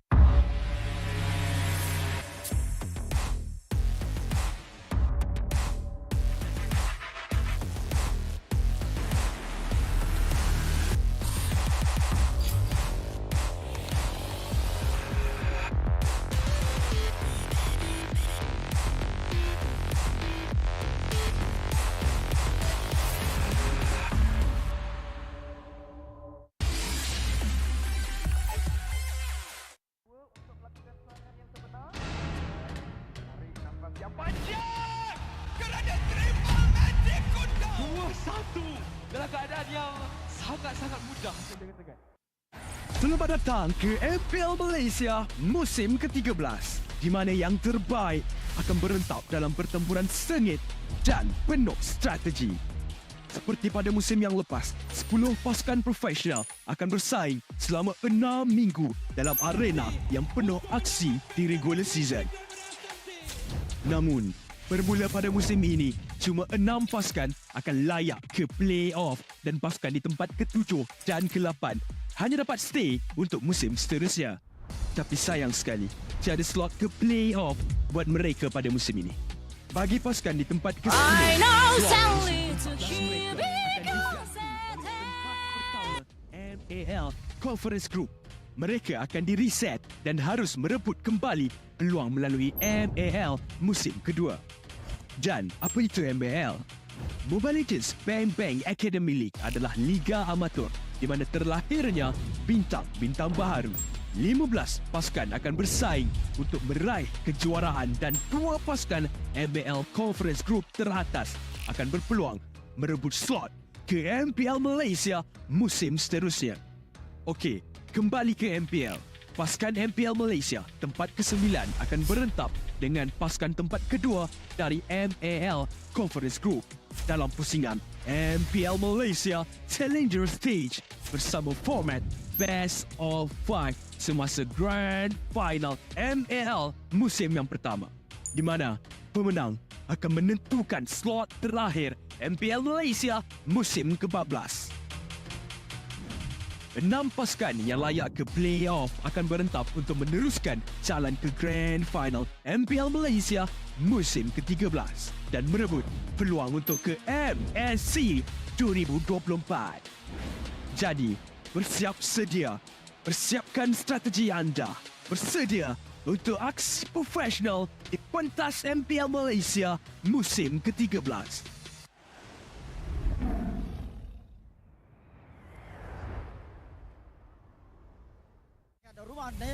Sekarang mereka cuba untuk melakukan pertahanan. Setup akan dilakukan oleh Binogo. Tarikan daripada Lord cuba dilakukan. Penalty zone terlebih dahulu dikeluarkan oleh Yentri, tetapi berjaya dijatuhkan oleh Lolia. Sekarang serangan demi serangan. Keadaan ataupun kedudukan gol ini masing-masing, tapi sekarang ini serangan akan dilakukan. Tanpa dimulakan dengan adanya Nederium, tetapi dilepaskan oleh Munci. Zaf berjaya mendapat gol. Sekarang ini mereka cuba paksa dengan pertempuran yang cuba dilakukan. Benogo menjadi target utama. Tengok bagaimana damage daripada Zaf. Selesa dia untuk keluarkannya. Benogo akan dikenyak terlebih dahulu. Malvis akan dikorbankan dan Loyal dari bangsa seterusnya. Yetri buat kerja.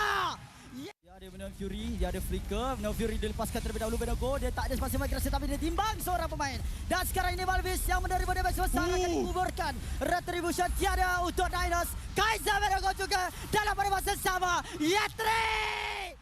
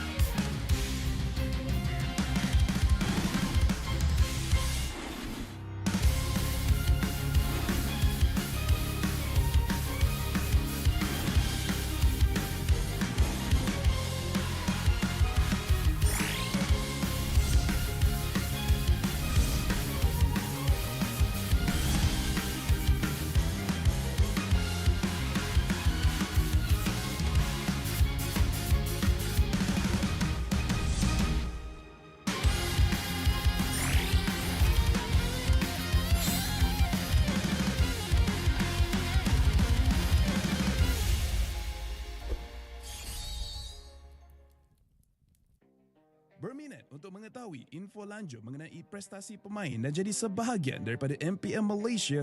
Layari laman rasmi Liga Isukan nombor 1 Malaysia untuk dapatkan maklumat terkini dan lengkap.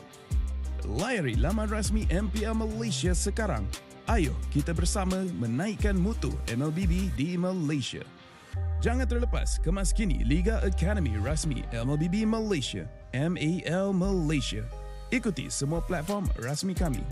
Ayo sokong MPL Malaysia musim pertama. Ikuti semua platform rasmi. Semua peminat dan penyokong dijemput ke arena MPL Malaysia musim ke-13 di Serdang. Anda berpeluang berjumpa dengan pemain kegemaran anda, kumpul tanda tangan eksklusif dan sertai kempen Fan of the Season. Interested in knowing more about player performance and be a part of MPL Malaysia? Visit the website of MPL Malaysia's #1 esports league for the latest news and league updates. Don't miss out on updates from the official MLBB Malaysia Academy League, MPL Malaysia. Follow all our official platforms. All fans are invited to the MPL Malaysia Season 13 Arena in Serdang. You will get a chance to meet your favorite players, get exclusive autographs, and join the Fan of the Season campaign.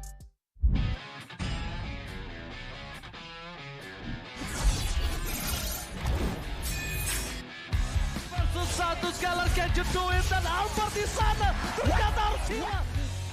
Avalanche fight as Lone gets instantly shot down by the Blazing Duet, as well as the Electro final blow. This is going to be easy cleanup for Todak as most of the... Apat yun, meron na sipatin siya, yung ninakaw na sipa, buhay pa rin, ang buhay! Backline already, and they're running for the lives, gunning it, Jerry trying to drag the members of RG right underneath the turret, it's not enough though, Gray coming all the way in, he cleans it all the way up, just nowhere for him to run, just... Kita kata ada satu buah Homebois and MV membuat pergerakan dari Liga terlalu benar-benar slow, Rafanya sudah tumbang.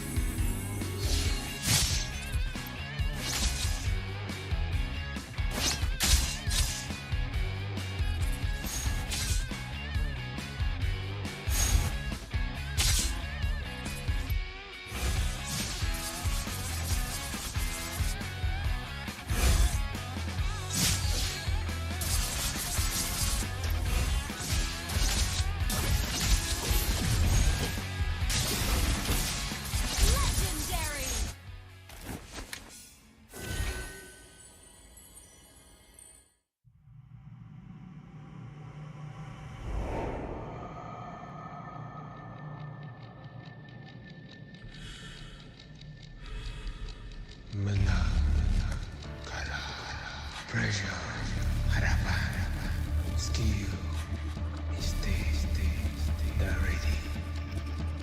Kalah, dihentak, dituntut semua untuk peminat.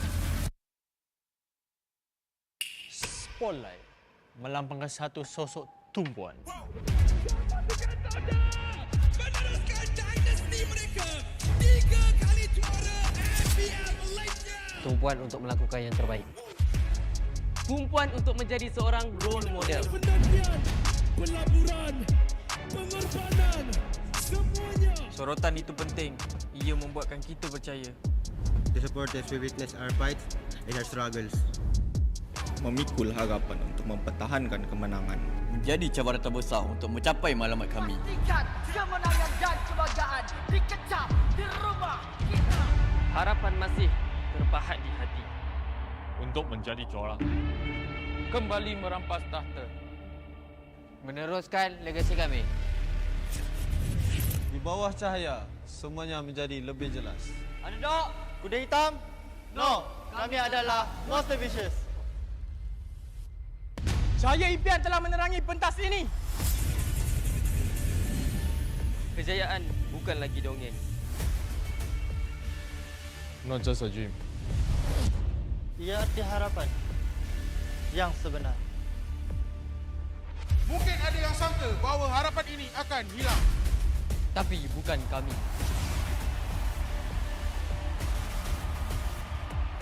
Ini harapan kami. Ini semangat kami.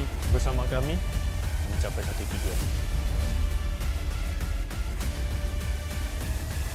Mencari sinar yang paling terang.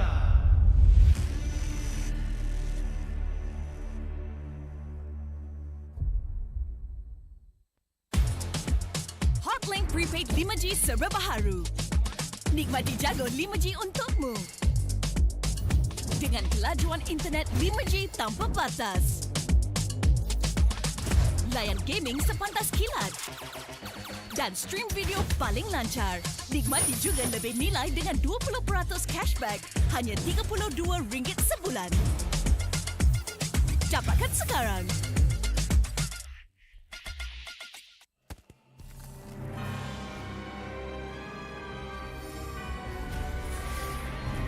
This fairy tale ended with the poisoned apple, and my tale began.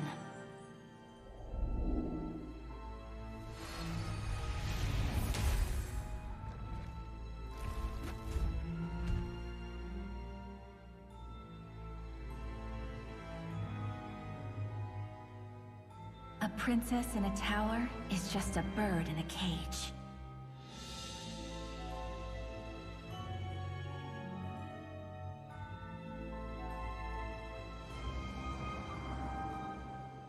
Curse it! Take my vengeance! Protect your queen!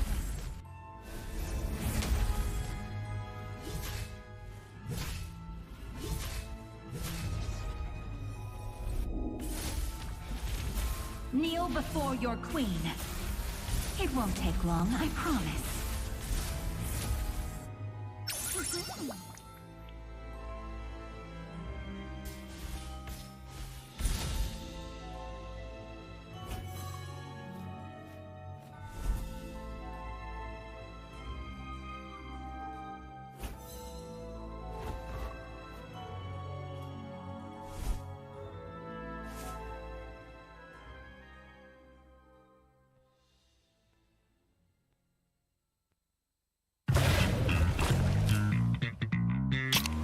Confirm mantap, confirm lah Nescafe. Pelbagai kejayaan dapat dikecapi. Sejarah baharu telah tercipta. Namun, setakat itu sahajakah kemampuan kita? Setiap kali ke pentas dunia, pasti kecewa. Sampai bila kita nak kalah? Ditundukkan serendah-rendahnya. Sampai bila kita nak dihina? Tiap musim harapan peminat gugur. Sampai bila nak kalah? Sampai bila nak kecewa? Setiap rakyat pasti akan melaungkan semangat ingin mempertahankan rumah mereka. Jika patah sayap Raja Wali, bertongkat jua kita kemari. Tahun ini pastinya kemenangan semakin dicita demi menjulang nama Malaysia di pesada dunia. Di mana bumi dipijak, disitulah langit dijunjung. Stadium MBSJ Serdang Jaya secara rasminya menjadi rumah MPL MY pada tahun ini. Seterusnya, melangkah ke arena besar di Timur Tengah, di Riyadh, Arab Saudi. Juara kita bangkit menghadapi cabaran, bersedia mencipta sejarah. Utara, Timur, Barat dan Selatan, kita semua MPL MY Playoff musim ke-14 akan berhijrah ke Johor, mendekatkan lagi silaturahim MPL MY bersama. Hasrat kita semua bersatu dan bangkit dengan satu tujuan yang sama. Naikkan martabat negara, kecari juara dunia, kemuncaknya di M6. Pastikan kemenangan dan kebanggaan dikecap di rumah kita.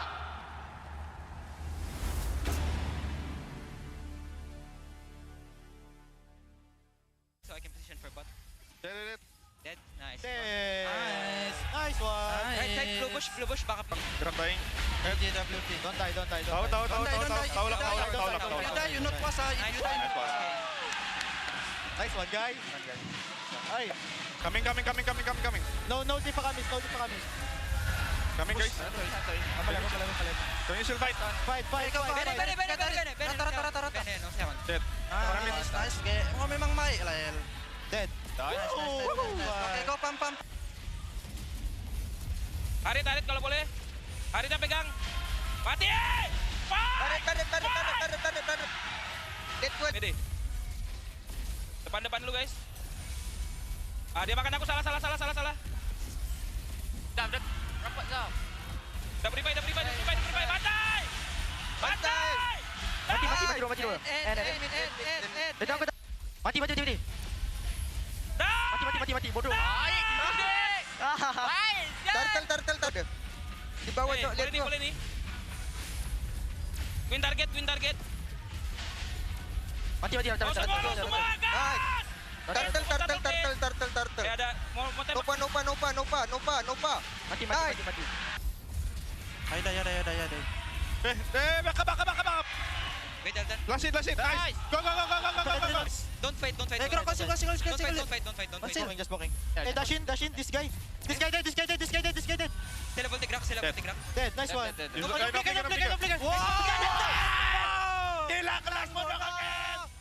I know sadly to hear because it is. Well, I'm right now that I can be stronger with you. Enemy legendary. Defeat.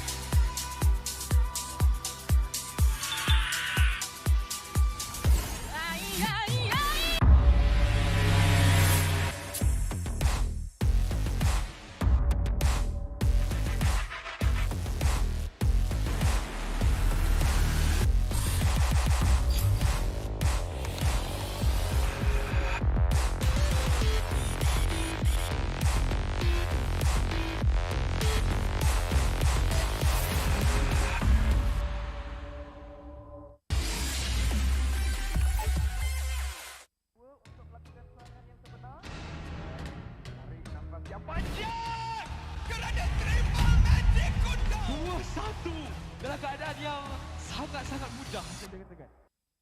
Selamat datang ke MPL Malaysia musim ke-13, di mana yang terbaik akan berentap dalam pertempuran sengit dan penuh strategi.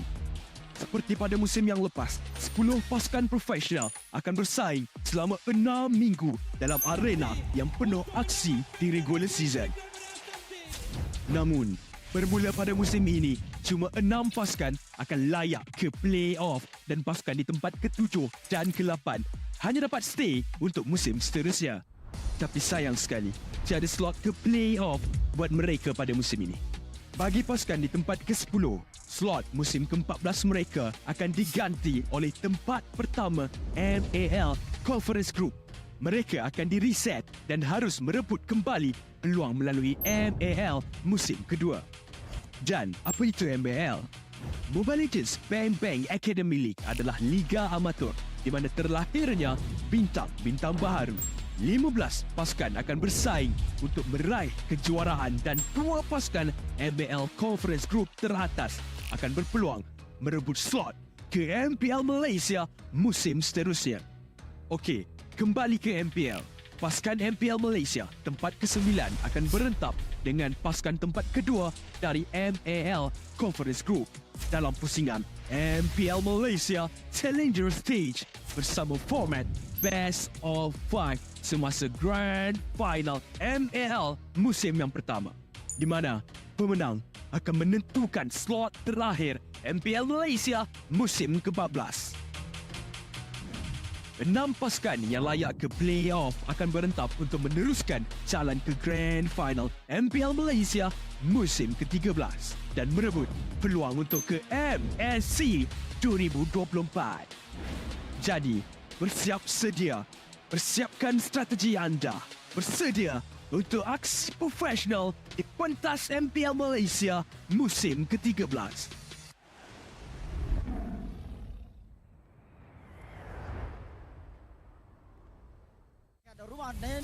Sekarang mereka cuba untuk melakukan pertahanan. Setup akan dilakukan oleh Vinogo. Tarikan daripada Lord cuba dilakukan. Penalty zone terlebih dahulu dikeluarkan oleh Yentri, tetapi berjaya dijatuhkan oleh Lolia. Sekarang serangan demi serangan.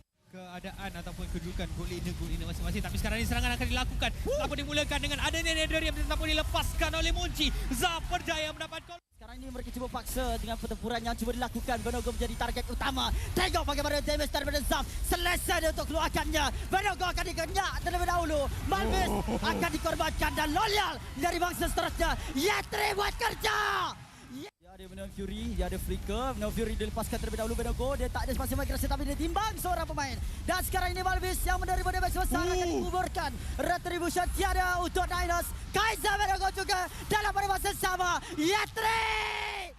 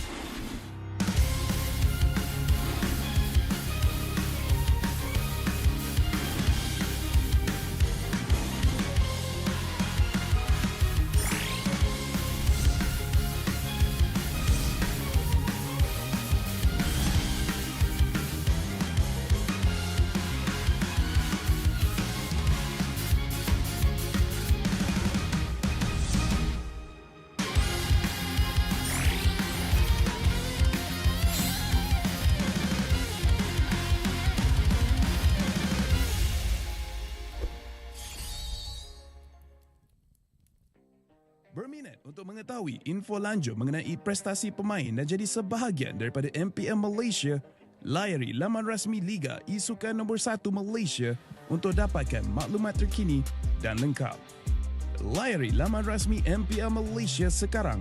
Ayo kita bersama menaikkan mutu MLBB di Malaysia. Jangan terlepas kemas kini Liga Academy rasmi MLBB Malaysia, MAL Malaysia. Ikuti semua platform rasmi kami. Ayo sokong MAL Malaysia musim pertama. Ikuti semua platform rasmi. Semua peminat dan penyokong dijemput ke arena MPL Malaysia musim ke-13 di Serdang. Anda berpeluang berjumpa dengan pemain kegemaran anda, kumpul tanda tangan eksklusif dan sertai kempen Fan of the Season.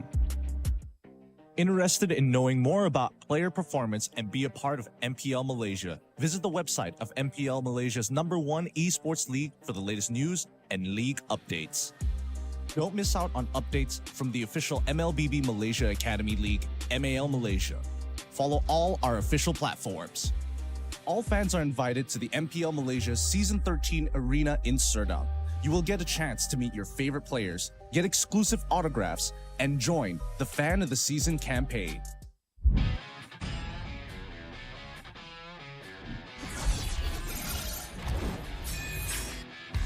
Versus satu Scalar can you do it dan Albert di sana ternyata harus hilang. Ledge fight as Long gets instantly shot down by the Blazing Duet as well as the Electo final blow. This is going to be easy cleanup for Todak as most of the... Apat yun, pero nasipa din siya yung ninakaw na sipa. Buhay pa rin ang 4v1! Already, and they're running for the lives, gunning it. David trying to drag the members of RG right underneath the turret. It's not enough though. Gray coming all the way in. He cleats it all the way up. Just no way for him to run. Just... Kita ada satu warrior weapon di Malaysia membuat pergerakan dari Liga terlalu benar-benar slow. Rafanya sudah tumpah.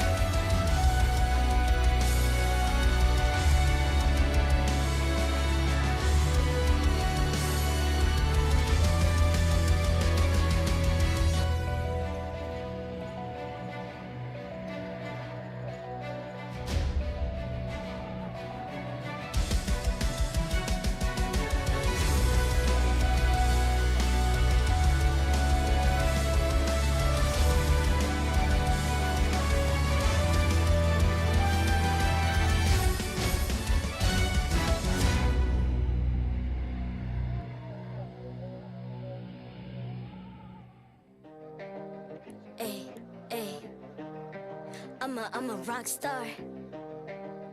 Yeah, rock star. Ay, ay, ay. I'm a rock star, baby. I'm a rock star. I'm a rock star. I'm a rock star. I'm a rock star. Panggil aku rock star. Ini kejohanan kita semua orang rock star. Kita rock star, kita buat saja gaya kita. Makin panas apinya sudah membara. Macam mana pun ku menempuh segala. Demi negara ku buat semua bangga. Step into my world, you know I'm always in my zone. You know I got my team, no I'm never alone. Bring out my best, buat yang terbaik. Jadi juara perlahan kita naik. Aku nak push, naik-naik jadi lebih bagus. Jadi hero, ku ada skill. Berapa banyak musuh aku dah kill. Ramai cuba mencapai, cause they envy me. Tiap game aku pasti jadi MVP. I'm a rock star, baby, I'm a rock star. I'm a rock star, I'm a rock star. I'm a rock star, panggil aku rock star. Ini kejohanan kita semua orang rock star. I'm a rock star, baby, I'm a rock star. I'm a rock star, I'm a rock star. I'm a rock star, panggil aku rock star. Ini kejohanan kita semua orang rock star. Tengok nanti siapa yang juara. Ni peluang kita bawa pulang piala. This is my game, this is my time. Menang semua, everything will be mine. Kalau jatuh kau pasti kembali. Bangun balik ku tegak berdiri. Kuatkanlah tenaga, ganjaran diperoleh. Ni kejohanan kita, Malaysia memang boleh. Rise up to the top, kita buat bersama. Semangat kita kuat di bawah satu bendera. Ay. I'ma go hard for the win. Win. On the battlefield till the end. I'm trying to beat the greatest anyone has ever seen. Stand by, I'm coming in for the win. I'm a rock star, baby, I'm a rock star. I'm a rock star, I'm a rock star. I'm a rock star, panggil aku rock star. Ini kejohanan kita semua orang rock star. I'm a rock star, baby, I'm a rock star. I'm a rock star, I'm a rock star. I'm a rock star, panggil aku rock star. Ini kejohanan kita semua orang rock star.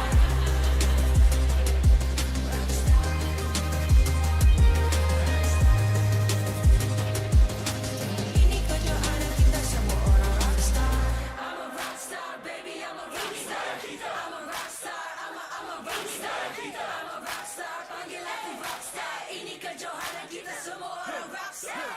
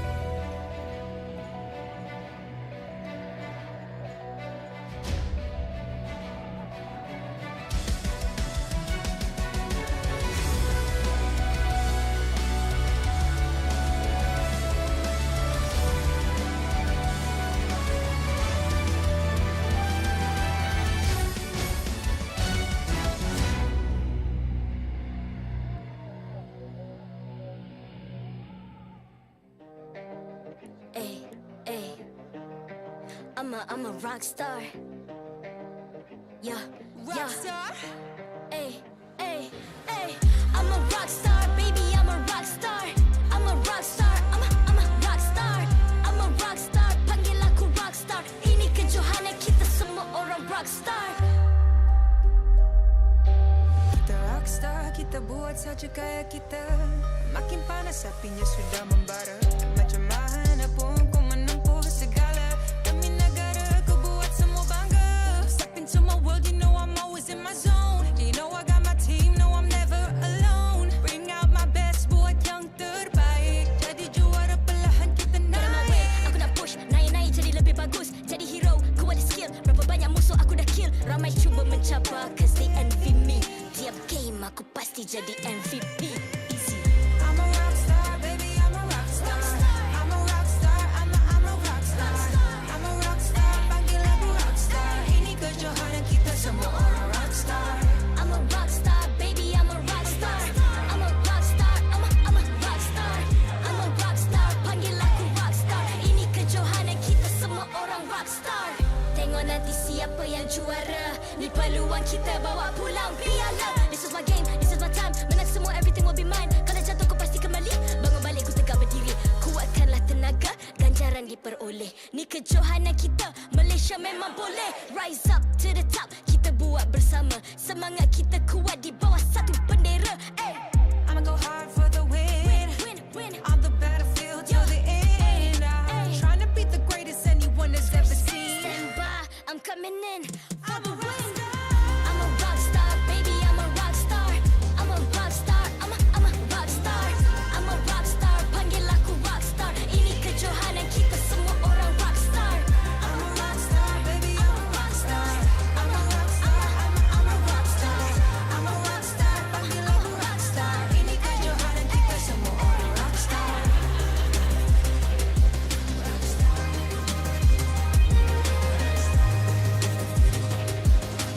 Ini kejohanan kita semua orang rockstar.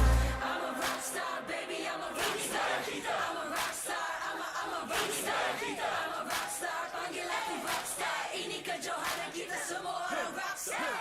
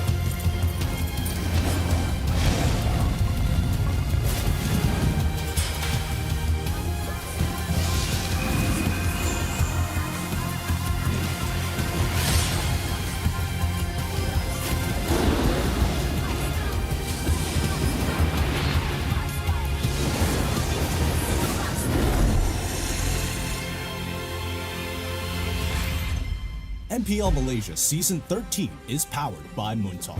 Enjoy a superior 5G network and lightning-fast gaming experience only with our official mobile internet hotlink. A big shout out to ROG Phone 8, the official gaming phone, for keeping our players at the top of their game. Grind on with Nescafe to keep your gaming spirit going. Thank you to all of our sponsors and partners for your support in MPL Malaysia Season 13. Selamat kembali ke MPL Malaysia musim ke-13. Anda bersama dengan saya Rose, host anda sepanjang musim ini. Dan sekarang kita sudah berada di match terakhir untuk hari ini. Manakala kita akan saksikan perlawanan Homeboys yang akan menentang Monster Vicious. Alright guys, minggu lepas kita nampak Homeboys kalah match pertama dorang menentang Selangor Red Giants.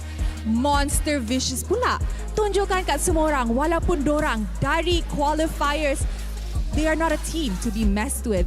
Dorang dapat first maniac of the season.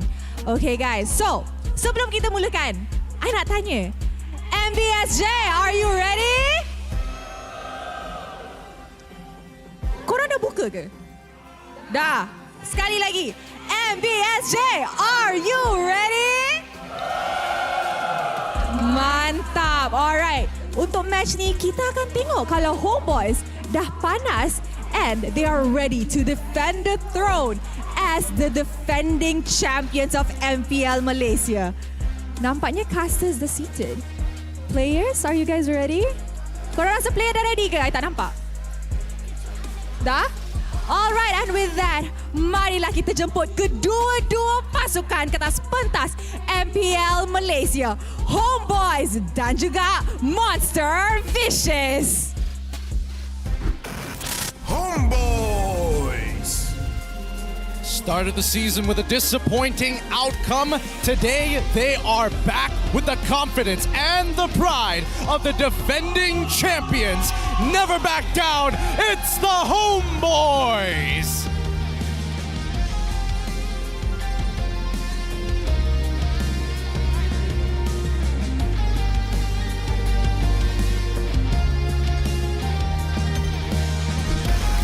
Monster Vicious. Surprising other teams with unique drafts and gameplay. It is only fitting that they also achieved the first Maniac of the season. Will they provide us with more surprises? Let's go, Monster Vicious! Sekarang, marilah kita menjemput jurulatih dan analis bersama Head of League Ops Cedric yang akan mengalas tugas untuk memastikan perlawanan sentiasa berjalan dengan adil dan lancar.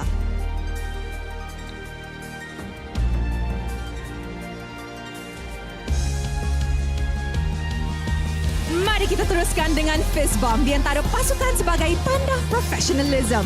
Inilah gaya kita. Inilah semangat kesukanan kita. Kawan di luar gelanggang, lawan di Land of Dawn. Alright guys, sekarang kita berada di match terakhir untuk hari pertama minggu kedua. Tapi untuk semua orang yang tengah tengok dekat rumah, korang jangan lupa join the fight by scanning the QR code and joining the code down below. Alright guys, nampaknya semua orang dah tak sabar untuk saksikan match kedua Homeboys untuk musim ini. And with that, teams, this is your moment. Game on.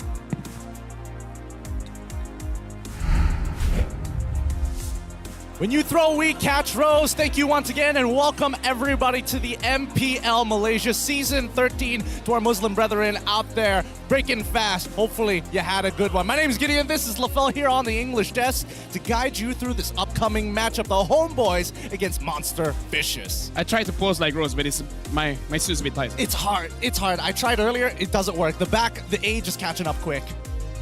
You're not that old. I'm that old. We're getting there. I have, okay, this is an interesting thing. I have white hairs on my beard. You have I have white hairs on my chest. That's a real thing. I have white hairs at the place where the sun don't shine. Oh boy, that's too many places that have white hairs. But you know, these teams, they're getting to that point. They have stayed in the league for a while. MV, for an example, in the Tier 2 scene for the longest of times and coming out with the first Savage of the season. Pretty good start. Anyways, big shout out to ROG Phone 8, the official gaming phone, for keeping our pros at the top of their game. If I'm not mistaken, it was a Maniac, but either way, man, it was impressive. It was. And considering that they came from the Tier 2 scene and dominated the Tier 2 scene, they're making a name for themselves here and maybe a bigger name for themselves if they can take down the Homeboys. It's nice that they've been smurfing, but now here in the big stage, now it's like, okay, guys, this is game time. You guys can talk the talk. Now time to walk the walk. And it's going up against Homeboys. And Gideon, we sure are lucky because we're on the Homeboy side. Oh, yeah. They're bringing I see Daddy Hood there. I mean, they've brought everything over. I'm waiting for the parade. I'm worried about the parade. I'm waiting for the fireworks. The fireworks indoors. I'm nervous. I'm nervous for this matchup, and I'm sure Daddy Hood is too. Considering their week 1, not exactly looking the greatest in the world. Hopefully, I mean, come on. Isn't that a bit rough, calling them the weak one? Well, I mean, they are the champions. It's expectation versus reality here. Why is... Okay, you know what? Either ways, we have something for you guys here. We prepared a video where we interview with some of the players. When I say we, I mean someone else. Check it out. Aku rasa untuk Homeboys, next match is gonna be a bit rough. Asal lah sebab orang MV, lepas tu ada Raf. Memang kelakar benda ni. Ha? Kau ingat kau funny Tapi speaking Kacau guna kasar tak? Betul juga kan. Tapi gameplay dia memang tak kasar, babe. Aku rasa desas-desus yang kata dia nak jadi Ciku 2.0, dia main dengan agresif, aku rasa a bit too early lah sebenarnya. Sebab kita baru week 1. Yes, dia dapat Maniac minggu lepas, tapi Ciku dah berapa banyak Maniac pula dia dapat dalam sejarah hidup dia. Tapi apa-apa, in all seriousness, kau rasa MV boleh kalahkan tak, Homeboys?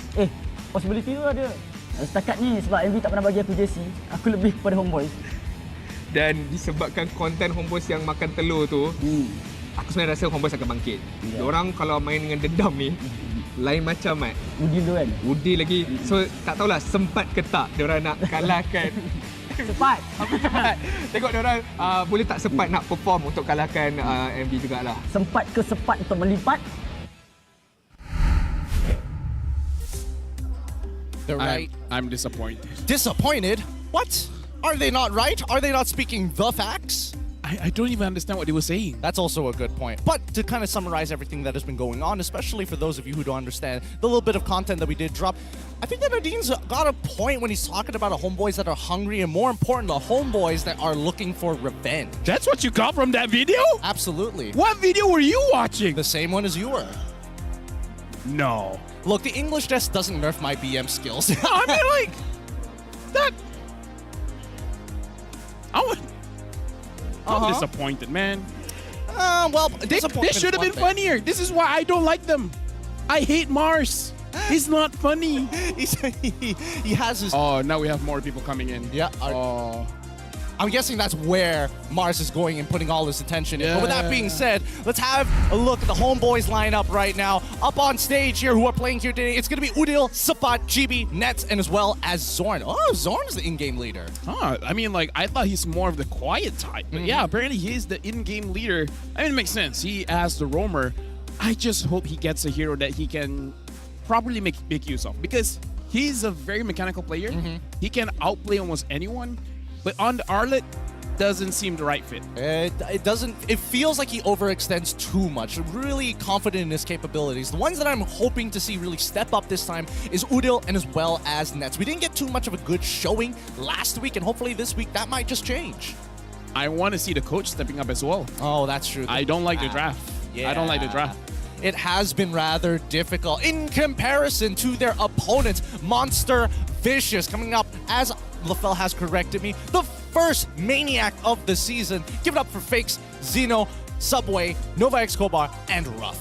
Subway is the in-game leader here, and I feel like knowing him when he was in SMG, he did guide the team to where they should be going. And I feel like this is the meta for Subway, because Subway is an amazing tank jungler.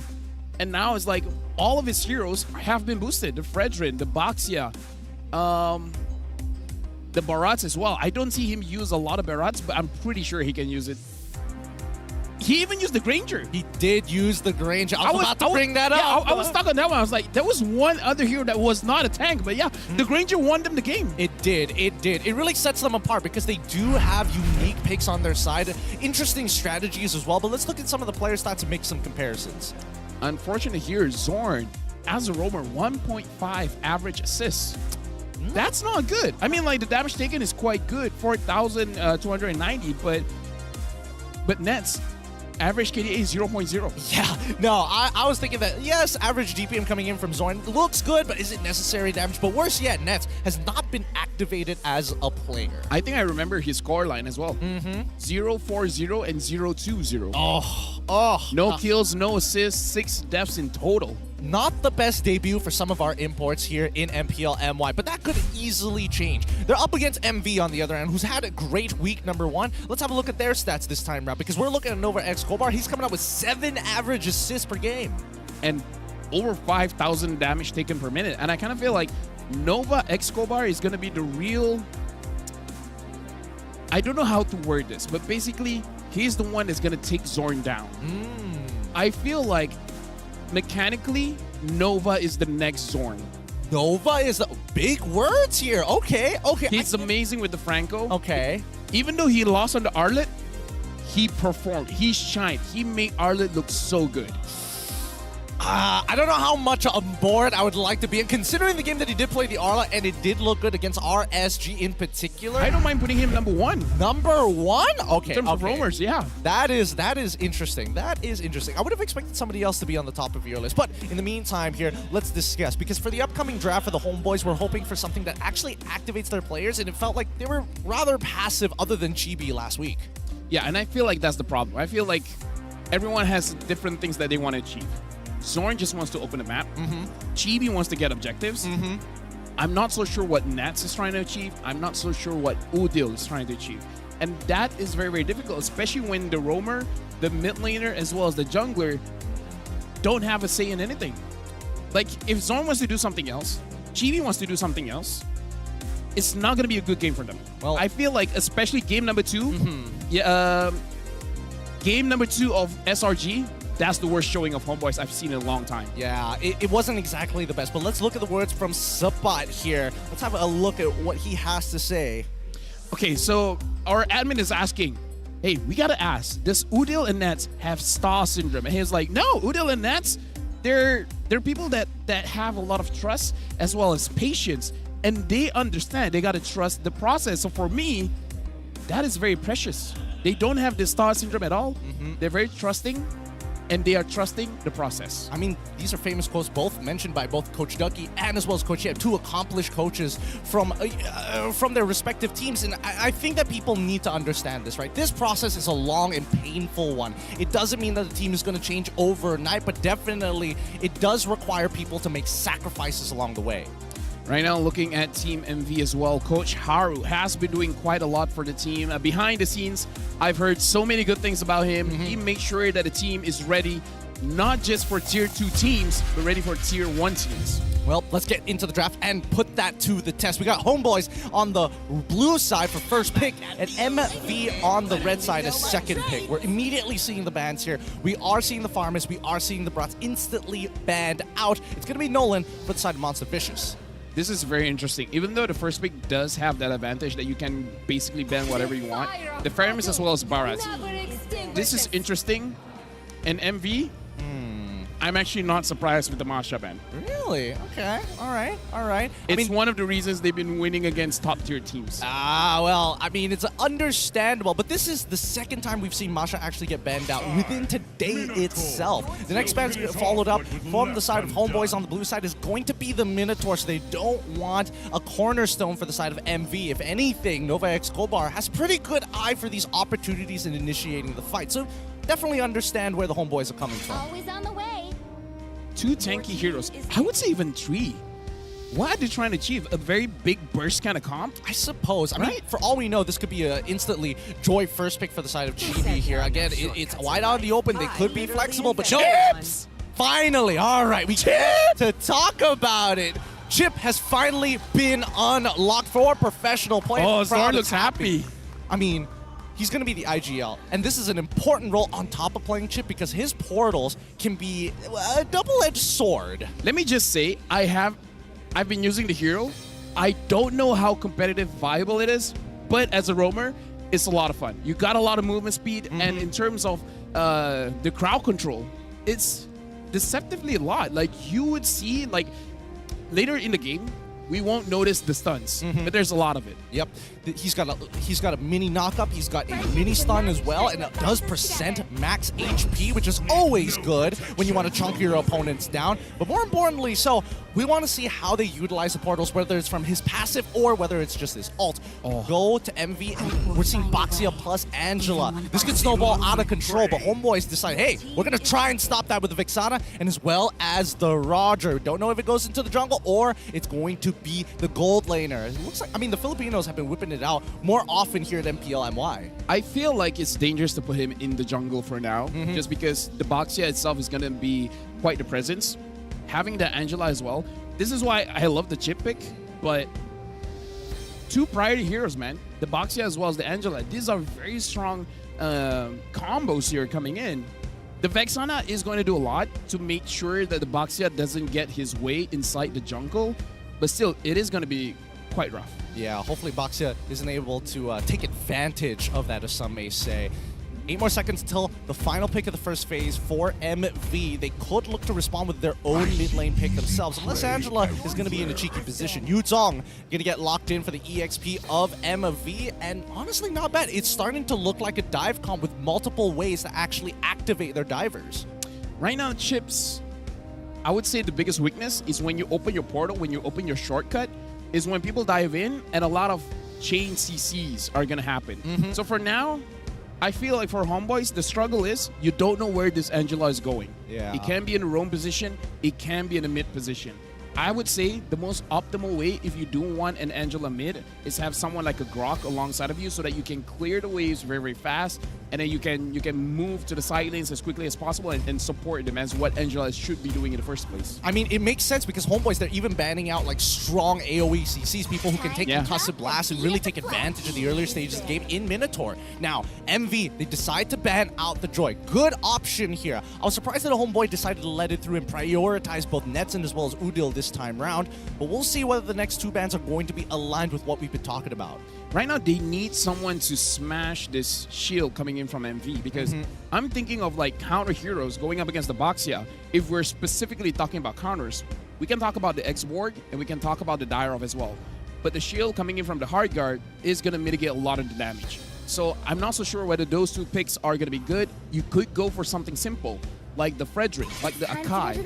I feel like those two heroes don't get punished as much in the jungle, and it's going to be very, very useful when it comes to the fights around the Lord. Yeah, also, not even just the fights across the Lord. The fact that they're going to be playing around the chip portal, it's a good disengage or re-engage tool if things don't go exactly according to plan.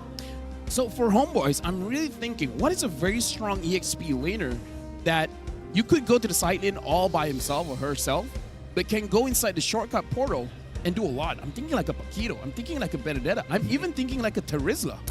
I was thinking along the lines of Terizla and as well as Benedetta. I feel like Paquito into the Yuzong matchup feels like it's a good idea, but it's easily influenced. I think it's a little too volatile. And I think MV, they're taking the Swiss Army knife away. It's like, hey, we don't want a puzzle piece that fits every completed puzzle ever. Let's chuck that out of there. Make it a little crooked. Make it a little awkward for Homeboys. What else is good for Homeboys here? Because I do feel whatever the EXP laner is going to be, it has to be mobile. It has to clear the lanes very, very fast. So Chi-Chi is not a good pick here.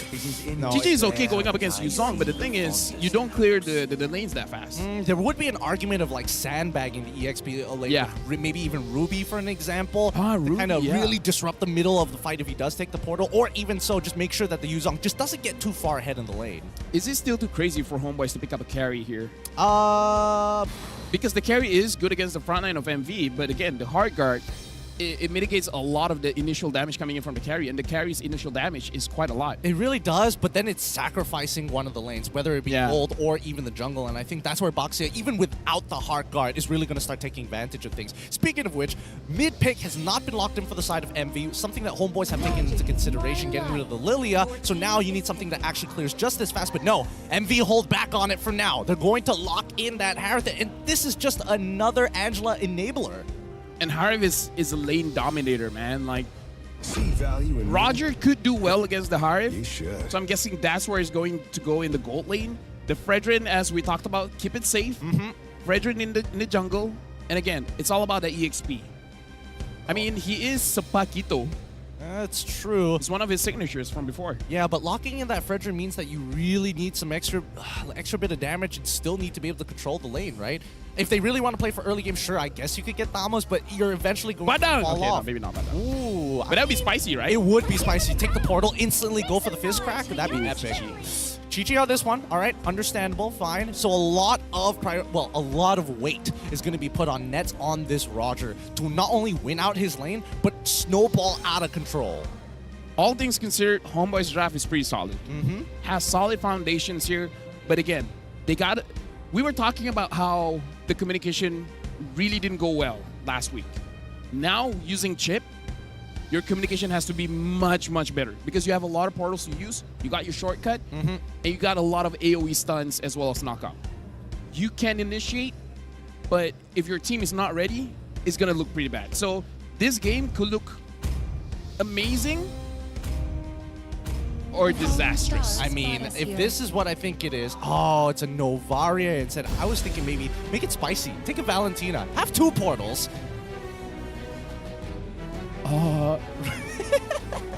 To be fair, this shortcut can be used for both teams. It's true. So it's like, hey. I guess there's one portal that they don't have access to, and that's the one at your base in the fountain. Think about it. Either way, right now, looking at both drafts, I would say MV has the easier draft to execute. It's pretty straightforward. A, B, C, N. For Homeboys, they got a lot of hoops to jump through. It's a lot of conditions, in a matter of fact, and it's highly dependent on the laners doing well, not giving first blood, and not dropping the ball. As we get into the land of Dawn here, I hope our audience is ready for the second bout, the second best of 3 to kick things off here at day number 2. Day number 1, week number 2 here at the MPL MY Season 13. Let's make some predictions here. Where do we expect this early game to go, LaFell? Because I think it can get chaotic very fast, considering Chip has Y Walk as a passive to be able to apply a lot of pressure across the map. The thing about Chip is that even though you're starting at the EXP, you can easily go to the gold lane. But I don't know, I kind of feel like between both lanes, either mid or EXP is the easier one for you to actually get a kill, because going up against a Harif as well as Roger, they got a lot of mobility there. Zorn instantly going to the EXP to affect Zeno as much as he can. A good way to actually exploit Chip for the time being. He can easily head up to the top side, but it really doesn't matter at this point, right? Yeah, right now. Beautiful early game coming in from the Homeboys. Instantly setting up for the dive, getting a great trade, and even bringing Udil to be an insurance policy. Yep, looks like Zorn here, he's like, yo, staying in the mid, helping out your mid laner, that's like what, 2020? No, it's 2024. We go to the EXP lane. Hey man, it's a new era, new time, new meta. And right now, Zorn, he is... I've never played Chips like this, by the way. Actually zoning out the jungler, finding out wherever he is. And for those of you who are curious, looks like he's using the tank emblem with Inspire as well as Wilderness Blessing. So he wants more movement speed inside the river area, but he wants that cooldown. And he wants to clear the minions quite fast as well. I think it's a good setup here. Overall, I'm curious to see what's his first item. Is that once again looking to punish Zeno this time around underneath his turret. He's level 2 and Chibi is level 4. The minions have pushed in. Retribution being committed as well, instantly taking him out. Looking for a trade though. Subway comes rolling on in, but Udil says no. You stay back. I don't want anybody else taking a trade for our team. I like the respect of Homeboys have for Zeno, because Zeno, in the previous games, he is basically the one splitting the map. He likes to play alone in his own lane, push his own lane, and through that, they can actually control the waves much, much better.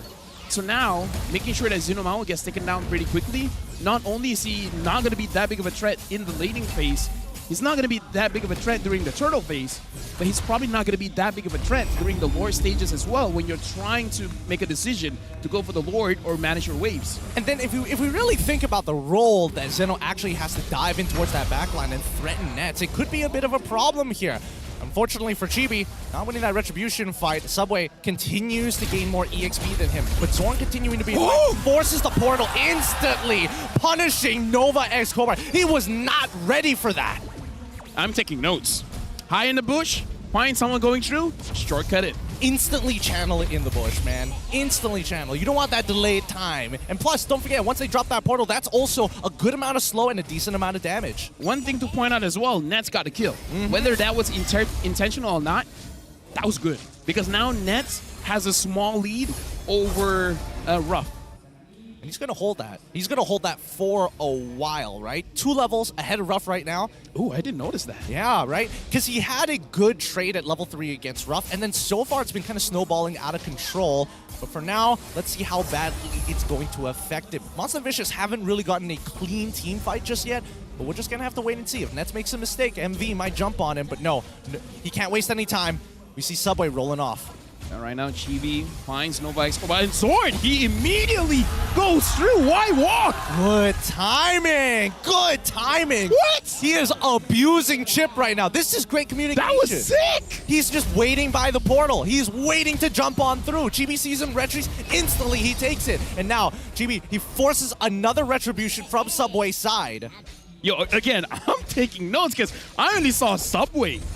I'm sorry, I only saw Chibi and I was like, okay, maybe he can do something here. And all of a sudden, he comes in and then gets the stun off. I'm telling you, if only we had 2 cameras to see them all. The Astral Echo is going to be popped as well as the Hard Guard jumping into the back line, trying to get a kill onto Udil, but he doesn't go down. Subway finds Chibi, can't heal through the regeneration of the Toys Poissons, and now for the big punish coming in for MV. How many can they get off of this? They get only 1, and the turtle should fall into their hands. Now we see the problem. The Angela is going to be the bane in Homeboy's side. They got to figure out a way whether they want to kite away whenever the Heart Guard has been used, or they got to focus in. Break that shield, make whoever she enters, whether it be the Yuzong or the Baxia, a little bit more vulnerable. Because once the Heart Guard is in, at least from initial what we saw just now, the damage wasn't enough. Clearly, the damage wasn't enough, but the turtle still falls into the hands of Homeboys despite Monster Vicious actually winning out that fight. Now, curious enough, what do you think about the way that Monster Vicious likes to punish their opponents, right? They found a good angle here. They're managing to take the Litho Wanderer, but at the same time, do they really care about these neutral objectives, specifically the turtle? I feel like they do care, but they understand that for you to get to point B, you got to get through A first. And I kind of feel like the fact that Homeboys, the way that they're positioning... Hold on. He takes the portal up to the top side. He's got the seal good as well. Goes to Subway. All right. He's Shortcut. on top of him. Okay, so instantly the Heart Guard does come out. He brings in the entire team to punish him. And now, unfortunately, the rest of the team can't get back into their lane as the portal's just too far forward. Sorry, I just had to see that happen first. But long story short, Homeboys, they're putting in a good positioning to make sure that Monster Vicious cannot go forward. So for them to go forward, they got to kill someone first. Well, speaking of killing, they're going to get right on top of Ruff, and even before the Zaman Force gets dropped down, it's going to be Nets being able to secure another kill. He is so far ahead of Ruff right now in terms of gold, and Sabat still able to protect both mid as well as bottom turrets. Right now, Monster Vicious, they got the kill whenever it's going on in the Riverside for the turtle fight. But they haven't been having very good ganks on the side lane. And again, it's very interesting. I like that the observer is looking at Zorn here. He's not roaming around the map. Yeah, he's keeping eyes. He's going to take the portal down to the bottom side. Zeno's pushed up pretty far here, and Sopat is going to take full advantage. The knockup is good, but doesn't matter when you have the whole team. Zorn secures another kill for the Homeboys. I'm just going to be maining Chip, man. Dude, this is actually disgusting. Dude, like the way that Zorn is playing? My goodness. It's never just 2 people. Whenever you see Chip, it's never just 2. There's always so many more in the back pocket. I like the fact that Zorn doesn't even walk that much. He really just like, yo guys, just let me know when you guys want something and I'll be there. Yep. He's got a 40-second cooldown on his passive, by the way. So he is really off cooldown, off rip, he is going. But now here comes the Black Dragon form. You see Subway, he's in the middle of all the members and even dropping down the Eternal Guardian to try and zone them away. The Heart Guard comes out too, but Chibi is going to manhandle him single-handedly as Nets tries to secure the kill. It's a lot harder than it looks, but the fear is going to put him down. Udil finds the kill as Subpod zones away 3 members of MV. Yeah, right now, looking at the situation here, Homeboys, it looks like they just want to kite away. Shortcut! He shortcuts again, bringing Nets along with him, who went back to base to get his health back. Homeboys does not let go of the pressure. I was going to question, the hero is interesting and all, but is it first pickable? Apparently, yes. I mean, Homeboys have cracked the code on this one. I gotta give it to them. This is so clean from the, like, what is MV actually supposed to do at this stage of the game? Anybody who's overextended like Subway goes down, and that's mid-tier 1 as well. Homeboys is fast, but this is crazy fast. Maybe they learned telepathy. Maybe that's how they're doing it. I mean, here's the thing. There's so many chances for Homeboys to make a mistake, it's just that they didn't make it yet, right? So Monster Vicious, with the draft that they have, it is still very strong. You can skill quite good come... I mean, right now it is the mid-game. This should be where Monster Vicious is spiking. But I feel like because Xenomao is 0-4-0, that makes it more difficult. I mean, look at Nets. He's level 11 to Ruff's level 9. 4 kills ahead of him as well. The portal comes on through with a shortcut, and now Nox Komar, he can't get away. The Crash Course mini stun turns his basic attack into a ranged basic attack. You can't run from this man. I mean, God help him. I want to root for Monster Vicious, man, but at the same time, how can you not get excited seeing all these portals all around? Dude, this feels like war crimes being committed right now. It feels like the Geneva Convention is being broken as we speak. It's not a fun time for MV. It feels like every move they make is instantly responded by the entire military force of the Homeboys. Yeah, so at this point, with 9,000 gold lead, realistically, what can Monster Vicious do, man? Because I feel like they have points when Xenomount goes in with Nova Escobar. They have a chance to catch people off guard. But the thing is, as long as Homeboys kites that, as long as they're being very disciplined, not trying to fight back, they're all good. Because Monster Vicious, their setup really is on the Yuzong. Yeah, and it really doesn't help that Udil has that fear just in case anything happens. If you're coming at me, good, you're coming in a straight line. I'm gonna fear you instantaneously. He hasn't missed one just yet, and the most that's been expended in terms of his resources is his flicker sometimes. So I think that MV have kind of missed that mark, right? The first go to A, get to B, they've missed A, now you're gonna have to wait until C, and that's probably around the 42K mark. I feel like Zorn fans are eating good, man, because he did not do well last week. Whoever has Zorn in their fantasy team for this week, yeah, they're looking pretty good. Maybe this is why Zorn didn't look good last week. He's been doing chip all along. He's been practicing only chip. One hero. Only one hero. If he goes back to Cho, it's like, I don't know how to play this hero anymore. It's like, why do you have so many dashes? Why do you even walk? Why even walk? Oh boy. Now, First Lord is going to come crashing in through the mid lane this time round. And Homeboys, let's see how good they are at closing this game with a 10K gold lead. This is this should be unwinnable for the side of MV. They should be guaranteed to lose at least one inhibitor turret, because if we're talking about high ground defense, it's not looking good for their draft. I mean, yeah, I don't want to be a Debbie Downer, but this is the point of the game where they're like, okay, let's talk about the next draft. It's a GG go next angle. Wait, hold on. GB using that Retribution, forcing out the Black Dragon Form coming out from Zeno. They're going to lose mid inhibitor here, but there's no real response coming out from the side of MV. Not enough threat, not enough gold. Down in economy. And with the mid inhibitor already gone, they're just waiting for the second wave of super minions to start crashing. Yeah, I feel like Homeboys, they want to die, but they don't find an angle just yet. So they're probably just waiting for Zorn. Zorn has to be the initial start to the fight, and then Chibi comes follow up, and then Sapat tries to tie someone in. Oh boy. It's going to be the Shield Unity already broken down. Ruff with the Heart Guard is going to have to try his best, but the mini stun is not looking good, forcing him to Purify to get on out of there. The Zaman Force keeps him up with his Chrono Dashes, and unfortunately for the Homeboys, they find nothing out of this other than battle spells from MV. Yeah, right now Chibi is doing quite a good job being in the front line. He's absorbing as much as he can, same as Sapat, but they don't have a way to dive, and this is interesting. The Boxia is trying to farm as much as he can. I mean, there's nothing else for Boxia to really do here. He's going to start the recall now. He probably could have taken a buff alongside with him to try and even out the EXP lead, but honestly, Nets, he's level 15, 12 minutes into the game, and not even GB is level 15 yet. Looking at the gold advantage here, looking at Nets, he's almost pulled item. Yeah, he has the Oracle as well, so he has defense against armor as well as magic resist, and he can sustain for quite a while. Quite a lot of healing here coming from the items that he has, the Demon Hunter Sword as well as the Endless Battle and the Rose Gold Meteor. Oh, Zorn just figuring out where Subway is, making sure that he's using his portals in a timely manner, making sure that every part of the map is going to feel like it's the Homeboys' territory. Speaking of which, it's normal tank items for Zorn. The Dino Shield as well as the Dominance Ice. Good options overall.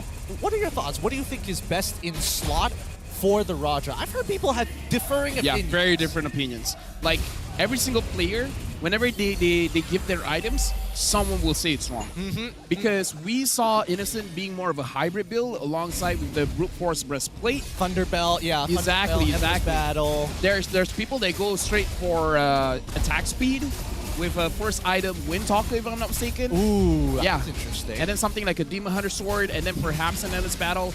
We see like the casting type here, like Nets having the Endless Battle. This is the first time I see an Oracle on him, so yeah, I don't know. When it comes to Roger, almost feels like you're never right, but at the same time, you're never wrong. What do you think about the crit build specifically? Because that's something that I've seen Renmar make a video about and consider to bring into solo queue, especially get ahead. Like, I see the idea, the Haas Claw sounds like a great idea, but at the same time, when you're in professional play and when you have these many different outs and damage types to deal with, it can be a bit rough here.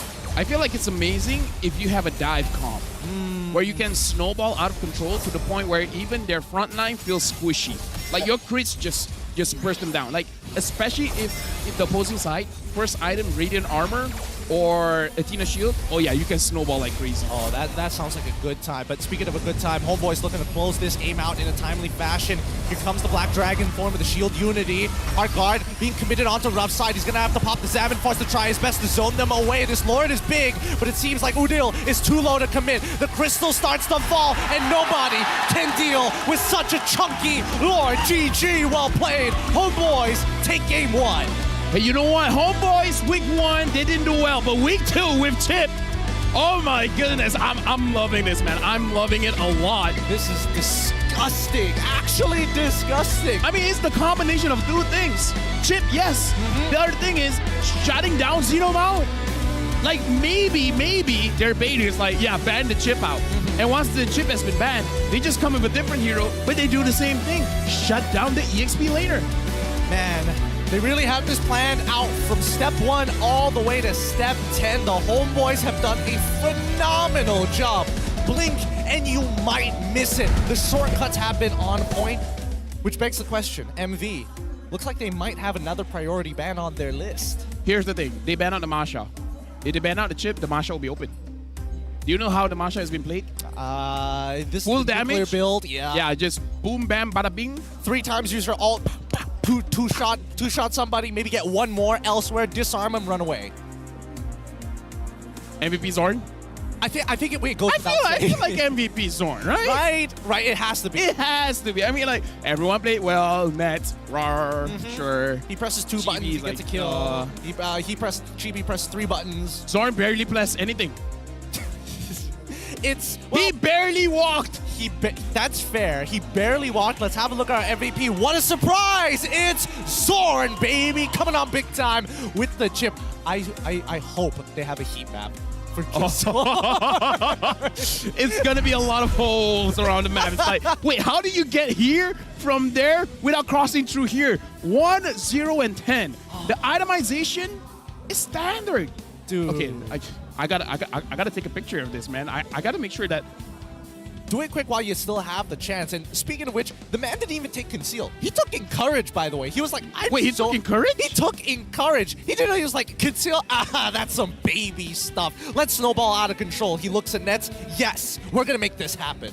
Yeah, but either way, dude, follow this emblem set because it's been working. But I feel like it's not just the emblem set. It really is how he plays. Because I've been playing Chips for quite a few games, and I've never played like that. And I think this is the beauty of certain heroes, where some people just have that macro sense to know that you don't need to do things that are unnecessary, like walking around the river. It's very dangerous. It is very dangerous, but let's not also forget, something about his communication is different from everybody else. Because, I mean, even if you play as a 5-stack, right? Chip is great, yes, when you're snowballing, but there are times where you do fall behind and you need to make that right call. Somehow, nobody, whether it be Nets, whether it be Udil, and especially, I thought Supat would start falling behind eventually. They didn't. They sacrificed nothing in their lanes to make this happen. Supat having an extra damage item here as well. Usually when it comes to CC, you only see the War Axe, but it looks like he has the Malefic Roar as well. But the thing is, from Homeboys, they have a lot of frontline destroying items here. You have the Malefic Roar, you have the War Axe coming in from Supat. From Udil, you have the Glowing Wand. From Nets, I would say just a lot of true damage coming in from the Demon Hunter Sword. In fact, Nets items is a lot of healing.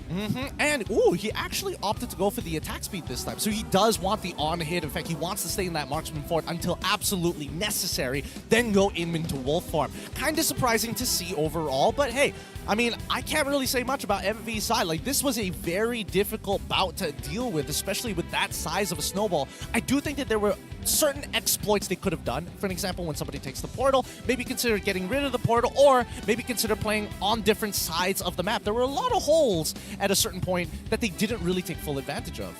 I feel like it's just a lack of experience, and I'm not. Wait, that's not even fair. That's not even fair, dude. Like, okay, it's not that far. For a second there, I saw Zorn's name. I thought he did the most damage. That's why I paused him. Okay, no, it's Udil. Okay, I really want to talk about how I don't even blame MV here. Yep. This is the first time that your EXP laner has been ganked non-stop. What do you do? Right? Because I feel like the introduction into the MPL, most of the games have been standard. Yeah. This game coming in from Homeboys is far from standard because super unorthodox. This is a very clear difference of understanding your win condition and avoiding the enemy's win condition. Homeboys, they understand the win condition, dropping down Xeno. MV has no idea how to stop that. And again, I can't blame them. How can they train to prevent this? Well, it's tough, right? Because again, it's one of those things where you need somebody to actually identify where exactly is Zorn and who is keeping track of when he uses his abilities. And even so, it's not like you have a timer underneath Zorn's health bar that kind of tells you that, right? There's no visual indicator, which I think is the hardest part for the side of MV. Because if you walk up and we saw even Subway, he's like, okay, maybe I'll hide in this bush. Maybe I can catch somebody off guard. Zorn pops up and is like, nah, that ain't happening. I mean, even us as casters, we don't know what's going to happen. All of a sudden, he pops in. And the thing is, yes, I feel like the unpredictiveness, because in other games, say the roamer is a Cho, say the roamer is an Arlet, say the roamer is a Tigreal, a Minotaur, you have a good idea of how to handle that. But Chips, EXP lane, EXP lane, EXP lane. I think he's going to gank me again. How did he get to gold lane that fast? How is he invading our jungle? It's like, hey, he's in the bush. You go in the bush. Wait, he's gone? He's already at top lane? Yep. That's the crazy part. I think the best way to deal with it macro-wise is to make sure that the tempo doesn't fall into the hands of the boys. Aldos? That's not tempo. That is like, I will scale to infinity. That is like, oh, summon the portal, instantly get a savage. No, not Aldos, but legit, something like a Mincitar. Something when you see the shortcut, it's like, I dare you to come in. I double dare you. I triple dare you. I was thinking no dare. Dare. Get it there. I get it. Right. I get it. I can't stop giggling about it though. I will say, there are interesting methods of actually dealing with it, but I think I would like to watch that VOD again, right? I would. The mic check would be nice to see, and I would like to see the micro coming out from the rest of the side laners, right? What happens when we do hear Zorn saying, "Hey, I'm going to set up the shortcut." What do the side laners do? I feel like they take a step back, make sure, because remember, the shortcut portal appears behind your allied teammates, and that could be underneath the turret, which I don't think most players, especially those who are level 3, want to dive into just to get into a fight. Is it bad that I think their communication is much simpler than we think? It could be. Sini. Yeah, that sounds about right. Sounds about right, right? Sounds about right. The next Homeboys rap album is coming out real soon. It's like...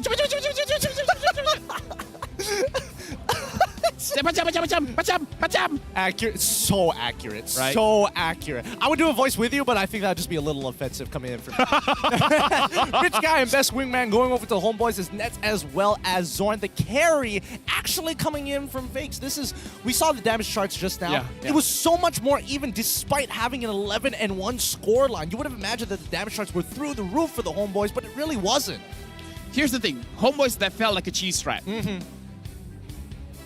I feel like it is possible for us to go to a game 3. We're going to look at the highlights here brought to us by the Republic of Gamers, and it's relentless. Xenomao didn't get to play the game. Yeah, I would have been fuming as an EXP laner. It's like, why me? This could have been, you could have gone to the other side, you could have attacked rough, but no, you chose me on this side of the map. And look how fast that was. So shortcut, no hesitation coming in from the team, and here, I'm pretty sure Nova did not expect for Zorn to appear there.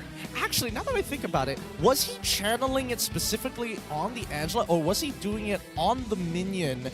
No, because it can only be done on here. It's an interaction that I need Wait, to which test one? out for myself. The portal going up? The portal, no, sorry. Launching the shortcut on top of Angela to catch Nova X Kobar. Because it came a lot faster. No, he didn't use the shortcut. Didn't use the shortcut? How else did He was using the Y walk. So he's waiting at one of the portals. That portal, you don't have to use any skills. You just have to stand on it and you press which area you want to go. You don't need a target. We're talking about two separate things.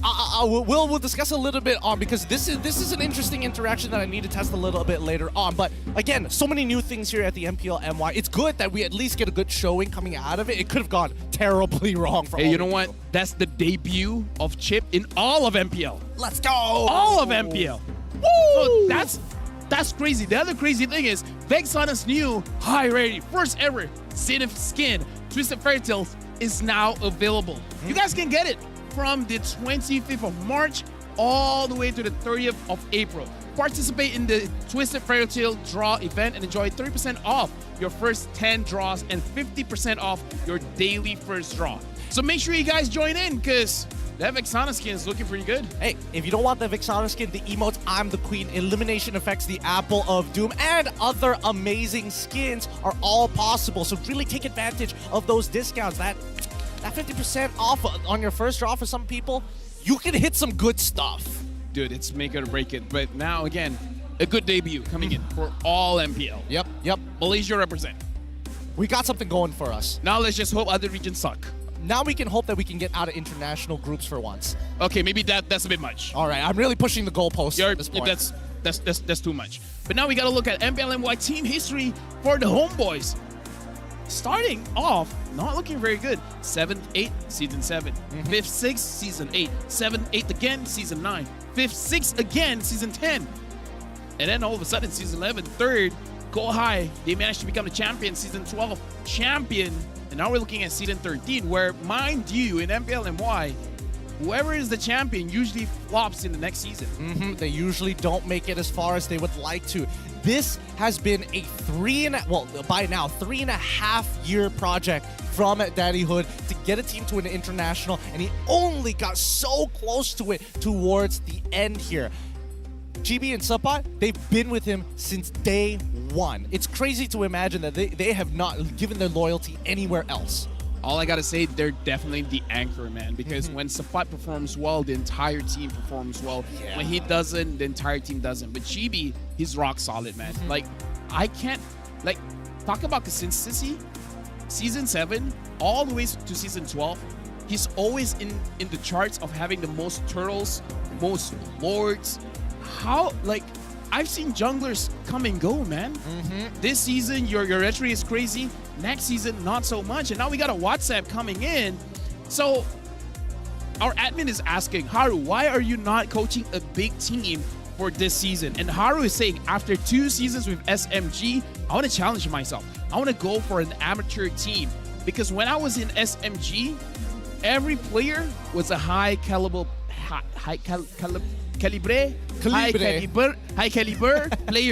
So he wants to try out something new. Honestly, this is starting to feel similar to Antagonist to a certain degree, right? High caliber player decides, you know what, this is an opportunity for me to be a head coach, and more importantly, how far can I really push this amateur team to be to near perfection as we jump into this draft. It's going to be MV now on the blue side as their first pick, up against Homeboys on the red side as second pick. I mean, what can I say, man? Haru Antagonists, they love kids. Phrasing. I mean, who doesn't? Kids are great, no? They're so good, dude. So good, man. Masha gets banned one more time, this time for the side of MV, but they're also getting rid of the Nolan. So now, being that first pick, they're not obligated to get rid of these S-tier picks. They're forcing the Homeboys to do so, but even the Homeboys are like, nah, you're still playing on our turf. Let's get rid of the Barats. Let's also get rid of the Farmers. Is Nova crazy enough for Chip first pick? Oh, no, they're banning it out. Oh! Like, nah. That's not cool, dude. We're not doing it anymore.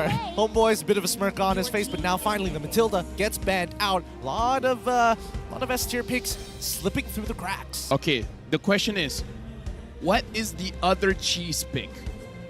Valir. Valir? Bro. Oof. Probably not. But it would be cool if I got it right, though. I don't know. Maybe this is like an MPL SG sort of thing. I haven't seen it happen too much in MPL MY after our SG brethren broke away from us. And since then, I don't think anybody's really... Wait, no. I take that back. Valence also has played Valir Rome before. What other crazy thing that... Because I don't know why, I feel like Homebois, they need some kind of cheese to do something here. I mean, they can play standard, right? I mean, you know, they've won a championship playing standard before. They can do it again. If it gives them a 2-0, I'm okay. Loyalties, and then there's priority. Yeah. MV, going for the first pick, Valentina. Let's see what cheese pick Homebois are going to whip out, because whatever you have, I can do it too. Before the might of Taurus. Okay, standard. All right, pretty standard so far. It's going to be a Minotaur, but they haven't locked in their second pick just yet. They've already got a Cornerstone. Once again, Roger. Nets is super confident. He's already beaten Ruff on a Harith. I don't know. If he goes for a carrier, anything lane dominant, I don't think it's going to go well against this Roger. Isn't it crazy how Nets is using Roger after getting slammed dunked by Innocent? He's just like, dude, I have nightmares, man. Now I gotta get it out of my system. I gotta spam him until I don't think about it anymore. or he's just like, when I use it, I remember. I remember what I felt. And I want that on the opponent. He's playing off of the PTSD. Yeah. He's like, never again. Not again. You feel what I feel. It's painful. I'm not going to lie. Lane dominance is one thing, but here comes the Natan, something that the Homebois did ban out in the previous game, but they're also going to be locking in the Frederick. Some extra front line is always good here. Homebois, now with the final pick in the first phase. I wonder if Chibi wants either a Baxia, or we haven't seen this for a while, a Martis. The only thing is the Martis is kind of not great against the Valentina because the Valentina can't take your Decimate. It can be a little annoying to deal with, I would agree, but I think a lot of teams, I mean, Chibi, I've seen him on stream play Joy like an absolute maniac. Oh, yeah, It's crazy how quick he moves across the map. And I don't know whether this might be a little difficult to do because, again, you've already got a gold laner who is looking to dominate, right? You have a support that isn't able to influence the side lanes as much. So I think there are other things more. No way. This early on? Okay, sure. Okay, here's the thing. You already take the Farsa. And you know what's crazier? What's crazier? You might not have to ban any XP laners. Because they've shown that they can camp that lane and make sure it's a non-factor, correct? And here's the thing. I play Valentina. One of Valentina's weaknesses is range. If you can outrange the Valentina, it's not going to be a good game because the Farsa going up against the Valentina, before the fight even starts, both Nathan as well as Valentina are half HP. That's a very good point. And more importantly so, I think that Udil is one of the better users of just, I'm not going to give you my ult at all. I don't have to show up in lane most of the time. He's willing to sacrifice. Take Zorns. Yeah, take Zorns for all I care. At the end of it, as long as he shows up last, he's able to clean up that fight. If not, show up first, deal a lot of damage, back off, don't let that Valentina close the distances. You see the bans, we're seeing Yu Song get banned out for the side of MV, rather interesting. But the Diggy ban makes sense for the side of Homebois. See, even MV is thinking like, if I give Sapat a lane dominating hero, it's not going to be good for me. I feel like Sapat's going to get CC again. Unironically, I feel like it's fine. I would appreciate at least one more frontliner, so it has to be either Sapat or Chibi here, because I feel like having Roger as well as the Farsa, you want to play range first, and then you want to let... Oh, that's another thing. The Farsa can just deal out the burst damage, and then Roger can clean up. Yeah. It could potentially be a very clean fight here. Okay. I'm thinking of combo I like the export ban. Yeah, I agree with this. I agree with the export ban. Take out annoying things that are looking to peel, because now it's about activating these combo components, right? You have big minute Mino and Fury. That sounds like a great idea. You've got damage coming in for the Farsa. We need another enabler. I'm thinking Terizla for the side of the Homebois. Another way to kind of activate it. And even if it goes over the penalty zone for the side of MV, instant counter engage. Yeah. Because again, Valentina can take the ult of a Terizla or Minotaur, but she cannot take their defenses. She's not that tanky. She's so squishy. Right? So the moment she goes in, if the Farsa isn't caught, just like one swish of the second skill, and then you're half HP. unless it's last week where Fakes is able to get away with 1 HP stealing Manoa Fury and flickering into the enemy team. Unless that happens again, which I doubt. It should not. It really should not happen as MV bans out the Joy. So right now, MV is respecting the Joy, but this does open Chibi to get a lot, because even if he wants damage, the Lancelot is still open, although I don't think it's that amazing of a pick right now. Martis is still there, the Akai, the Baxia is still open.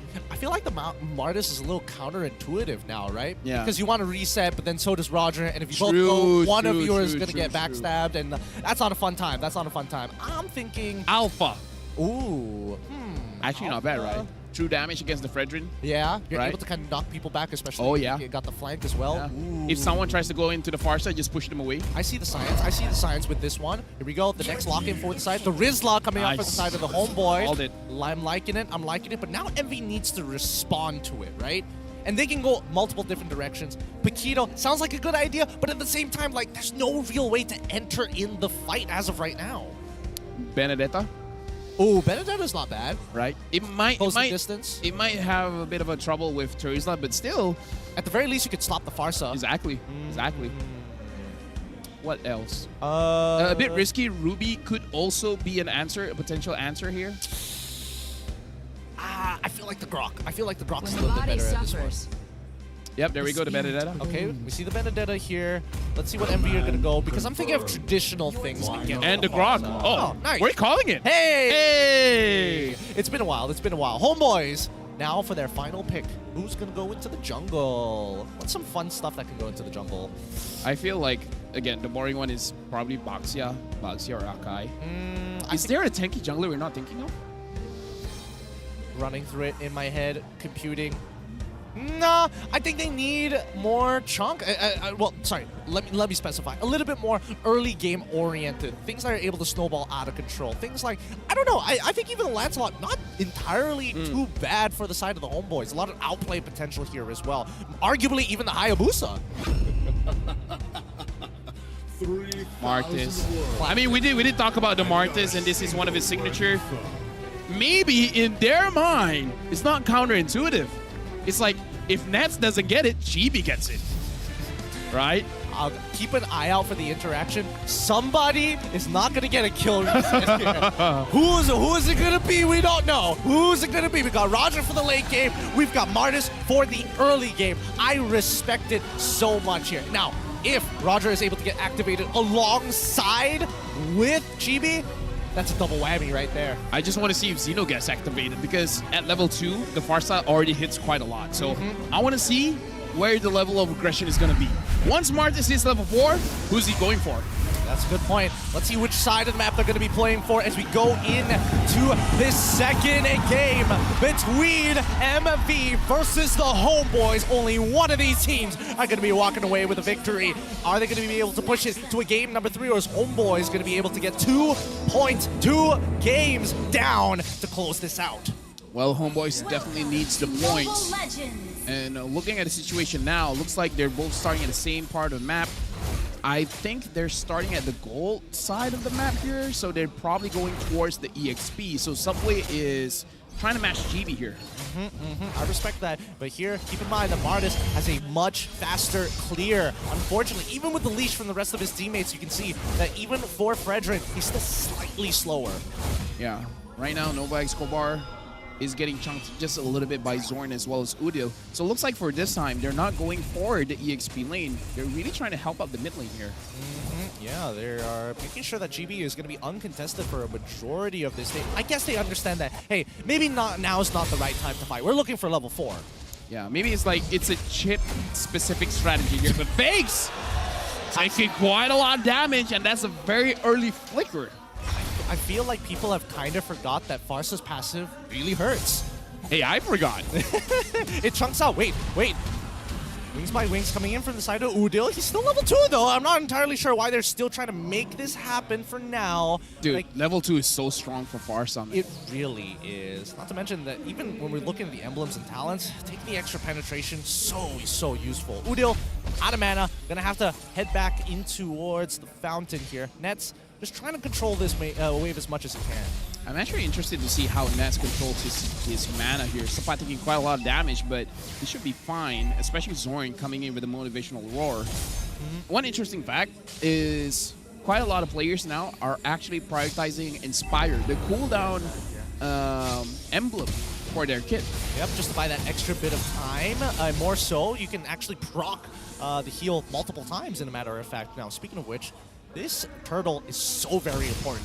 Dangerous for MV, good for the side of Homeboys. Let's see how they kind of play around this, right? Because this turtle dance is going to take some time, and MV need to make sure they minimize their damage or at least blow resources from the side of the Homeboys. If I'm Monster Vicious, I'd be careful because Sapat with the penalty zone is going to be dangerous. Here we go. Penalty zone already coming in towards their jungler, Simon No Fury as well. Subway is able to find the turtle, but now one decimate, the second one even coming out.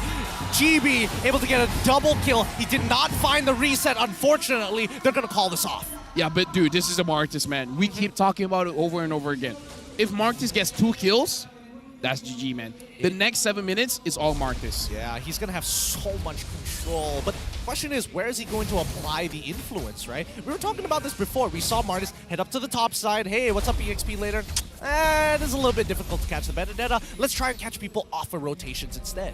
Honestly, at this point, looking at how Nats has been winning in the lane, might as well just go for the gold, man. Yeah. Because I feel like Nats just needs someone to finish him off. Like, he can make Ruff go low. You just got to make Ruff go gone. Dude, I'm sorry. I'm not on the English desk all the time, okay? Mind my English. I enjoy it. I enjoy it. All right, cool. I'm a Malay caster. Hey, Shut up. Hey, man, why are you getting offended, man? I'm enjoying your joke, man. Yeah, nice. Okay. That's cool. That looks nice. That's artillery. Nobody's nearby to actually finish that off. Kind of interesting. It kind of felt like Udil took the wide stance on that one. It was just like, nah, fam.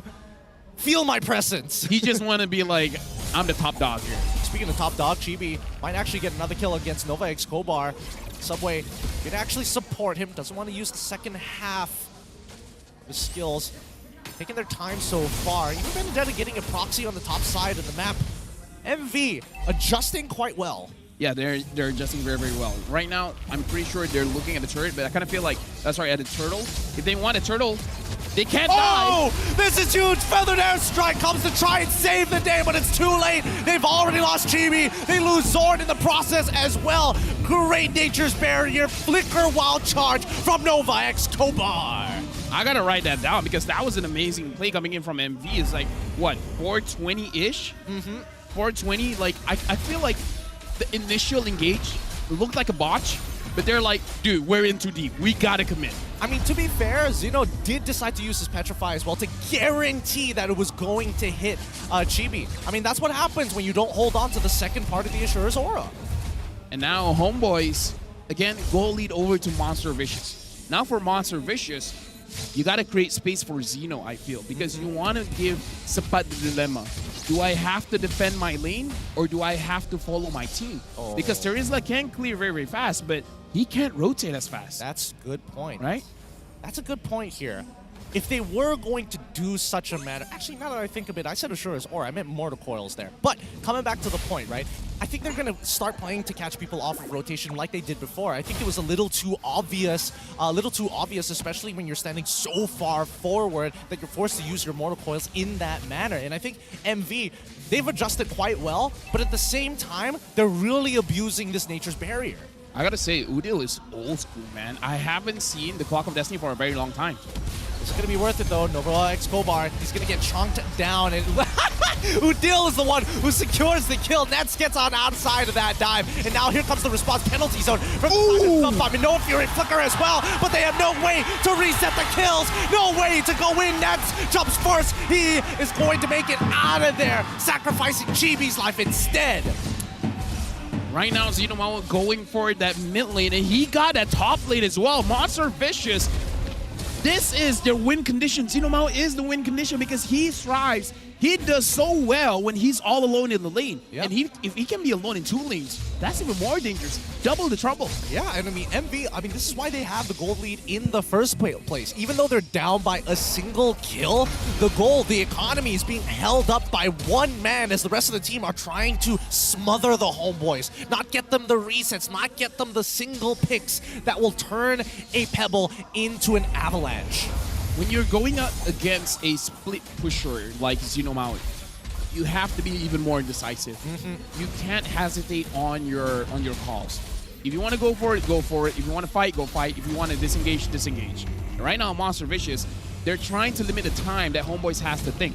They're trying to get objectives one at a time, and then constricting them of time to really think about, what should we do? Who should we attack? Yeah, and I think, this is a great example of what tempo is supposed to be played as, right? MV, they lost tempo, and now they've reclaimed the tempo. They predetermine what the moves are on the map are going to be before the Homeboys, and Homeboys are playing responsive because they have no choice. Here we go, Feathered Airstrike coming on towards Fake's side. Subpai, he got locked away on the opposite side, but Subway, he's looking back to Peel. Entropy is out. Feathered Airstrike stolen away from Fakes. Tries to look for another opportunity. Ruff finds one in Chibi as a big one comes out. But here comes Benedetta. Nets, he's trying to get on out of there. Zorn sacrifices his life for his gold laner. A 2-for-1 trade in favor of MV. That was a good move coming in from Zeno, man. Really nice move. Like, Nats was free, and all of a sudden he was caught, and then all of a sudden he has to disengage.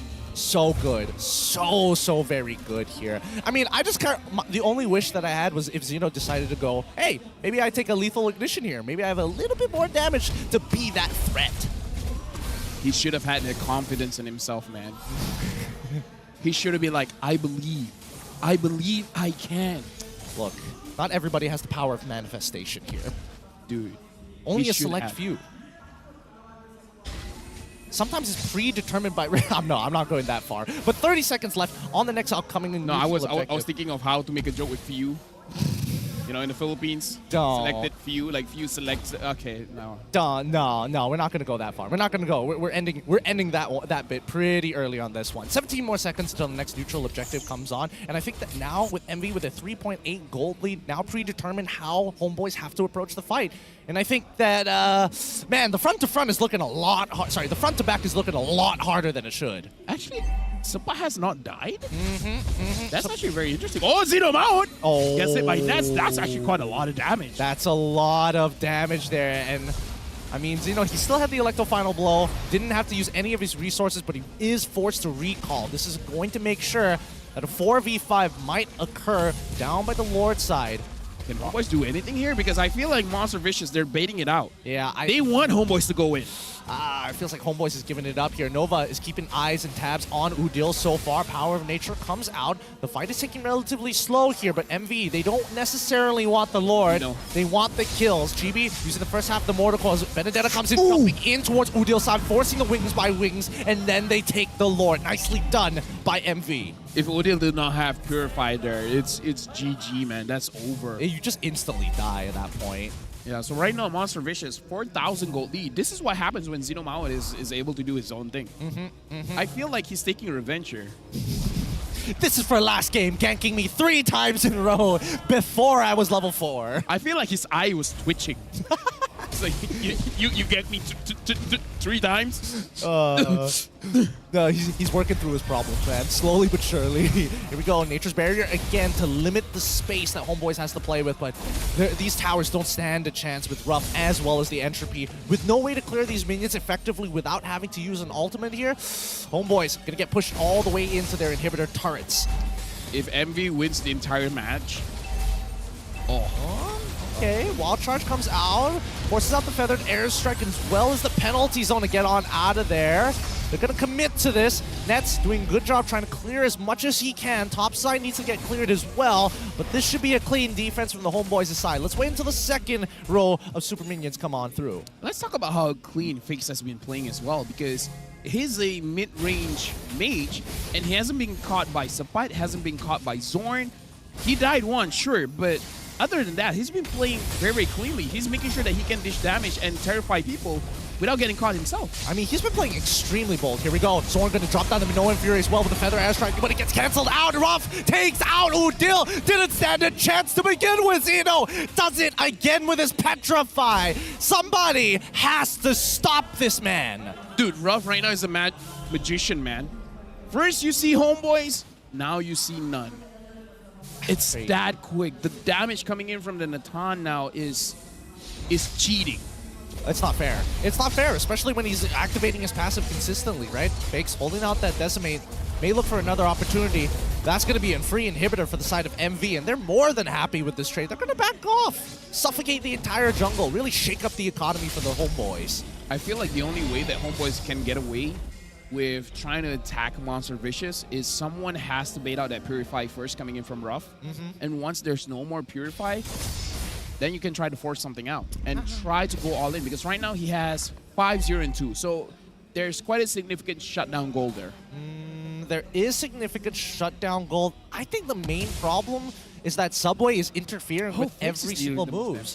He's dealing, Fakes is doing a good amount of damage. He's also peeling specifically for Ruff as well, right? Like Nova Escobar and as well as Zeno, both are working together to make sure that the timings of their ultimates are kind of spread apart, right? If you find the catch you got, somebody has to deal with a Feather Airstrike one way or another, whether it be with the Nature's Barrier or with the Petrify Electro Final Blow, one or the other. And it looks like Udil, he understands that he's not getting a lot of gold this game, so he has to prioritize cheaper items. So completing the Divine Glaive over the Lightning Truncheon, you're not going to be having that much damage, but at least it's better than nothing. Yeah, but it's definitely something here. Once again, same situation. Subway just holding GB hostage. What are you going to do? I'm a level above you. Can you take this? Lord Terminator might be a little too difficult here. Nets just playing it patient, both sides. Look at Zeno being, they reset this and they send Zeno down to the bottom side, and they have to clear top side as well. There's just not a winnable situation for Homeboys in this dance. Like I said, they have to be decisive. They got to give up something to get something. So someone has to be the scapegoat here.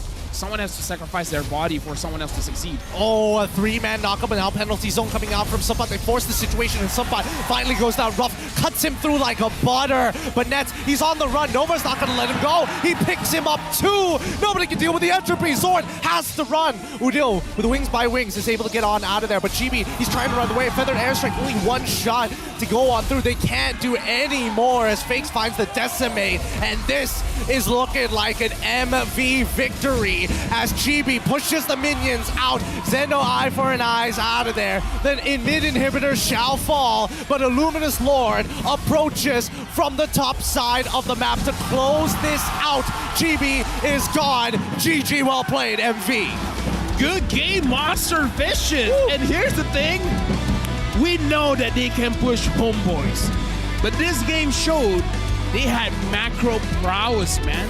Yep, great showing, good adaptability.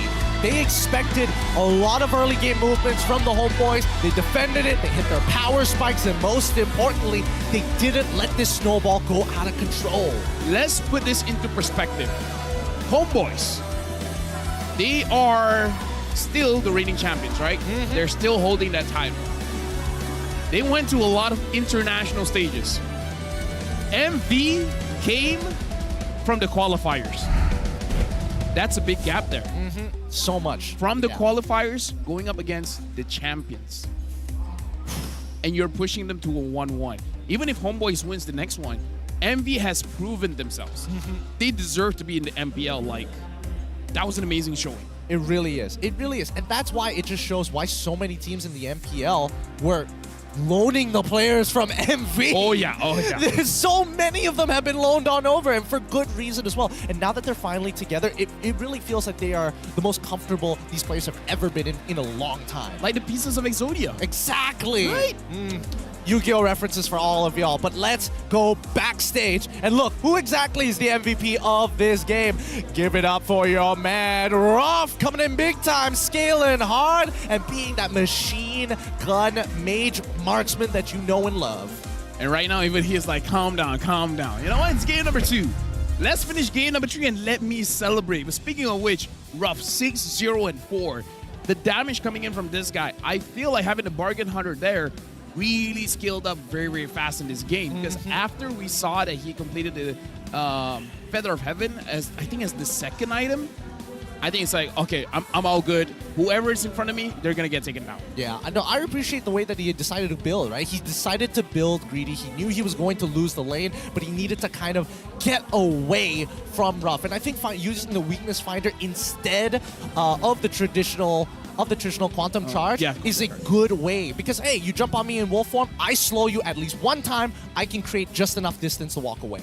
I like this whole emblem setup because we even see Claudes with Brave Smite just trying to figure out how to survive the laning phase. So now Rough, 6-0 and 4. The biggest difference is that this time, Homeboys didn't have a cheese threat. Yep. They got to have something for game 3. Yep. They tried playing a clean game, a clean standard game that we know and love from the Homeboys, which is early game centric, and that did not work out surprisingly. So right now, Homeboys, I would say the draft dramatically changed coming in from game number 1 and game number 2. Right? The only one that's the same is the Roger. This might be one of the weaknesses because we saw in the previous series, you can change one hero, you can change 2. Homeboys, they didn't change one hero. The rest they changed. And I feel like this is a very dramatic change. Well, I feel like this is last season's Homeboys identity. If I saw this draft, I'm like, yes, they're going to be playing for the early game. That makes sense to me. But now, it feels like they've been researched and studied upon, right? I think that MV was very much prepared for a composition that plays around the earlier stages of the game, very lane-dominant heroes, of course. But at the end of it all, right, was the Pharsa a good pick? Could it... I mean, we saw the build. He decided to go for a Clock of Destinies, and that is an expensive item to build up as your first item, might I add. I feel like I've been singing the praises of Nova Escobar. He showed his worth in this game. He did. He made sure that Udil couldn't do much. Oh yeah, Feather Airstrike, Guardian's Barrier. Right? Feather Airstrike, Wall Charge. Like, how are you supposed to play around that? Even before Udil finds a place to use his ult, he's just like, hey, give me a hug. I'm getting big for you. Come on, give me a hug. I'm huge for you, dude. I'm so huge.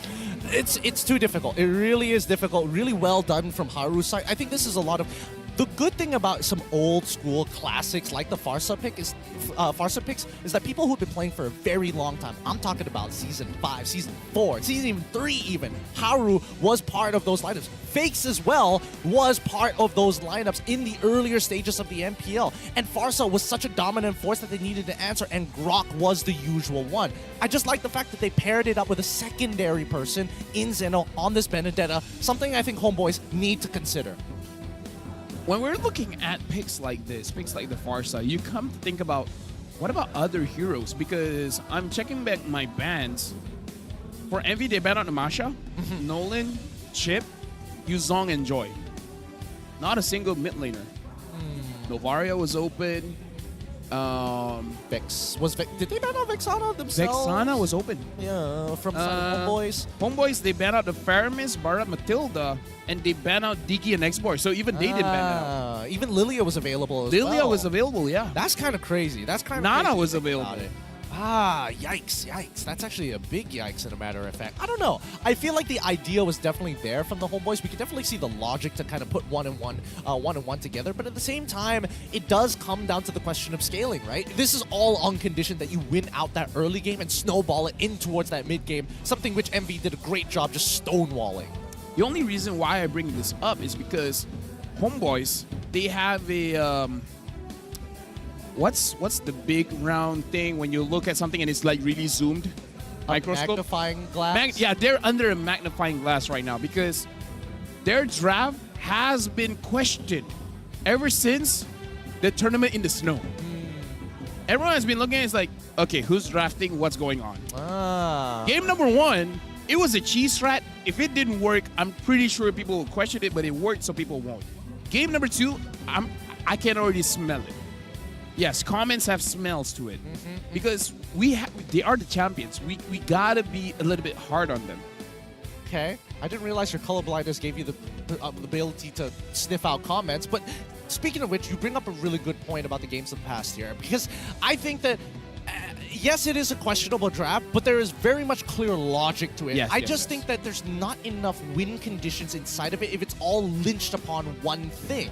I think there needs to be multiple phases, and it needs to look more similar to what metacoms look like nowadays, which is more so of a bell curve, right? A bell curve of we have an early game win condition, mid game win condition, as well as a late game condition, because based on this game, right? That late game condition, rich guy coming in from rough, coming up big time, and then after that, you got to deal with Fakes who's peeling, doing an insurmountable amount of peel on top of Subway, who is just this stone wall. You've seen him turn around to protect rough. He is not always pushing forward, unlike Chibi, who was looking for those opportunities but kept getting sandbagged. I feel like the weakness there was that they were really banking on their momentum. So the moment later when we're going to see the highlights that Homebois had the momentum, right? 2 kills on to Chibi. But the moment MV found a good fight, it's game over. They're like, we took your momentum away from you and we're not giving it back. Let's check out the highlights coming in from ROG. This is where Homebois, they got a good advantage here. They got 2 kills onto Chibi, and then starting from here, Zeno catching someone and then Nova actually following up is good. But the next one here, I feel like this one is where Homebois, they started, but Monster Vicious, they really ended it. Yep, they truly ended it on this one here. I mean, they had a lot of opportunities, but keep in mind that throughout this entire engagement, Ruff is the one who's actually securing those kills, and that kind of really propelled him super far ahead of Neds, unfortunately, even evening up the score 10-9 right now in terms of level score. And then it just never fell back into the hands because this affected Chibi so much that it allowed Subway to walk into his jungle, pretty much double up on his farm, double up on specifically the EXP. We gotta talk about Zeno as well. He So is good. the main reason Homebois does not have the momentum.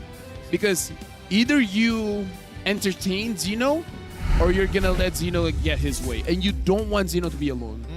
Either or, it's a lose-lose situation. Exactly. That's the worst part, right? Tempo has been the main name of the game in these past 2 matches, and the real question is, how do you deal with it and make sure that you have insurance policies when you design your comp around them? Which brings us to potentially, well, this is definitely going to be the final game of today here. Who do you think is going to be coming up on top? Because again, keep in mind that the Homebois do get the choice on which side they want to be on.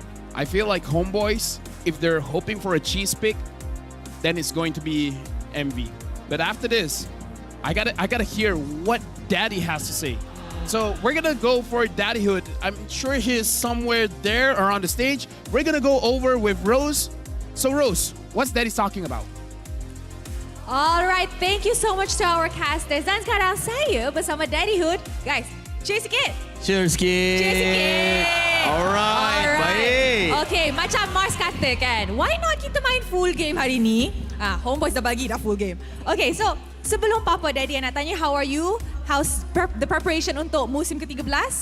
Kalau saya sendiri baik, Alhamdulillah. Untuk anak-anak buah saya, ya pun baik juga preparationnya. Walaupun kita belum dapat very good momentum, tapi saya rasa diorang dah bersedia dan saya yakin lah, sentiasa trust diorang. So, is it true that ramai orang cakap actually Homebois just belum panas lagi untuk musim ni?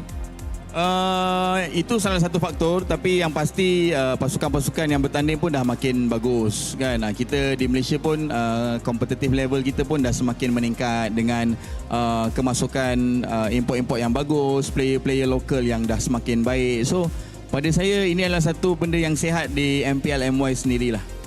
Alright Daddy, ni ramai caster yang nak tahu tau. So minggu lepas Homebois dah kalah. Kalau hari ni kalah lagi, adakah My Tag Move 2.0 akan jadi? InsyaAllah. Tapi kita dah biasa start dengan kalah. Season 13 kita 3 lose streak. Season 12 kita 2 lose streak. And hari ni, by this season kita baru sekali kalah. So insyaAllah kita akan memperbaiki dari masa ke semasa. Cuma saya tetap yakin yang kita boleh buat yang terbaik. InsyaAllah. Alright, Daddy. I personally nak tahu apa Homebois punya goal untuk musim ini. Goal paling utama ialah back to back lah. Back to back champion. Nak jadi tim pertama yang back to back. Tapi andai kata kita tak dapat back to back, tiket ke Riyadh tu insyaAllah kita memang betul-betul nak dapatkan lah. Alright, so Daddy, nampaknya your boys are on stage. Dorang dah nak start dah game ketiga kita. Apa Daddy nak cakap dekat dorang? Alright, kepada anak-anak buah saya, tak kira atas stage ataupun di luar stage, di belakang stage, di mana-mana stage pun, insyaAllah saya doakan yang terbaik untuk korang. Jalan masih panjang, kita masih banyak lagi perkara kita nak buat. InsyaAllah, buat yang terbaik, percaya diri, percaya kekuatan sendiri insyaAllah. Alright, sebelum we throw it back to the casters, I nak dengar sikit cheer daripada side Homeboys. Dorang menang game pertama, kalah game kedua. Game ketiga, Homeboys akan menang ke Monster Vicious? But let's give them all a morale boost, okay guys? Bila I cakap Homeboys, I nak you guys cheer, okay? Homeboys! Alright. Thank you very much. Terima kasih, Daddy. Okay, baik insyaAllah. Alright, guys. So, mari. Let's throw it back to the casters untuk start game ketiga. Casters, take it away. I like that Daddy, like whereas Johorian, we try to break the fourth wall quite a lot. It's like, am I done? Was that good? Can I leave now? A literal one-to-one image. If not, I would say same humor. Johorian humor, might I? Is it specifically Johorian humor? I don't know. It's along the same lines. You're thinking about every other Johorian who also... Because my humor and Daddy's pretty much the same. I'm trying to think of every other Johorian. Are we like that? Is it us thing? I don't know. I'm thinking of all the Johorians that I know. Is Riz like that? Is Riz like that? Kinda. Sorta. Yeah, kinda. Ish, yeah. Except she does it in Chinese as well. Oh, yeah. That's an impressive skill. That's impressive, but dude, speak the language that we speak. How dare she speak Chinese with you? I don't speak Chinese for context. I don't speak any Mandarin. He speaks Korean. I speak English. Please, let's keep it in English, please. I'm trying my best here. All right, 10 more seconds till we jump in towards this draft. The bits is over and the final match is about to begin. It's all predetermined by one thing. Who has the better draft? Let's jump right into it. This time, we're going to be seeing the Homeboys back on first pick on the blue side, up against MV on the red side as second pick. Okay, so interesting that Homeboys is the first pick, so they have priority pick here. So, Masha as well as... Okay, I was thinking, don't let go of Matilda. I feel like you gotta ban all of Zorn's heroes, but then you let Nolan go. But I feel like the Nolan somehow, because SRG has beaten Homeboys with it, it's beatable. It's beatable. I would rather let go of the Nolan than something like a Matilda. Yep, it still requires a lot of mechanics to actually get through. Gotta have those fast hands. Let's not forget. We see the chip. Yes, there we go. Get rid of the cheese picks here. And now Homeboys have so many options. Speaking of which, let's see what their first pick is going to be. I don't think they're going to first pick Roger this time round again, right? Like, I mean, Ruff does a great job, but at the same time, ooh! Huh. Wow. I don't know. Did they have to take a step back? Is Homeboys like, okay, we may have lost a bit of confidence here, but at the same time, let's go back to our comfort picks. Honestly, even though it didn't work out game number 1, the Angela Boxia is still an option. I think it's a pretty good option, as a matter of fact. Well, this is on condition, right? This is on condition. Let's see how MV handles the situation, because I think Subway did a great job in game number 2 on Fredrin itself. Yeah, but Fredrin has been picked up here, so I'm feeling Boxia, Angela, and then... Oh, Grok. Okay. Grok and Valentina. So they're going with the draft that actually got them the W. Okay. Okay, maybe this is going to be a repeat. Would Homeboys take Nathan here? No, I don't think they would. Personally, I don't think they would. I feel like specifically Nets is like, I can win the lane. I've been winning these lanes consistently. It's just one interaction that really turns the tides for me, and our draft didn't really allow me to get that like big shut down on everybody else, because fights happen too quickly and I kept getting zoned out. So I think a lot of the consideration needs to go into the EXP. I feel like Novaria or Lilia here would be pretty good. Ooh, those are decent options. I think Lilia would be the safer one. Let's see. We see the Harith. Ooh, he's warming up. He's like, all right, give me the comfort picks. I'm ready to go. Farsa into the Grok again? I trust in Udil, but at the same time, there's logic when it comes to the heroes. Like, Farsa can deal with people that want to dive against the Farsa because she can stun. But when the Grok is charging at you, you can't stun the Grok. He's immune to crowd control. Yep. The power of nature is pretty strong. Yeah. Yeah, not to mention that you can cancel out the Feather Airstrike with not even with the Wild Yeah, Card. yeah, Just yeah. use the Guardian's Barrier. Like, he just needs to be in position. I think it's interesting, right? Or maybe this could be redemption arc for Udil, where it's like, game 1, I got caught a couple of times. Don't worry. Game 3, Okay. I'ma do it. Let's just go full cheese. Gold lane Farsa. Gold lane Farsa. Jungle Harith. Jungle Harith, okay. EXP Fredrin. No, support Fredrin. Oh, Rome Fredrin. No, Fredrin. I mean, sure, why not? Sure. You want to go full cheese. Yeah, man. Yeah, man. Gotta shake things up. Gotta It smells shake like things up. stinky blue cheese. Oh boy, the French are gonna be offended with that one. Now we can move into the second ban phase here. And I think there's just it's tough to say because I feel like Homeboys, they've got to get rid of things that are able to jump into the back line and start disrupting their back line. I'm thinking Yuzong, Benedetta, get them out of there. Get them out of there. Arlet getting banned. Oh, okay. Rather interesting. Arlet. Why Arlet? Why more so? Why now? I feel like the Arlet ban is to set up for their EXP. So I'm thinking of what does Arlet counter? I'm thinking of CC. What else does the Arlet counter? Not many things, to be fair, actually. Right? There's a lot of lanes. Like, Arlet is generally good. He doesn't specifically counter anyone. Yeah. That's a good way of putting it. That's a very good way of putting it. Homeboys, on the other hand, they're taking the maximum amount of time to predetermine what their next step is going to be. And I think this is important because, again, their composition is so volatile.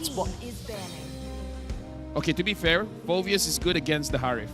It's good against the Harith, but this might open up for a possibility of Frederick going into the EXP and then opening up a Nolan. Another thing as well is that the Phoveus is good against the Ruby. That too. Even a Paquito, some might say. Yeah. A lot of different options for the dashes to get rid of. MV, on the other hand, now looking at this, okay, I think Haru is starting to catch on. That Nolan could be a threat. It could be a possibility. I mean, even Joy could be a threat at this point, to be fair. Wait. Yeah, the Angela is still open. Yeah. They could go for Joy Angela. I don't think that's the best draft, but Homeboys, they've been going on with this crazy draft. Hey, man, it's wild. You heard it from Danny Hood. In the past couple of seasons, they've lost 2 matches before they warmed up. I mean, it could be Homeboys fulfilling the KPI. I feel like you should respect the Vendetta here. Or, I mean, the thing is that you don't get first pick after this, after the banning phase, right? That's the worst part. So no matter what, MV could decide, you know what? I could just go for the Benedetta instantaneously and say, hey, no matter what, I've got a decent option. So I think Homeboys, this is what they're considering. Do they ban out the Benedetta or ban out a jungler? And they're banning out a jungler. They're banning out the Baxia. Really making it difficult for Subway this time round. Maybe Subway could even consider going for an assassin. Akai? Oh, Granger? Oh, dude, that'd be kind of sick. Right? That'd be kind of sick. Ranger, jungle. But if they want tanky, then Akai. I'm thinking of Akai. Yeah, Akai's not bad. Baratz has already been banned out as well. And plus, you got another way to actually disrupt both the Harith on top of the Farsa as well.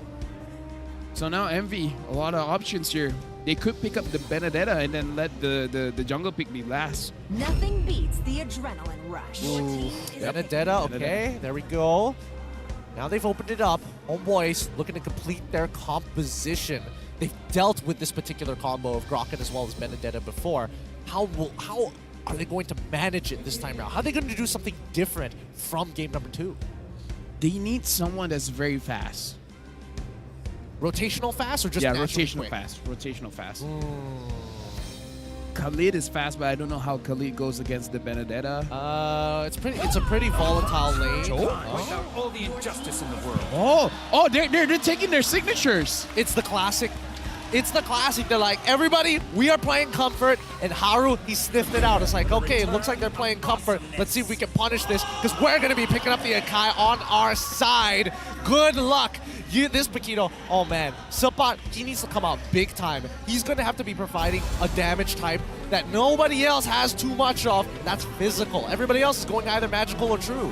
I feel like this is man-to-man defense. like the tourists that can't keep up with the Benedetta, well, you know what they say. Bring fists to a sword fight. Yep, that's how they do it. I've learned from every single movie, and that usually how it's played out. Homeboys or MV, cast your votes in the chat itself. Who's going to be walking away with an extra point under their name? Oh boy, man, this is going to be interesting to see how both teams play. Every stage of the game, there is a win condition for either side. I feel like Zoran has been putting a lot of points on Chip. Does he have enough left in the tank to use his Cho?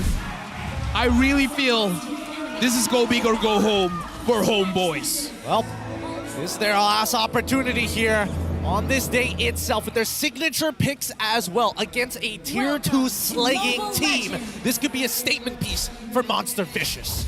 And I gotta say, man, this time I feel like it is on Zeno's shoulders again to carry the entire team. Not to say that he has to, but the way that he's been playing, he's making it very easy for his entire team to actually hold on to the game. I would agree, but I think this time Monster Vicious are coming in with even more tools than game number 2. So I think, at least for Zeno, some pressure is alleviated, but at the same time, it doesn't mean that he could willy-nilly make mistakes. Looking at this, Fakes as well as Nova, they're trying to go into the jungle, and Zorn here finds Fakes. Uh-oh. Can he get a kill? Looks like not going to be forcing it out. Nah, Sapat was even running for it. Wow, Sapat decided to take Sprint instead of Flicker this time round. Man-to-man defense. Man-to-man defense. Like, if you're running away, I'm going for you. If he has to use that Sprint to run halfway across the map to get to a turtle or Lord fight, he will activate it. And right now, looking at the entire map. Oh, wow. Okay. What are you looking right. at? I'm looking at the fact that movement speed is so key for Monster Vicious, right? Coming in from Nova X Kobar, he's even taking common emblems as well. He just wants to maintain as much pressure across the map as possible, looking for any holes in Homeboys' play. And right now, it looks like it is man-to-man defense for Homeboys because the Cho is trying to figure out where the Grok is. The Paquito is going to figure out where the Vendetta is. So I feel like this is a more reactive way of how Homeboys is playing. They're just trying to figure out where everyone is so that they don't get surprised. So they're trying to make sure that whenever they're fighting on equal ground. It is. Oh, great movement coming in from Nets. He's able to kind of manipulate the wave so that at least the wave starts crashing in. Some more surface area, more of the minions are being lost at this point. There's a slow push on that top side, and Ruff took a bad trade, so now the rest of the Homeboys, they see an opportunity here. They're going to get right on top of this turtle. Zeno's doing his best. Yep, Zorn is level 4, but he has to be careful because the heavy spin can cancel out the way of the dragon. Here we go, Electro final blow, feathered airstrike as well being committed, and it's gonna be Subway who zones out Chibi entirely and secures the Lord for himself. Now Udil, he's gotta get on out of there, uses the feathered airstrike to look for an opportunity to secure first blood, the petrify as well from Zeno, buying a little bit of time here as Fakes with a stolen feathered airstrike looking for Chibi. He makes it out with a sliver of HP. No first bloods. That was impressive from both teams. It looks like Monster Vicious, they're not stepping their foot off the gas all the way from game number 2. They want to make sure that they secure the turtle. They're using the drop very, very nicely. Oh, Purified coming out of Fakes. He's stuck. He's out in the open. Gets hit by the feathered airstrike. He's down. And Nova X Kobar, he's a little sad. He missed it. Could not cancel it. Looks like Sapat almost gets a kill onto Zeno as well. This time Zeno is having a little bit of a rough time. Nova X Kobar finds Nets, and Nets wants to fight back, having the Zaman Force onto Nova X Kobar, but I don't think he has enough damage to get the kill just yet. I think worse yet, he doesn't have enough mana. He forces that wave out of there. He knows Ruff took an early recall. He's going to be a little bit late. Hopefully that doesn't cost him too much gold in EXP. Right now, Monster Vicious going up against Homeboys. It's 1-0, but I feel like Monster Vicious has not really lose any tempo in this game just because they lost their mid laner a little bit earlier. It's a slight goalie going into the Homeboys. It doesn't really shift too much because Udil still needs time to actually scale. The same as it can be said about Fakes, right? And now, once again, mid-interaction here. Wow, man, MV is making sure that this river is no man's land. Nobody's able to take full control of it. It's a consistent push and pull. I'm just worried here, as long as MV... Oh! This could be a solo kill. Sapat, if only he had Flicker, right? If only he had Flicker. I wonder if the sprint was a mistake. What if he just forgot to change it? I mean, things happen, you know? Things happen. But the thing that I want to say is that Zorn is showing his face a little bit too much. This is the way that Zorn plays, but if he doesn't have the flicker, he's not going to make a lot of surprise plays. So I feel like if Monster Vicious can calculate how much time he has on the flicker, it's going to be a problem. Here we go. Once again, great kick on towards Fakes. Side who got chunked down. Can't do much about that. Zorn secures the kill on towards Fakes. And Zeno, he uses the eye for an eye to make enough space. The Subway peels them away. Nova forced to flicker out. Finally, we see another kill fall into the hands of the Homeboys as Nets continues to dominate his lane. Every single time I look at the gold lane, it's always Nets there. Ruff is barely in the lane, man. Nets is winning this lane hard. I mean, he's won the lane almost every single time. All it takes is one interaction for Ruff to really scale back into the game, but that's naturally how the game goes, right? Nets is also going to secure top tier 1, and now the lane swaps will be called in play. So right now, Zeno, as long as Sapat is there, they should not worry about it. Looking at the items here, Feather, oh, but before that, the trading Feather airstrikes for Feather airstrikes. Even an entropy was called from the side of Ruff. He's already super low, expecting to see Harith down on the bottom side. Sapat is going to quickly clear that wave and now start making his way up. Looks like Sapai can go straight for the Hunter Strike, but it looks like Zeno, he has to delay his itemization just a little bit because he needs the steel leg plates to actually manage to defend against the damage coming in from Sapai. So I like the way that he's itemizing, but it does delay his build quite a bit. Speaking of delaying the build quite a bit, looking at Nats, even though he's having a good time in lane, it's only a 500 gold lead. So it's only a component up of Ruff. Yeah, I will say though that the biggest advantage Sapat has, I mean, look, he's barely taking any damage, but now Electro final blow into the heavy spin, mark my words. When I said not enough damage, when you've got help like that to secure kills, you can't do anything. Oh, wait a minute. Good hit coming in from Zorn with a G couldn't do. Praise's Wrath comes out too, but not enough to take the kill away onto Fakes' life. Nets looking for the tier 1 down on the bottom side. Ruff stayed a little too long, gets punished for it. Zorn flickers on out of there. He's stuck, but really, what can Nova X Kobar do by himself? I mean, hey, this is Homeboys with their comfort, but I feel like we saw what happened in game number 2. Monster Vicious will find a good fight.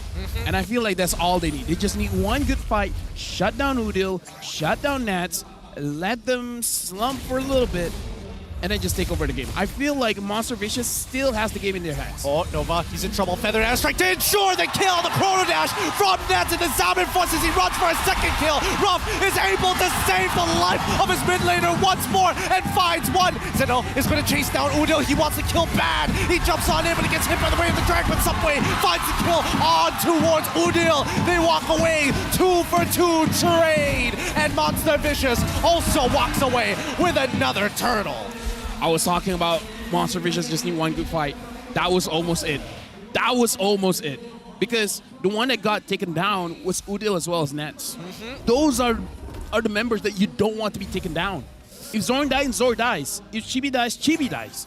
You don't let Nets die. You don't let Udil die. You can't afford to let them die. They are mages. They are people who need to scale, who need to be actively living on the map to get extra income. And I think as of right now, I think Homeboys, they need to show respect to MV. They can't always be making these incredibly crazy plays. They've got to take their time with a lot of these situations. Speaking of which, Zorn gonna get hit by the wall charge. Nova realizes he's in a lot of danger here. GB could punish, but unfortunately, Ruff denies that. Nova, once again with the power of nature, while it is off cooldown, is able to open up that map Subway. He sees it. He wants to get on top of Zorn. Zorn disrespects him. He doesn't care. GB can take the damage as well, but they're not finding any holes. The man-to-man defense stands strong. Looking at the hand cam here for Zorn, he's looking at so many things, like items, check. My own items, check. Enemy items, check. I don't know, man. He's taking quite a lot of information. I don't know how he can keep up. I feel like every time he taps the scoreboard button, he's just going one column at a time. Just one column, and now Zorn trying to find the opportunity to get on top of Fakes. Cancelled. Canceled straight away. Nicely done by Nova X Kobar, and even dropping down his ult as well. The Wild tries to get him out of there somewhere. He might find a pin on Zorn. He's trapped. He can't get out. IMU comes out as well. Entropy, and it's too late. Ruff is able to get out just in time. The chain CC doesn't make it through. Chibi ends up being the victim. I mean, Sometimes I don't like being right, man, but Monster Vicious, they're doing it.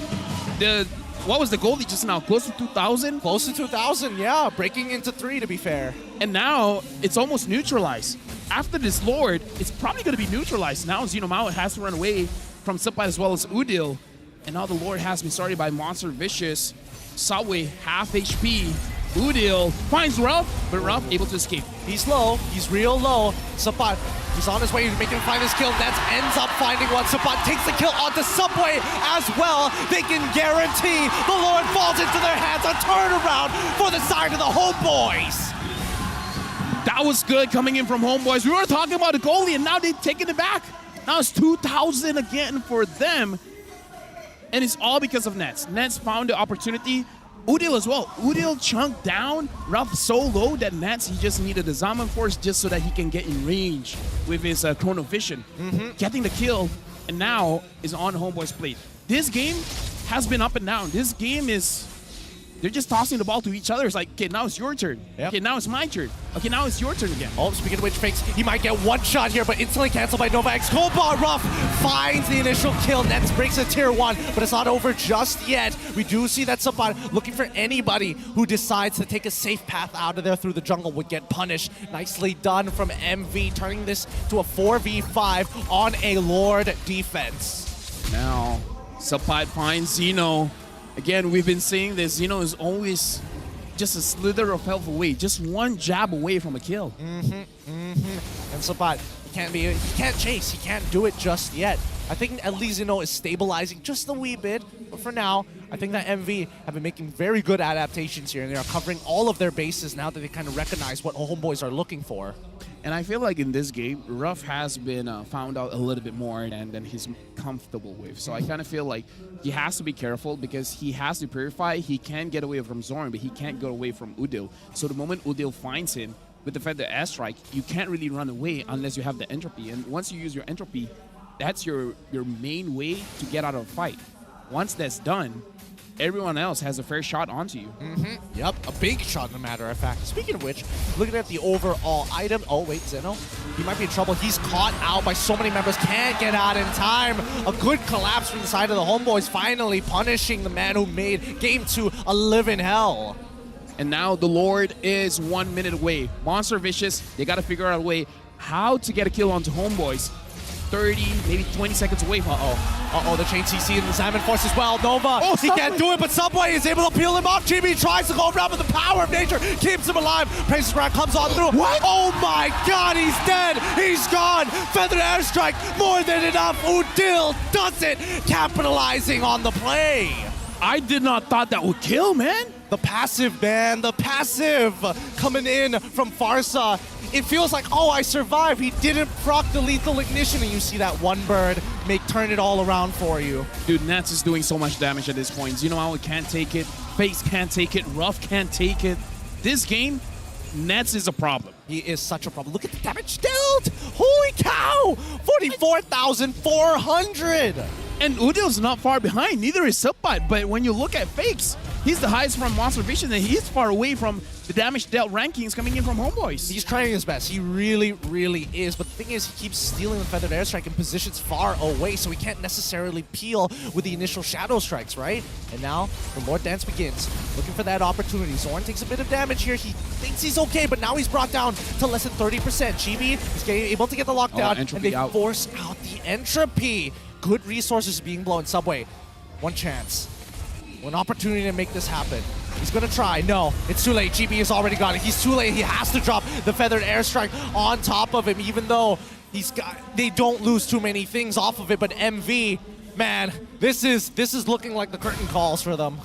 Right now for MV, the burst damage coming in is going to be a lot because Subpai just completed his Blade of Heptasis. So that initial jab is going to hurt much more. So if Xeno has been living with a slither of health, that's not going to be happening after this because looking at the items, Xeno is not building more defense. He's building more damage. Yeah. Oh, man, this is rough. This is really, really rough. Down on the bot side, we see a 2v1. They find Zeno, which means that it's go time in the mid lane here as Udil drops down the Feathered Airstrike to disperse the fight as much as they can. They're pulling it away. Nova pulls it just enough to reset it. Nicely done, protecting the top inhibitor at the same time. However, this does disrupt the waves. The full force of the Homeboys isn't regrouped just yet. Return Feathered Airstrike coming in from Fix, and now they're going forward. Nova Escobar dropping down the Nature's Barrier. Nats? Ooh, taking down a little bit too much here. Udil's still alive. Zorn as well. Zorn taking a little bit damage here. Feather Airstrike once again. GB out of position, locked against the wall, forcing the retribution. Fakes as well. Should be able to secure this kill with the help of Subway. Nicely done as Monster Vicious sacrificed their inhibitors for another chance in this game. It's not clean by Homeboys. They took way too much damage. Nets was almost dead before the fight even started. And then Chibi was way too far away. To be fair, that was on Subway. Subway managed to actually push him away. But still, Homeboys, if they want to end this game, they got to remember, Monster Vicious is a very strong team. You know that they can come back from this. So don't take that chance. Find a cleaner way. Use the Lord Dance, bring MV out, get those kills, get those secure kills, and then end the game cleanly. I don't know. I gotta give it to MV though. The way that they're peeling backwards in a lot of these fights are very, very good. It's so layered. It's like cutting through a really dense cake with each layer just getting harder to chunk through. And now Sabat, he might actually find an opportunity for a solo kill here, but Subway comes out of the bush, missing the initial hits. Sabat finds the kill on towards Zeno, and now the Feathered Airstrike onto Subway. He loses all of his health. There goes the immortality. The Salmon Force comes out to find Subway. Rough kill sword in the process. A 3-for-1 trade. It's a roamer for a roamer, as well as a jungler and an EXP. It looks like the Homeboys have found that opportunity as they rush down the crystal. Feathered Airstrike ain't gonna be enough this time. GG, well played as the crowd goes wild for the Homeboys. 2-1 victory. We can definitely see the Homeboys crowd celebrate. The Flame Boys are excited over the win against MV, but I gotta say, it's not an easy game. MV brought their A game, and Homeboys, we can see them sweating, man. Yep, I mean, MV made them work for every inch of ground, every single kill. Not this time, boys. Not this time.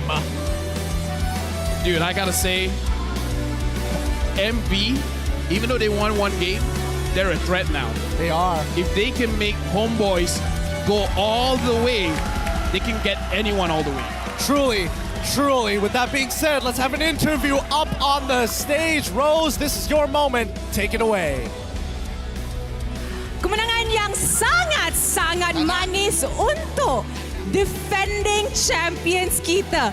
Guys, give it up for Homeboys! Alright, a rocky start minggu lepas. Dorang kalah dengan Selangor Red Giants. Kali ini dorang bangkit dan tunjuk kat semua orang siapa yang defending champions MPL kita. Alright, since the mic is with Sepat, siapa nak jawab dulu? Sepat ke Zorn? Okay, Zorn dulu. Alright, Zorn MVP kita untuk game pertama tadi. Zorn, tadi kita nampak first chip dalam MPL musim ke-13, bukan Malaysia sahaja tapi negara lain juga. Kenapa Homeboys decided untuk ambil hero chip yang sangat-sangat baru dan hari ni je baru boleh start main dekat MPL? Terima kasih Kak Muntun lah sebab hadirkan hero baru lagi untuk saya. Chip adalah hero saya. I see. So, bila you guys train dengan hero ni, you guys memang yakin dengan meta yang korang keluarkan, is it? Betul. Kita orang dah memang 100% ready dengan chip. So, next. Kepada tim yang next, be prepared. Wow. Alright, kita nampak actually hasil chip tadi kan. Okay, Udil. Come on Udil. Tak. Udil, last week Udil kalah game pertama. Kau ingin FYP lagi ke? Tak. I tak. Don't worry. Good boy today, okay? Okay, good boy. Okay, good boy today. Please. question yang aman. Yeah, Okay, sabar. nice. Okay, Udil. Last week, Homeboys kalah game pertama korang. Betul tak? Kali ni, Bahas kau je sih pasti. kali ni you guys menang. Okay. Apa yang jadi dalam seminggu tu? Macam mana Homeboys bincang as a team untuk come back stronger? Sebab nampak last week, you guys agak disappointed jugalah dengan result kan? Aku rasa sebab tadi tu lawan siapa? MV ke? MV-nya yang lemah. Maksudnya, ya, aduh, ya Allah. Tak, sebab aku rasa kami melakukan biasa-biasa saja. Tapi ya, sebab once again MV-nya yang lemah jadi easy gitu. Budak ni kan baru cakap easy, baru cakap behave. Okay guys, so sebelum kita sambung kita punya goreng session kan, korang rasa siapa sepatutnya MVP perlawanan ini?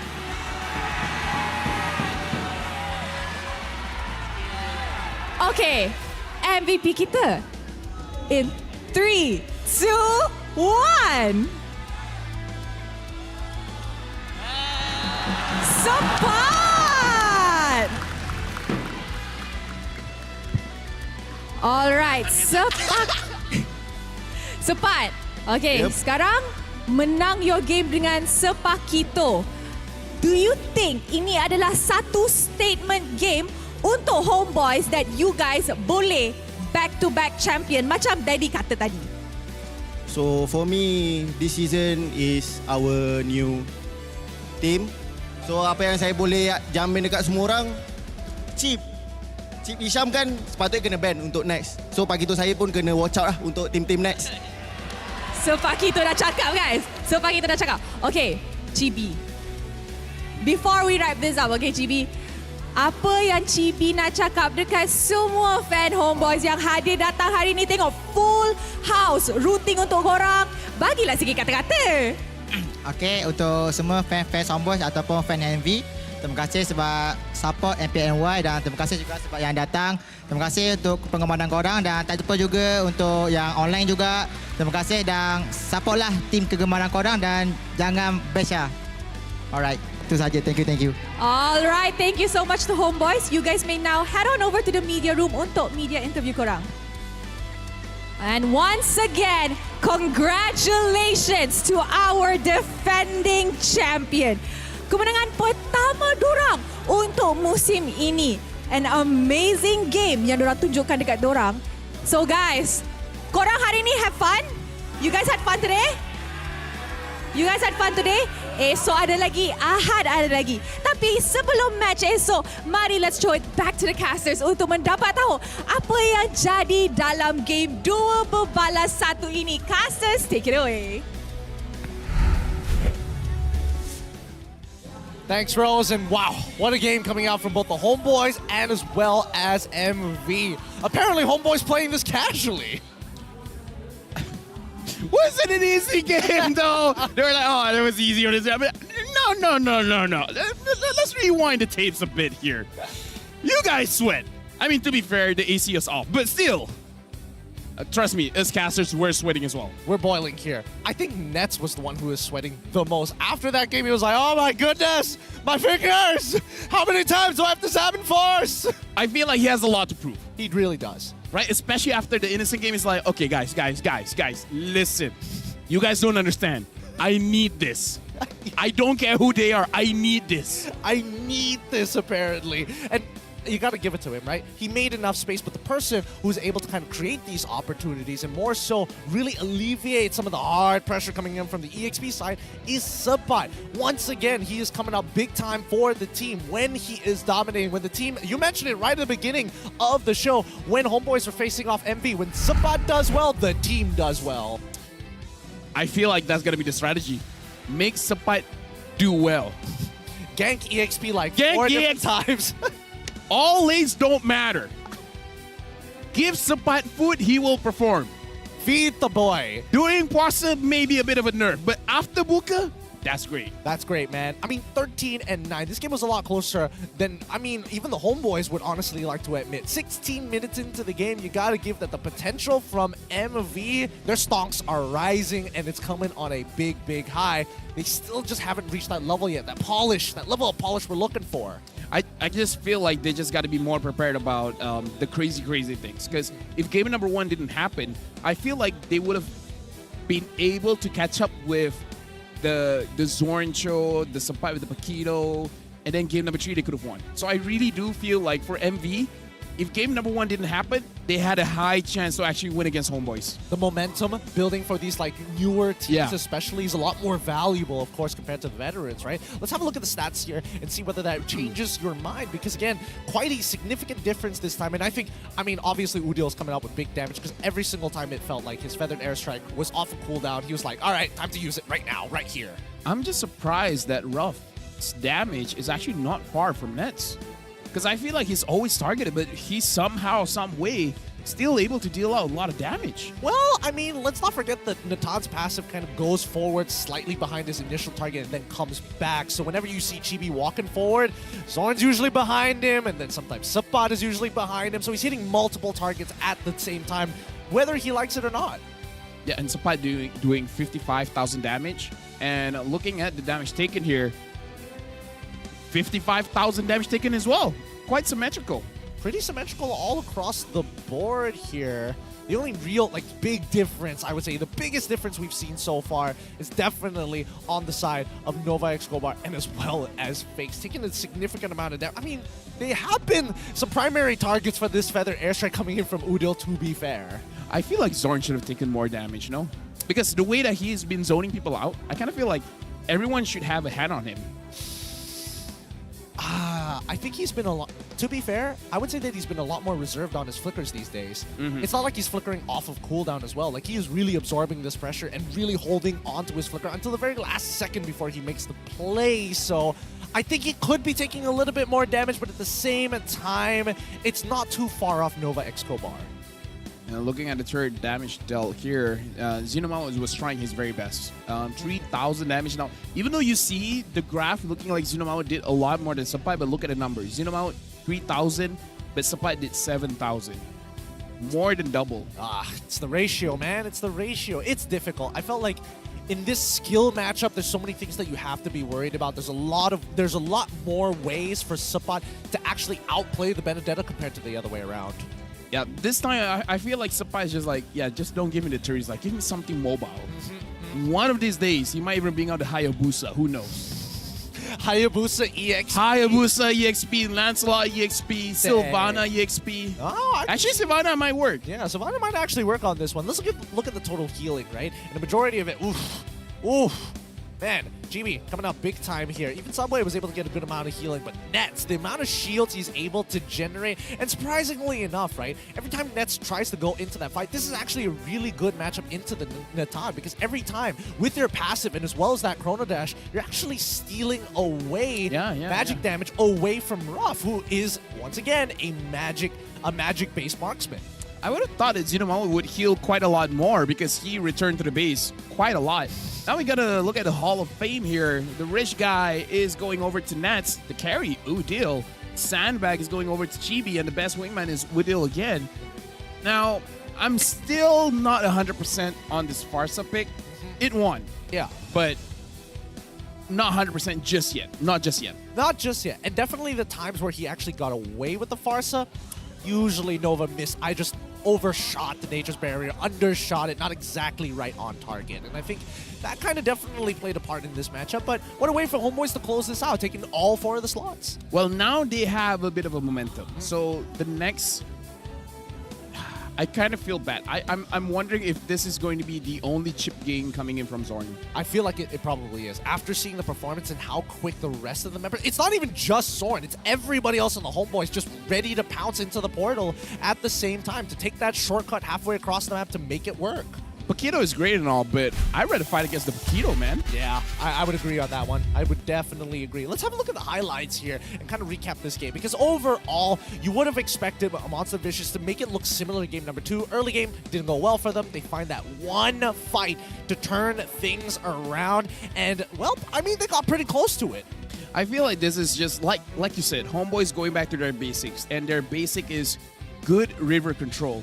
And I feel like Odile, as well as Nats, is following this game plan very, very well. Even though they're not the original members of Homeboys, but they understand how this playstyle is played, and then they're just there to dish out the damage. Like, let Zorn get the vision, let Chibi get the aggression, Sapat flank, and then Odile find a moment, kill someone, Nats find a moment, kill someone. I think they bring a different level to it, though, with Nets and Udil. I think that Udil, it's interesting to see a style where it's like, hey, my ult, as long as I'm trading it for the enemy's life total and bring it down as low as I can and force a recall, it's by far considered worth it, even if they're not getting the kill. Forcing a recall could mean losing economy, losing minions, and Nets winning out his lane just makes this lineup so much stronger, which is why we look on over to the standings once again, and you can see that the Homeboys, they're climbing up. Yep, now they're in 7th spot.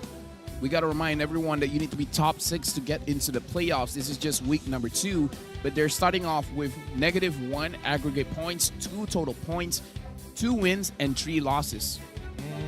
They still have a long way to go to make it back up into that top, make it up into the top 3 at the very least. Keep in mind, we heard from Daddy Hood just up on stage. They want that ticket to go to Riyadh. They want to make it for MSC and compete for that 3 million prize pool. I want to go to Riyadh. I want to go to Riyadh too. You want to go there together? Sure. Want to book the same flight? Sure. Yeah, let's make it happen. Let's make yeah. Looking around for Muntun representatives. Okay.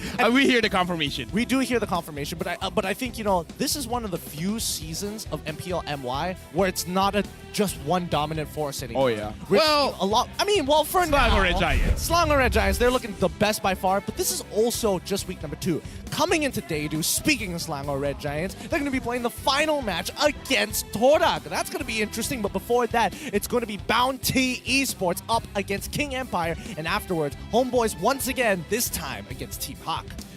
So Homeboys got to bring it twice. They got to bring it twice. They got to bring it twice. And Selangor Red Giants going up against Torak, a previous champion as well. I would say they're looking pretty shaky. But this is the moment where Selangor Red Giants pushes their dominance. But a word of warning to Selangor Red Giants. Don't win too much.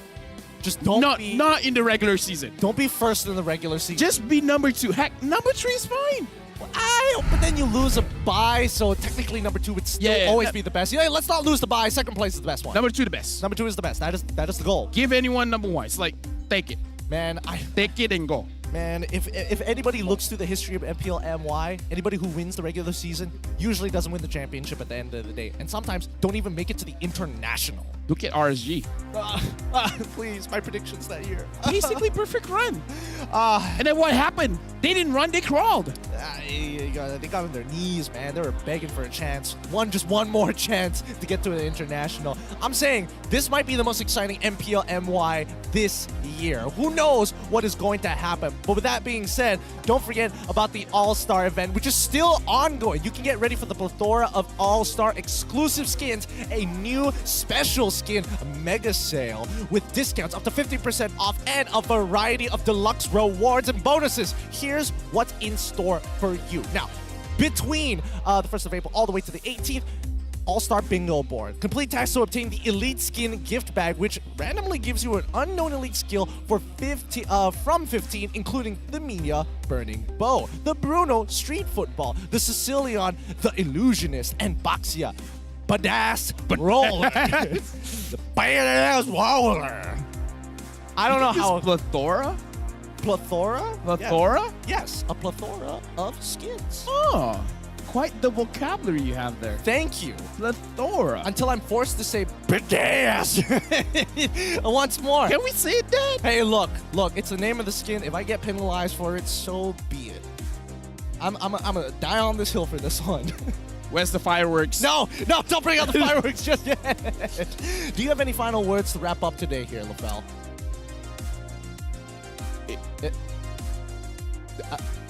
I do, but I can't say it on stream. Not just yet, I would suppose. If you want to quit your job, do this. But I can't tell people to do that. Make sure you guys watch tomorrow. Tomorrow's going to be amazing. And I think I'm going to be in English test tomorrow as well. Are you going to be in English test tomorrow? I think so, yeah. Oh, let's listen out. That's going to be an exciting time. With that being said, we are going to be wrapping up here for day 1 of week number 2 here at the MPL MY Season 13. My name is Gideon. This is LaFell. We'll see you guys tomorrow. Here's the mic check to close this out. Masuk bottom. Dah, masuk. GB. Nice. Aman. Ini pun tak apa guys. Top solo. Nice. Baca seorang kat depan tu. Dah ada orang baksi guys. Baca. Baca. Nice. Tahu. Ada biru kan. Jom bawa. Minion spawn. Aku taber. Baca. Aku taber. Okey, tahu. Angela ulti. Ready. Hari ulti. Dua tak ada ni. Boleh. Go. No revive. Kejar. Okey, atas. Atau boleh ambil guys. Angela ulti Baca guys. dari belakang kau guys. Angela ulti guys. Abang cok. Biru guys. Target. Nolti. Baik. Aku. Bi. Ada flicker bi. Udah. Boleh ke? Boleh battery you know. Nice one. Jaga belakang Tom. Aku tahan. Nice. Go. Boleh. Nice one. Try bawah terus. Ke bawah. Ada turtle sekali. Atas empat orang. Go belakang ni. Finish pasar. Nice one, Tom. Nice Go guys. Hero. Nice. Naik talo man. Go. Orang. Go next. Nice. Hey, no. Okay, Mana. Ready match. Nak ulti aku. Kau sorang MV. Tower. Natalo. Nice shot. Nice deal.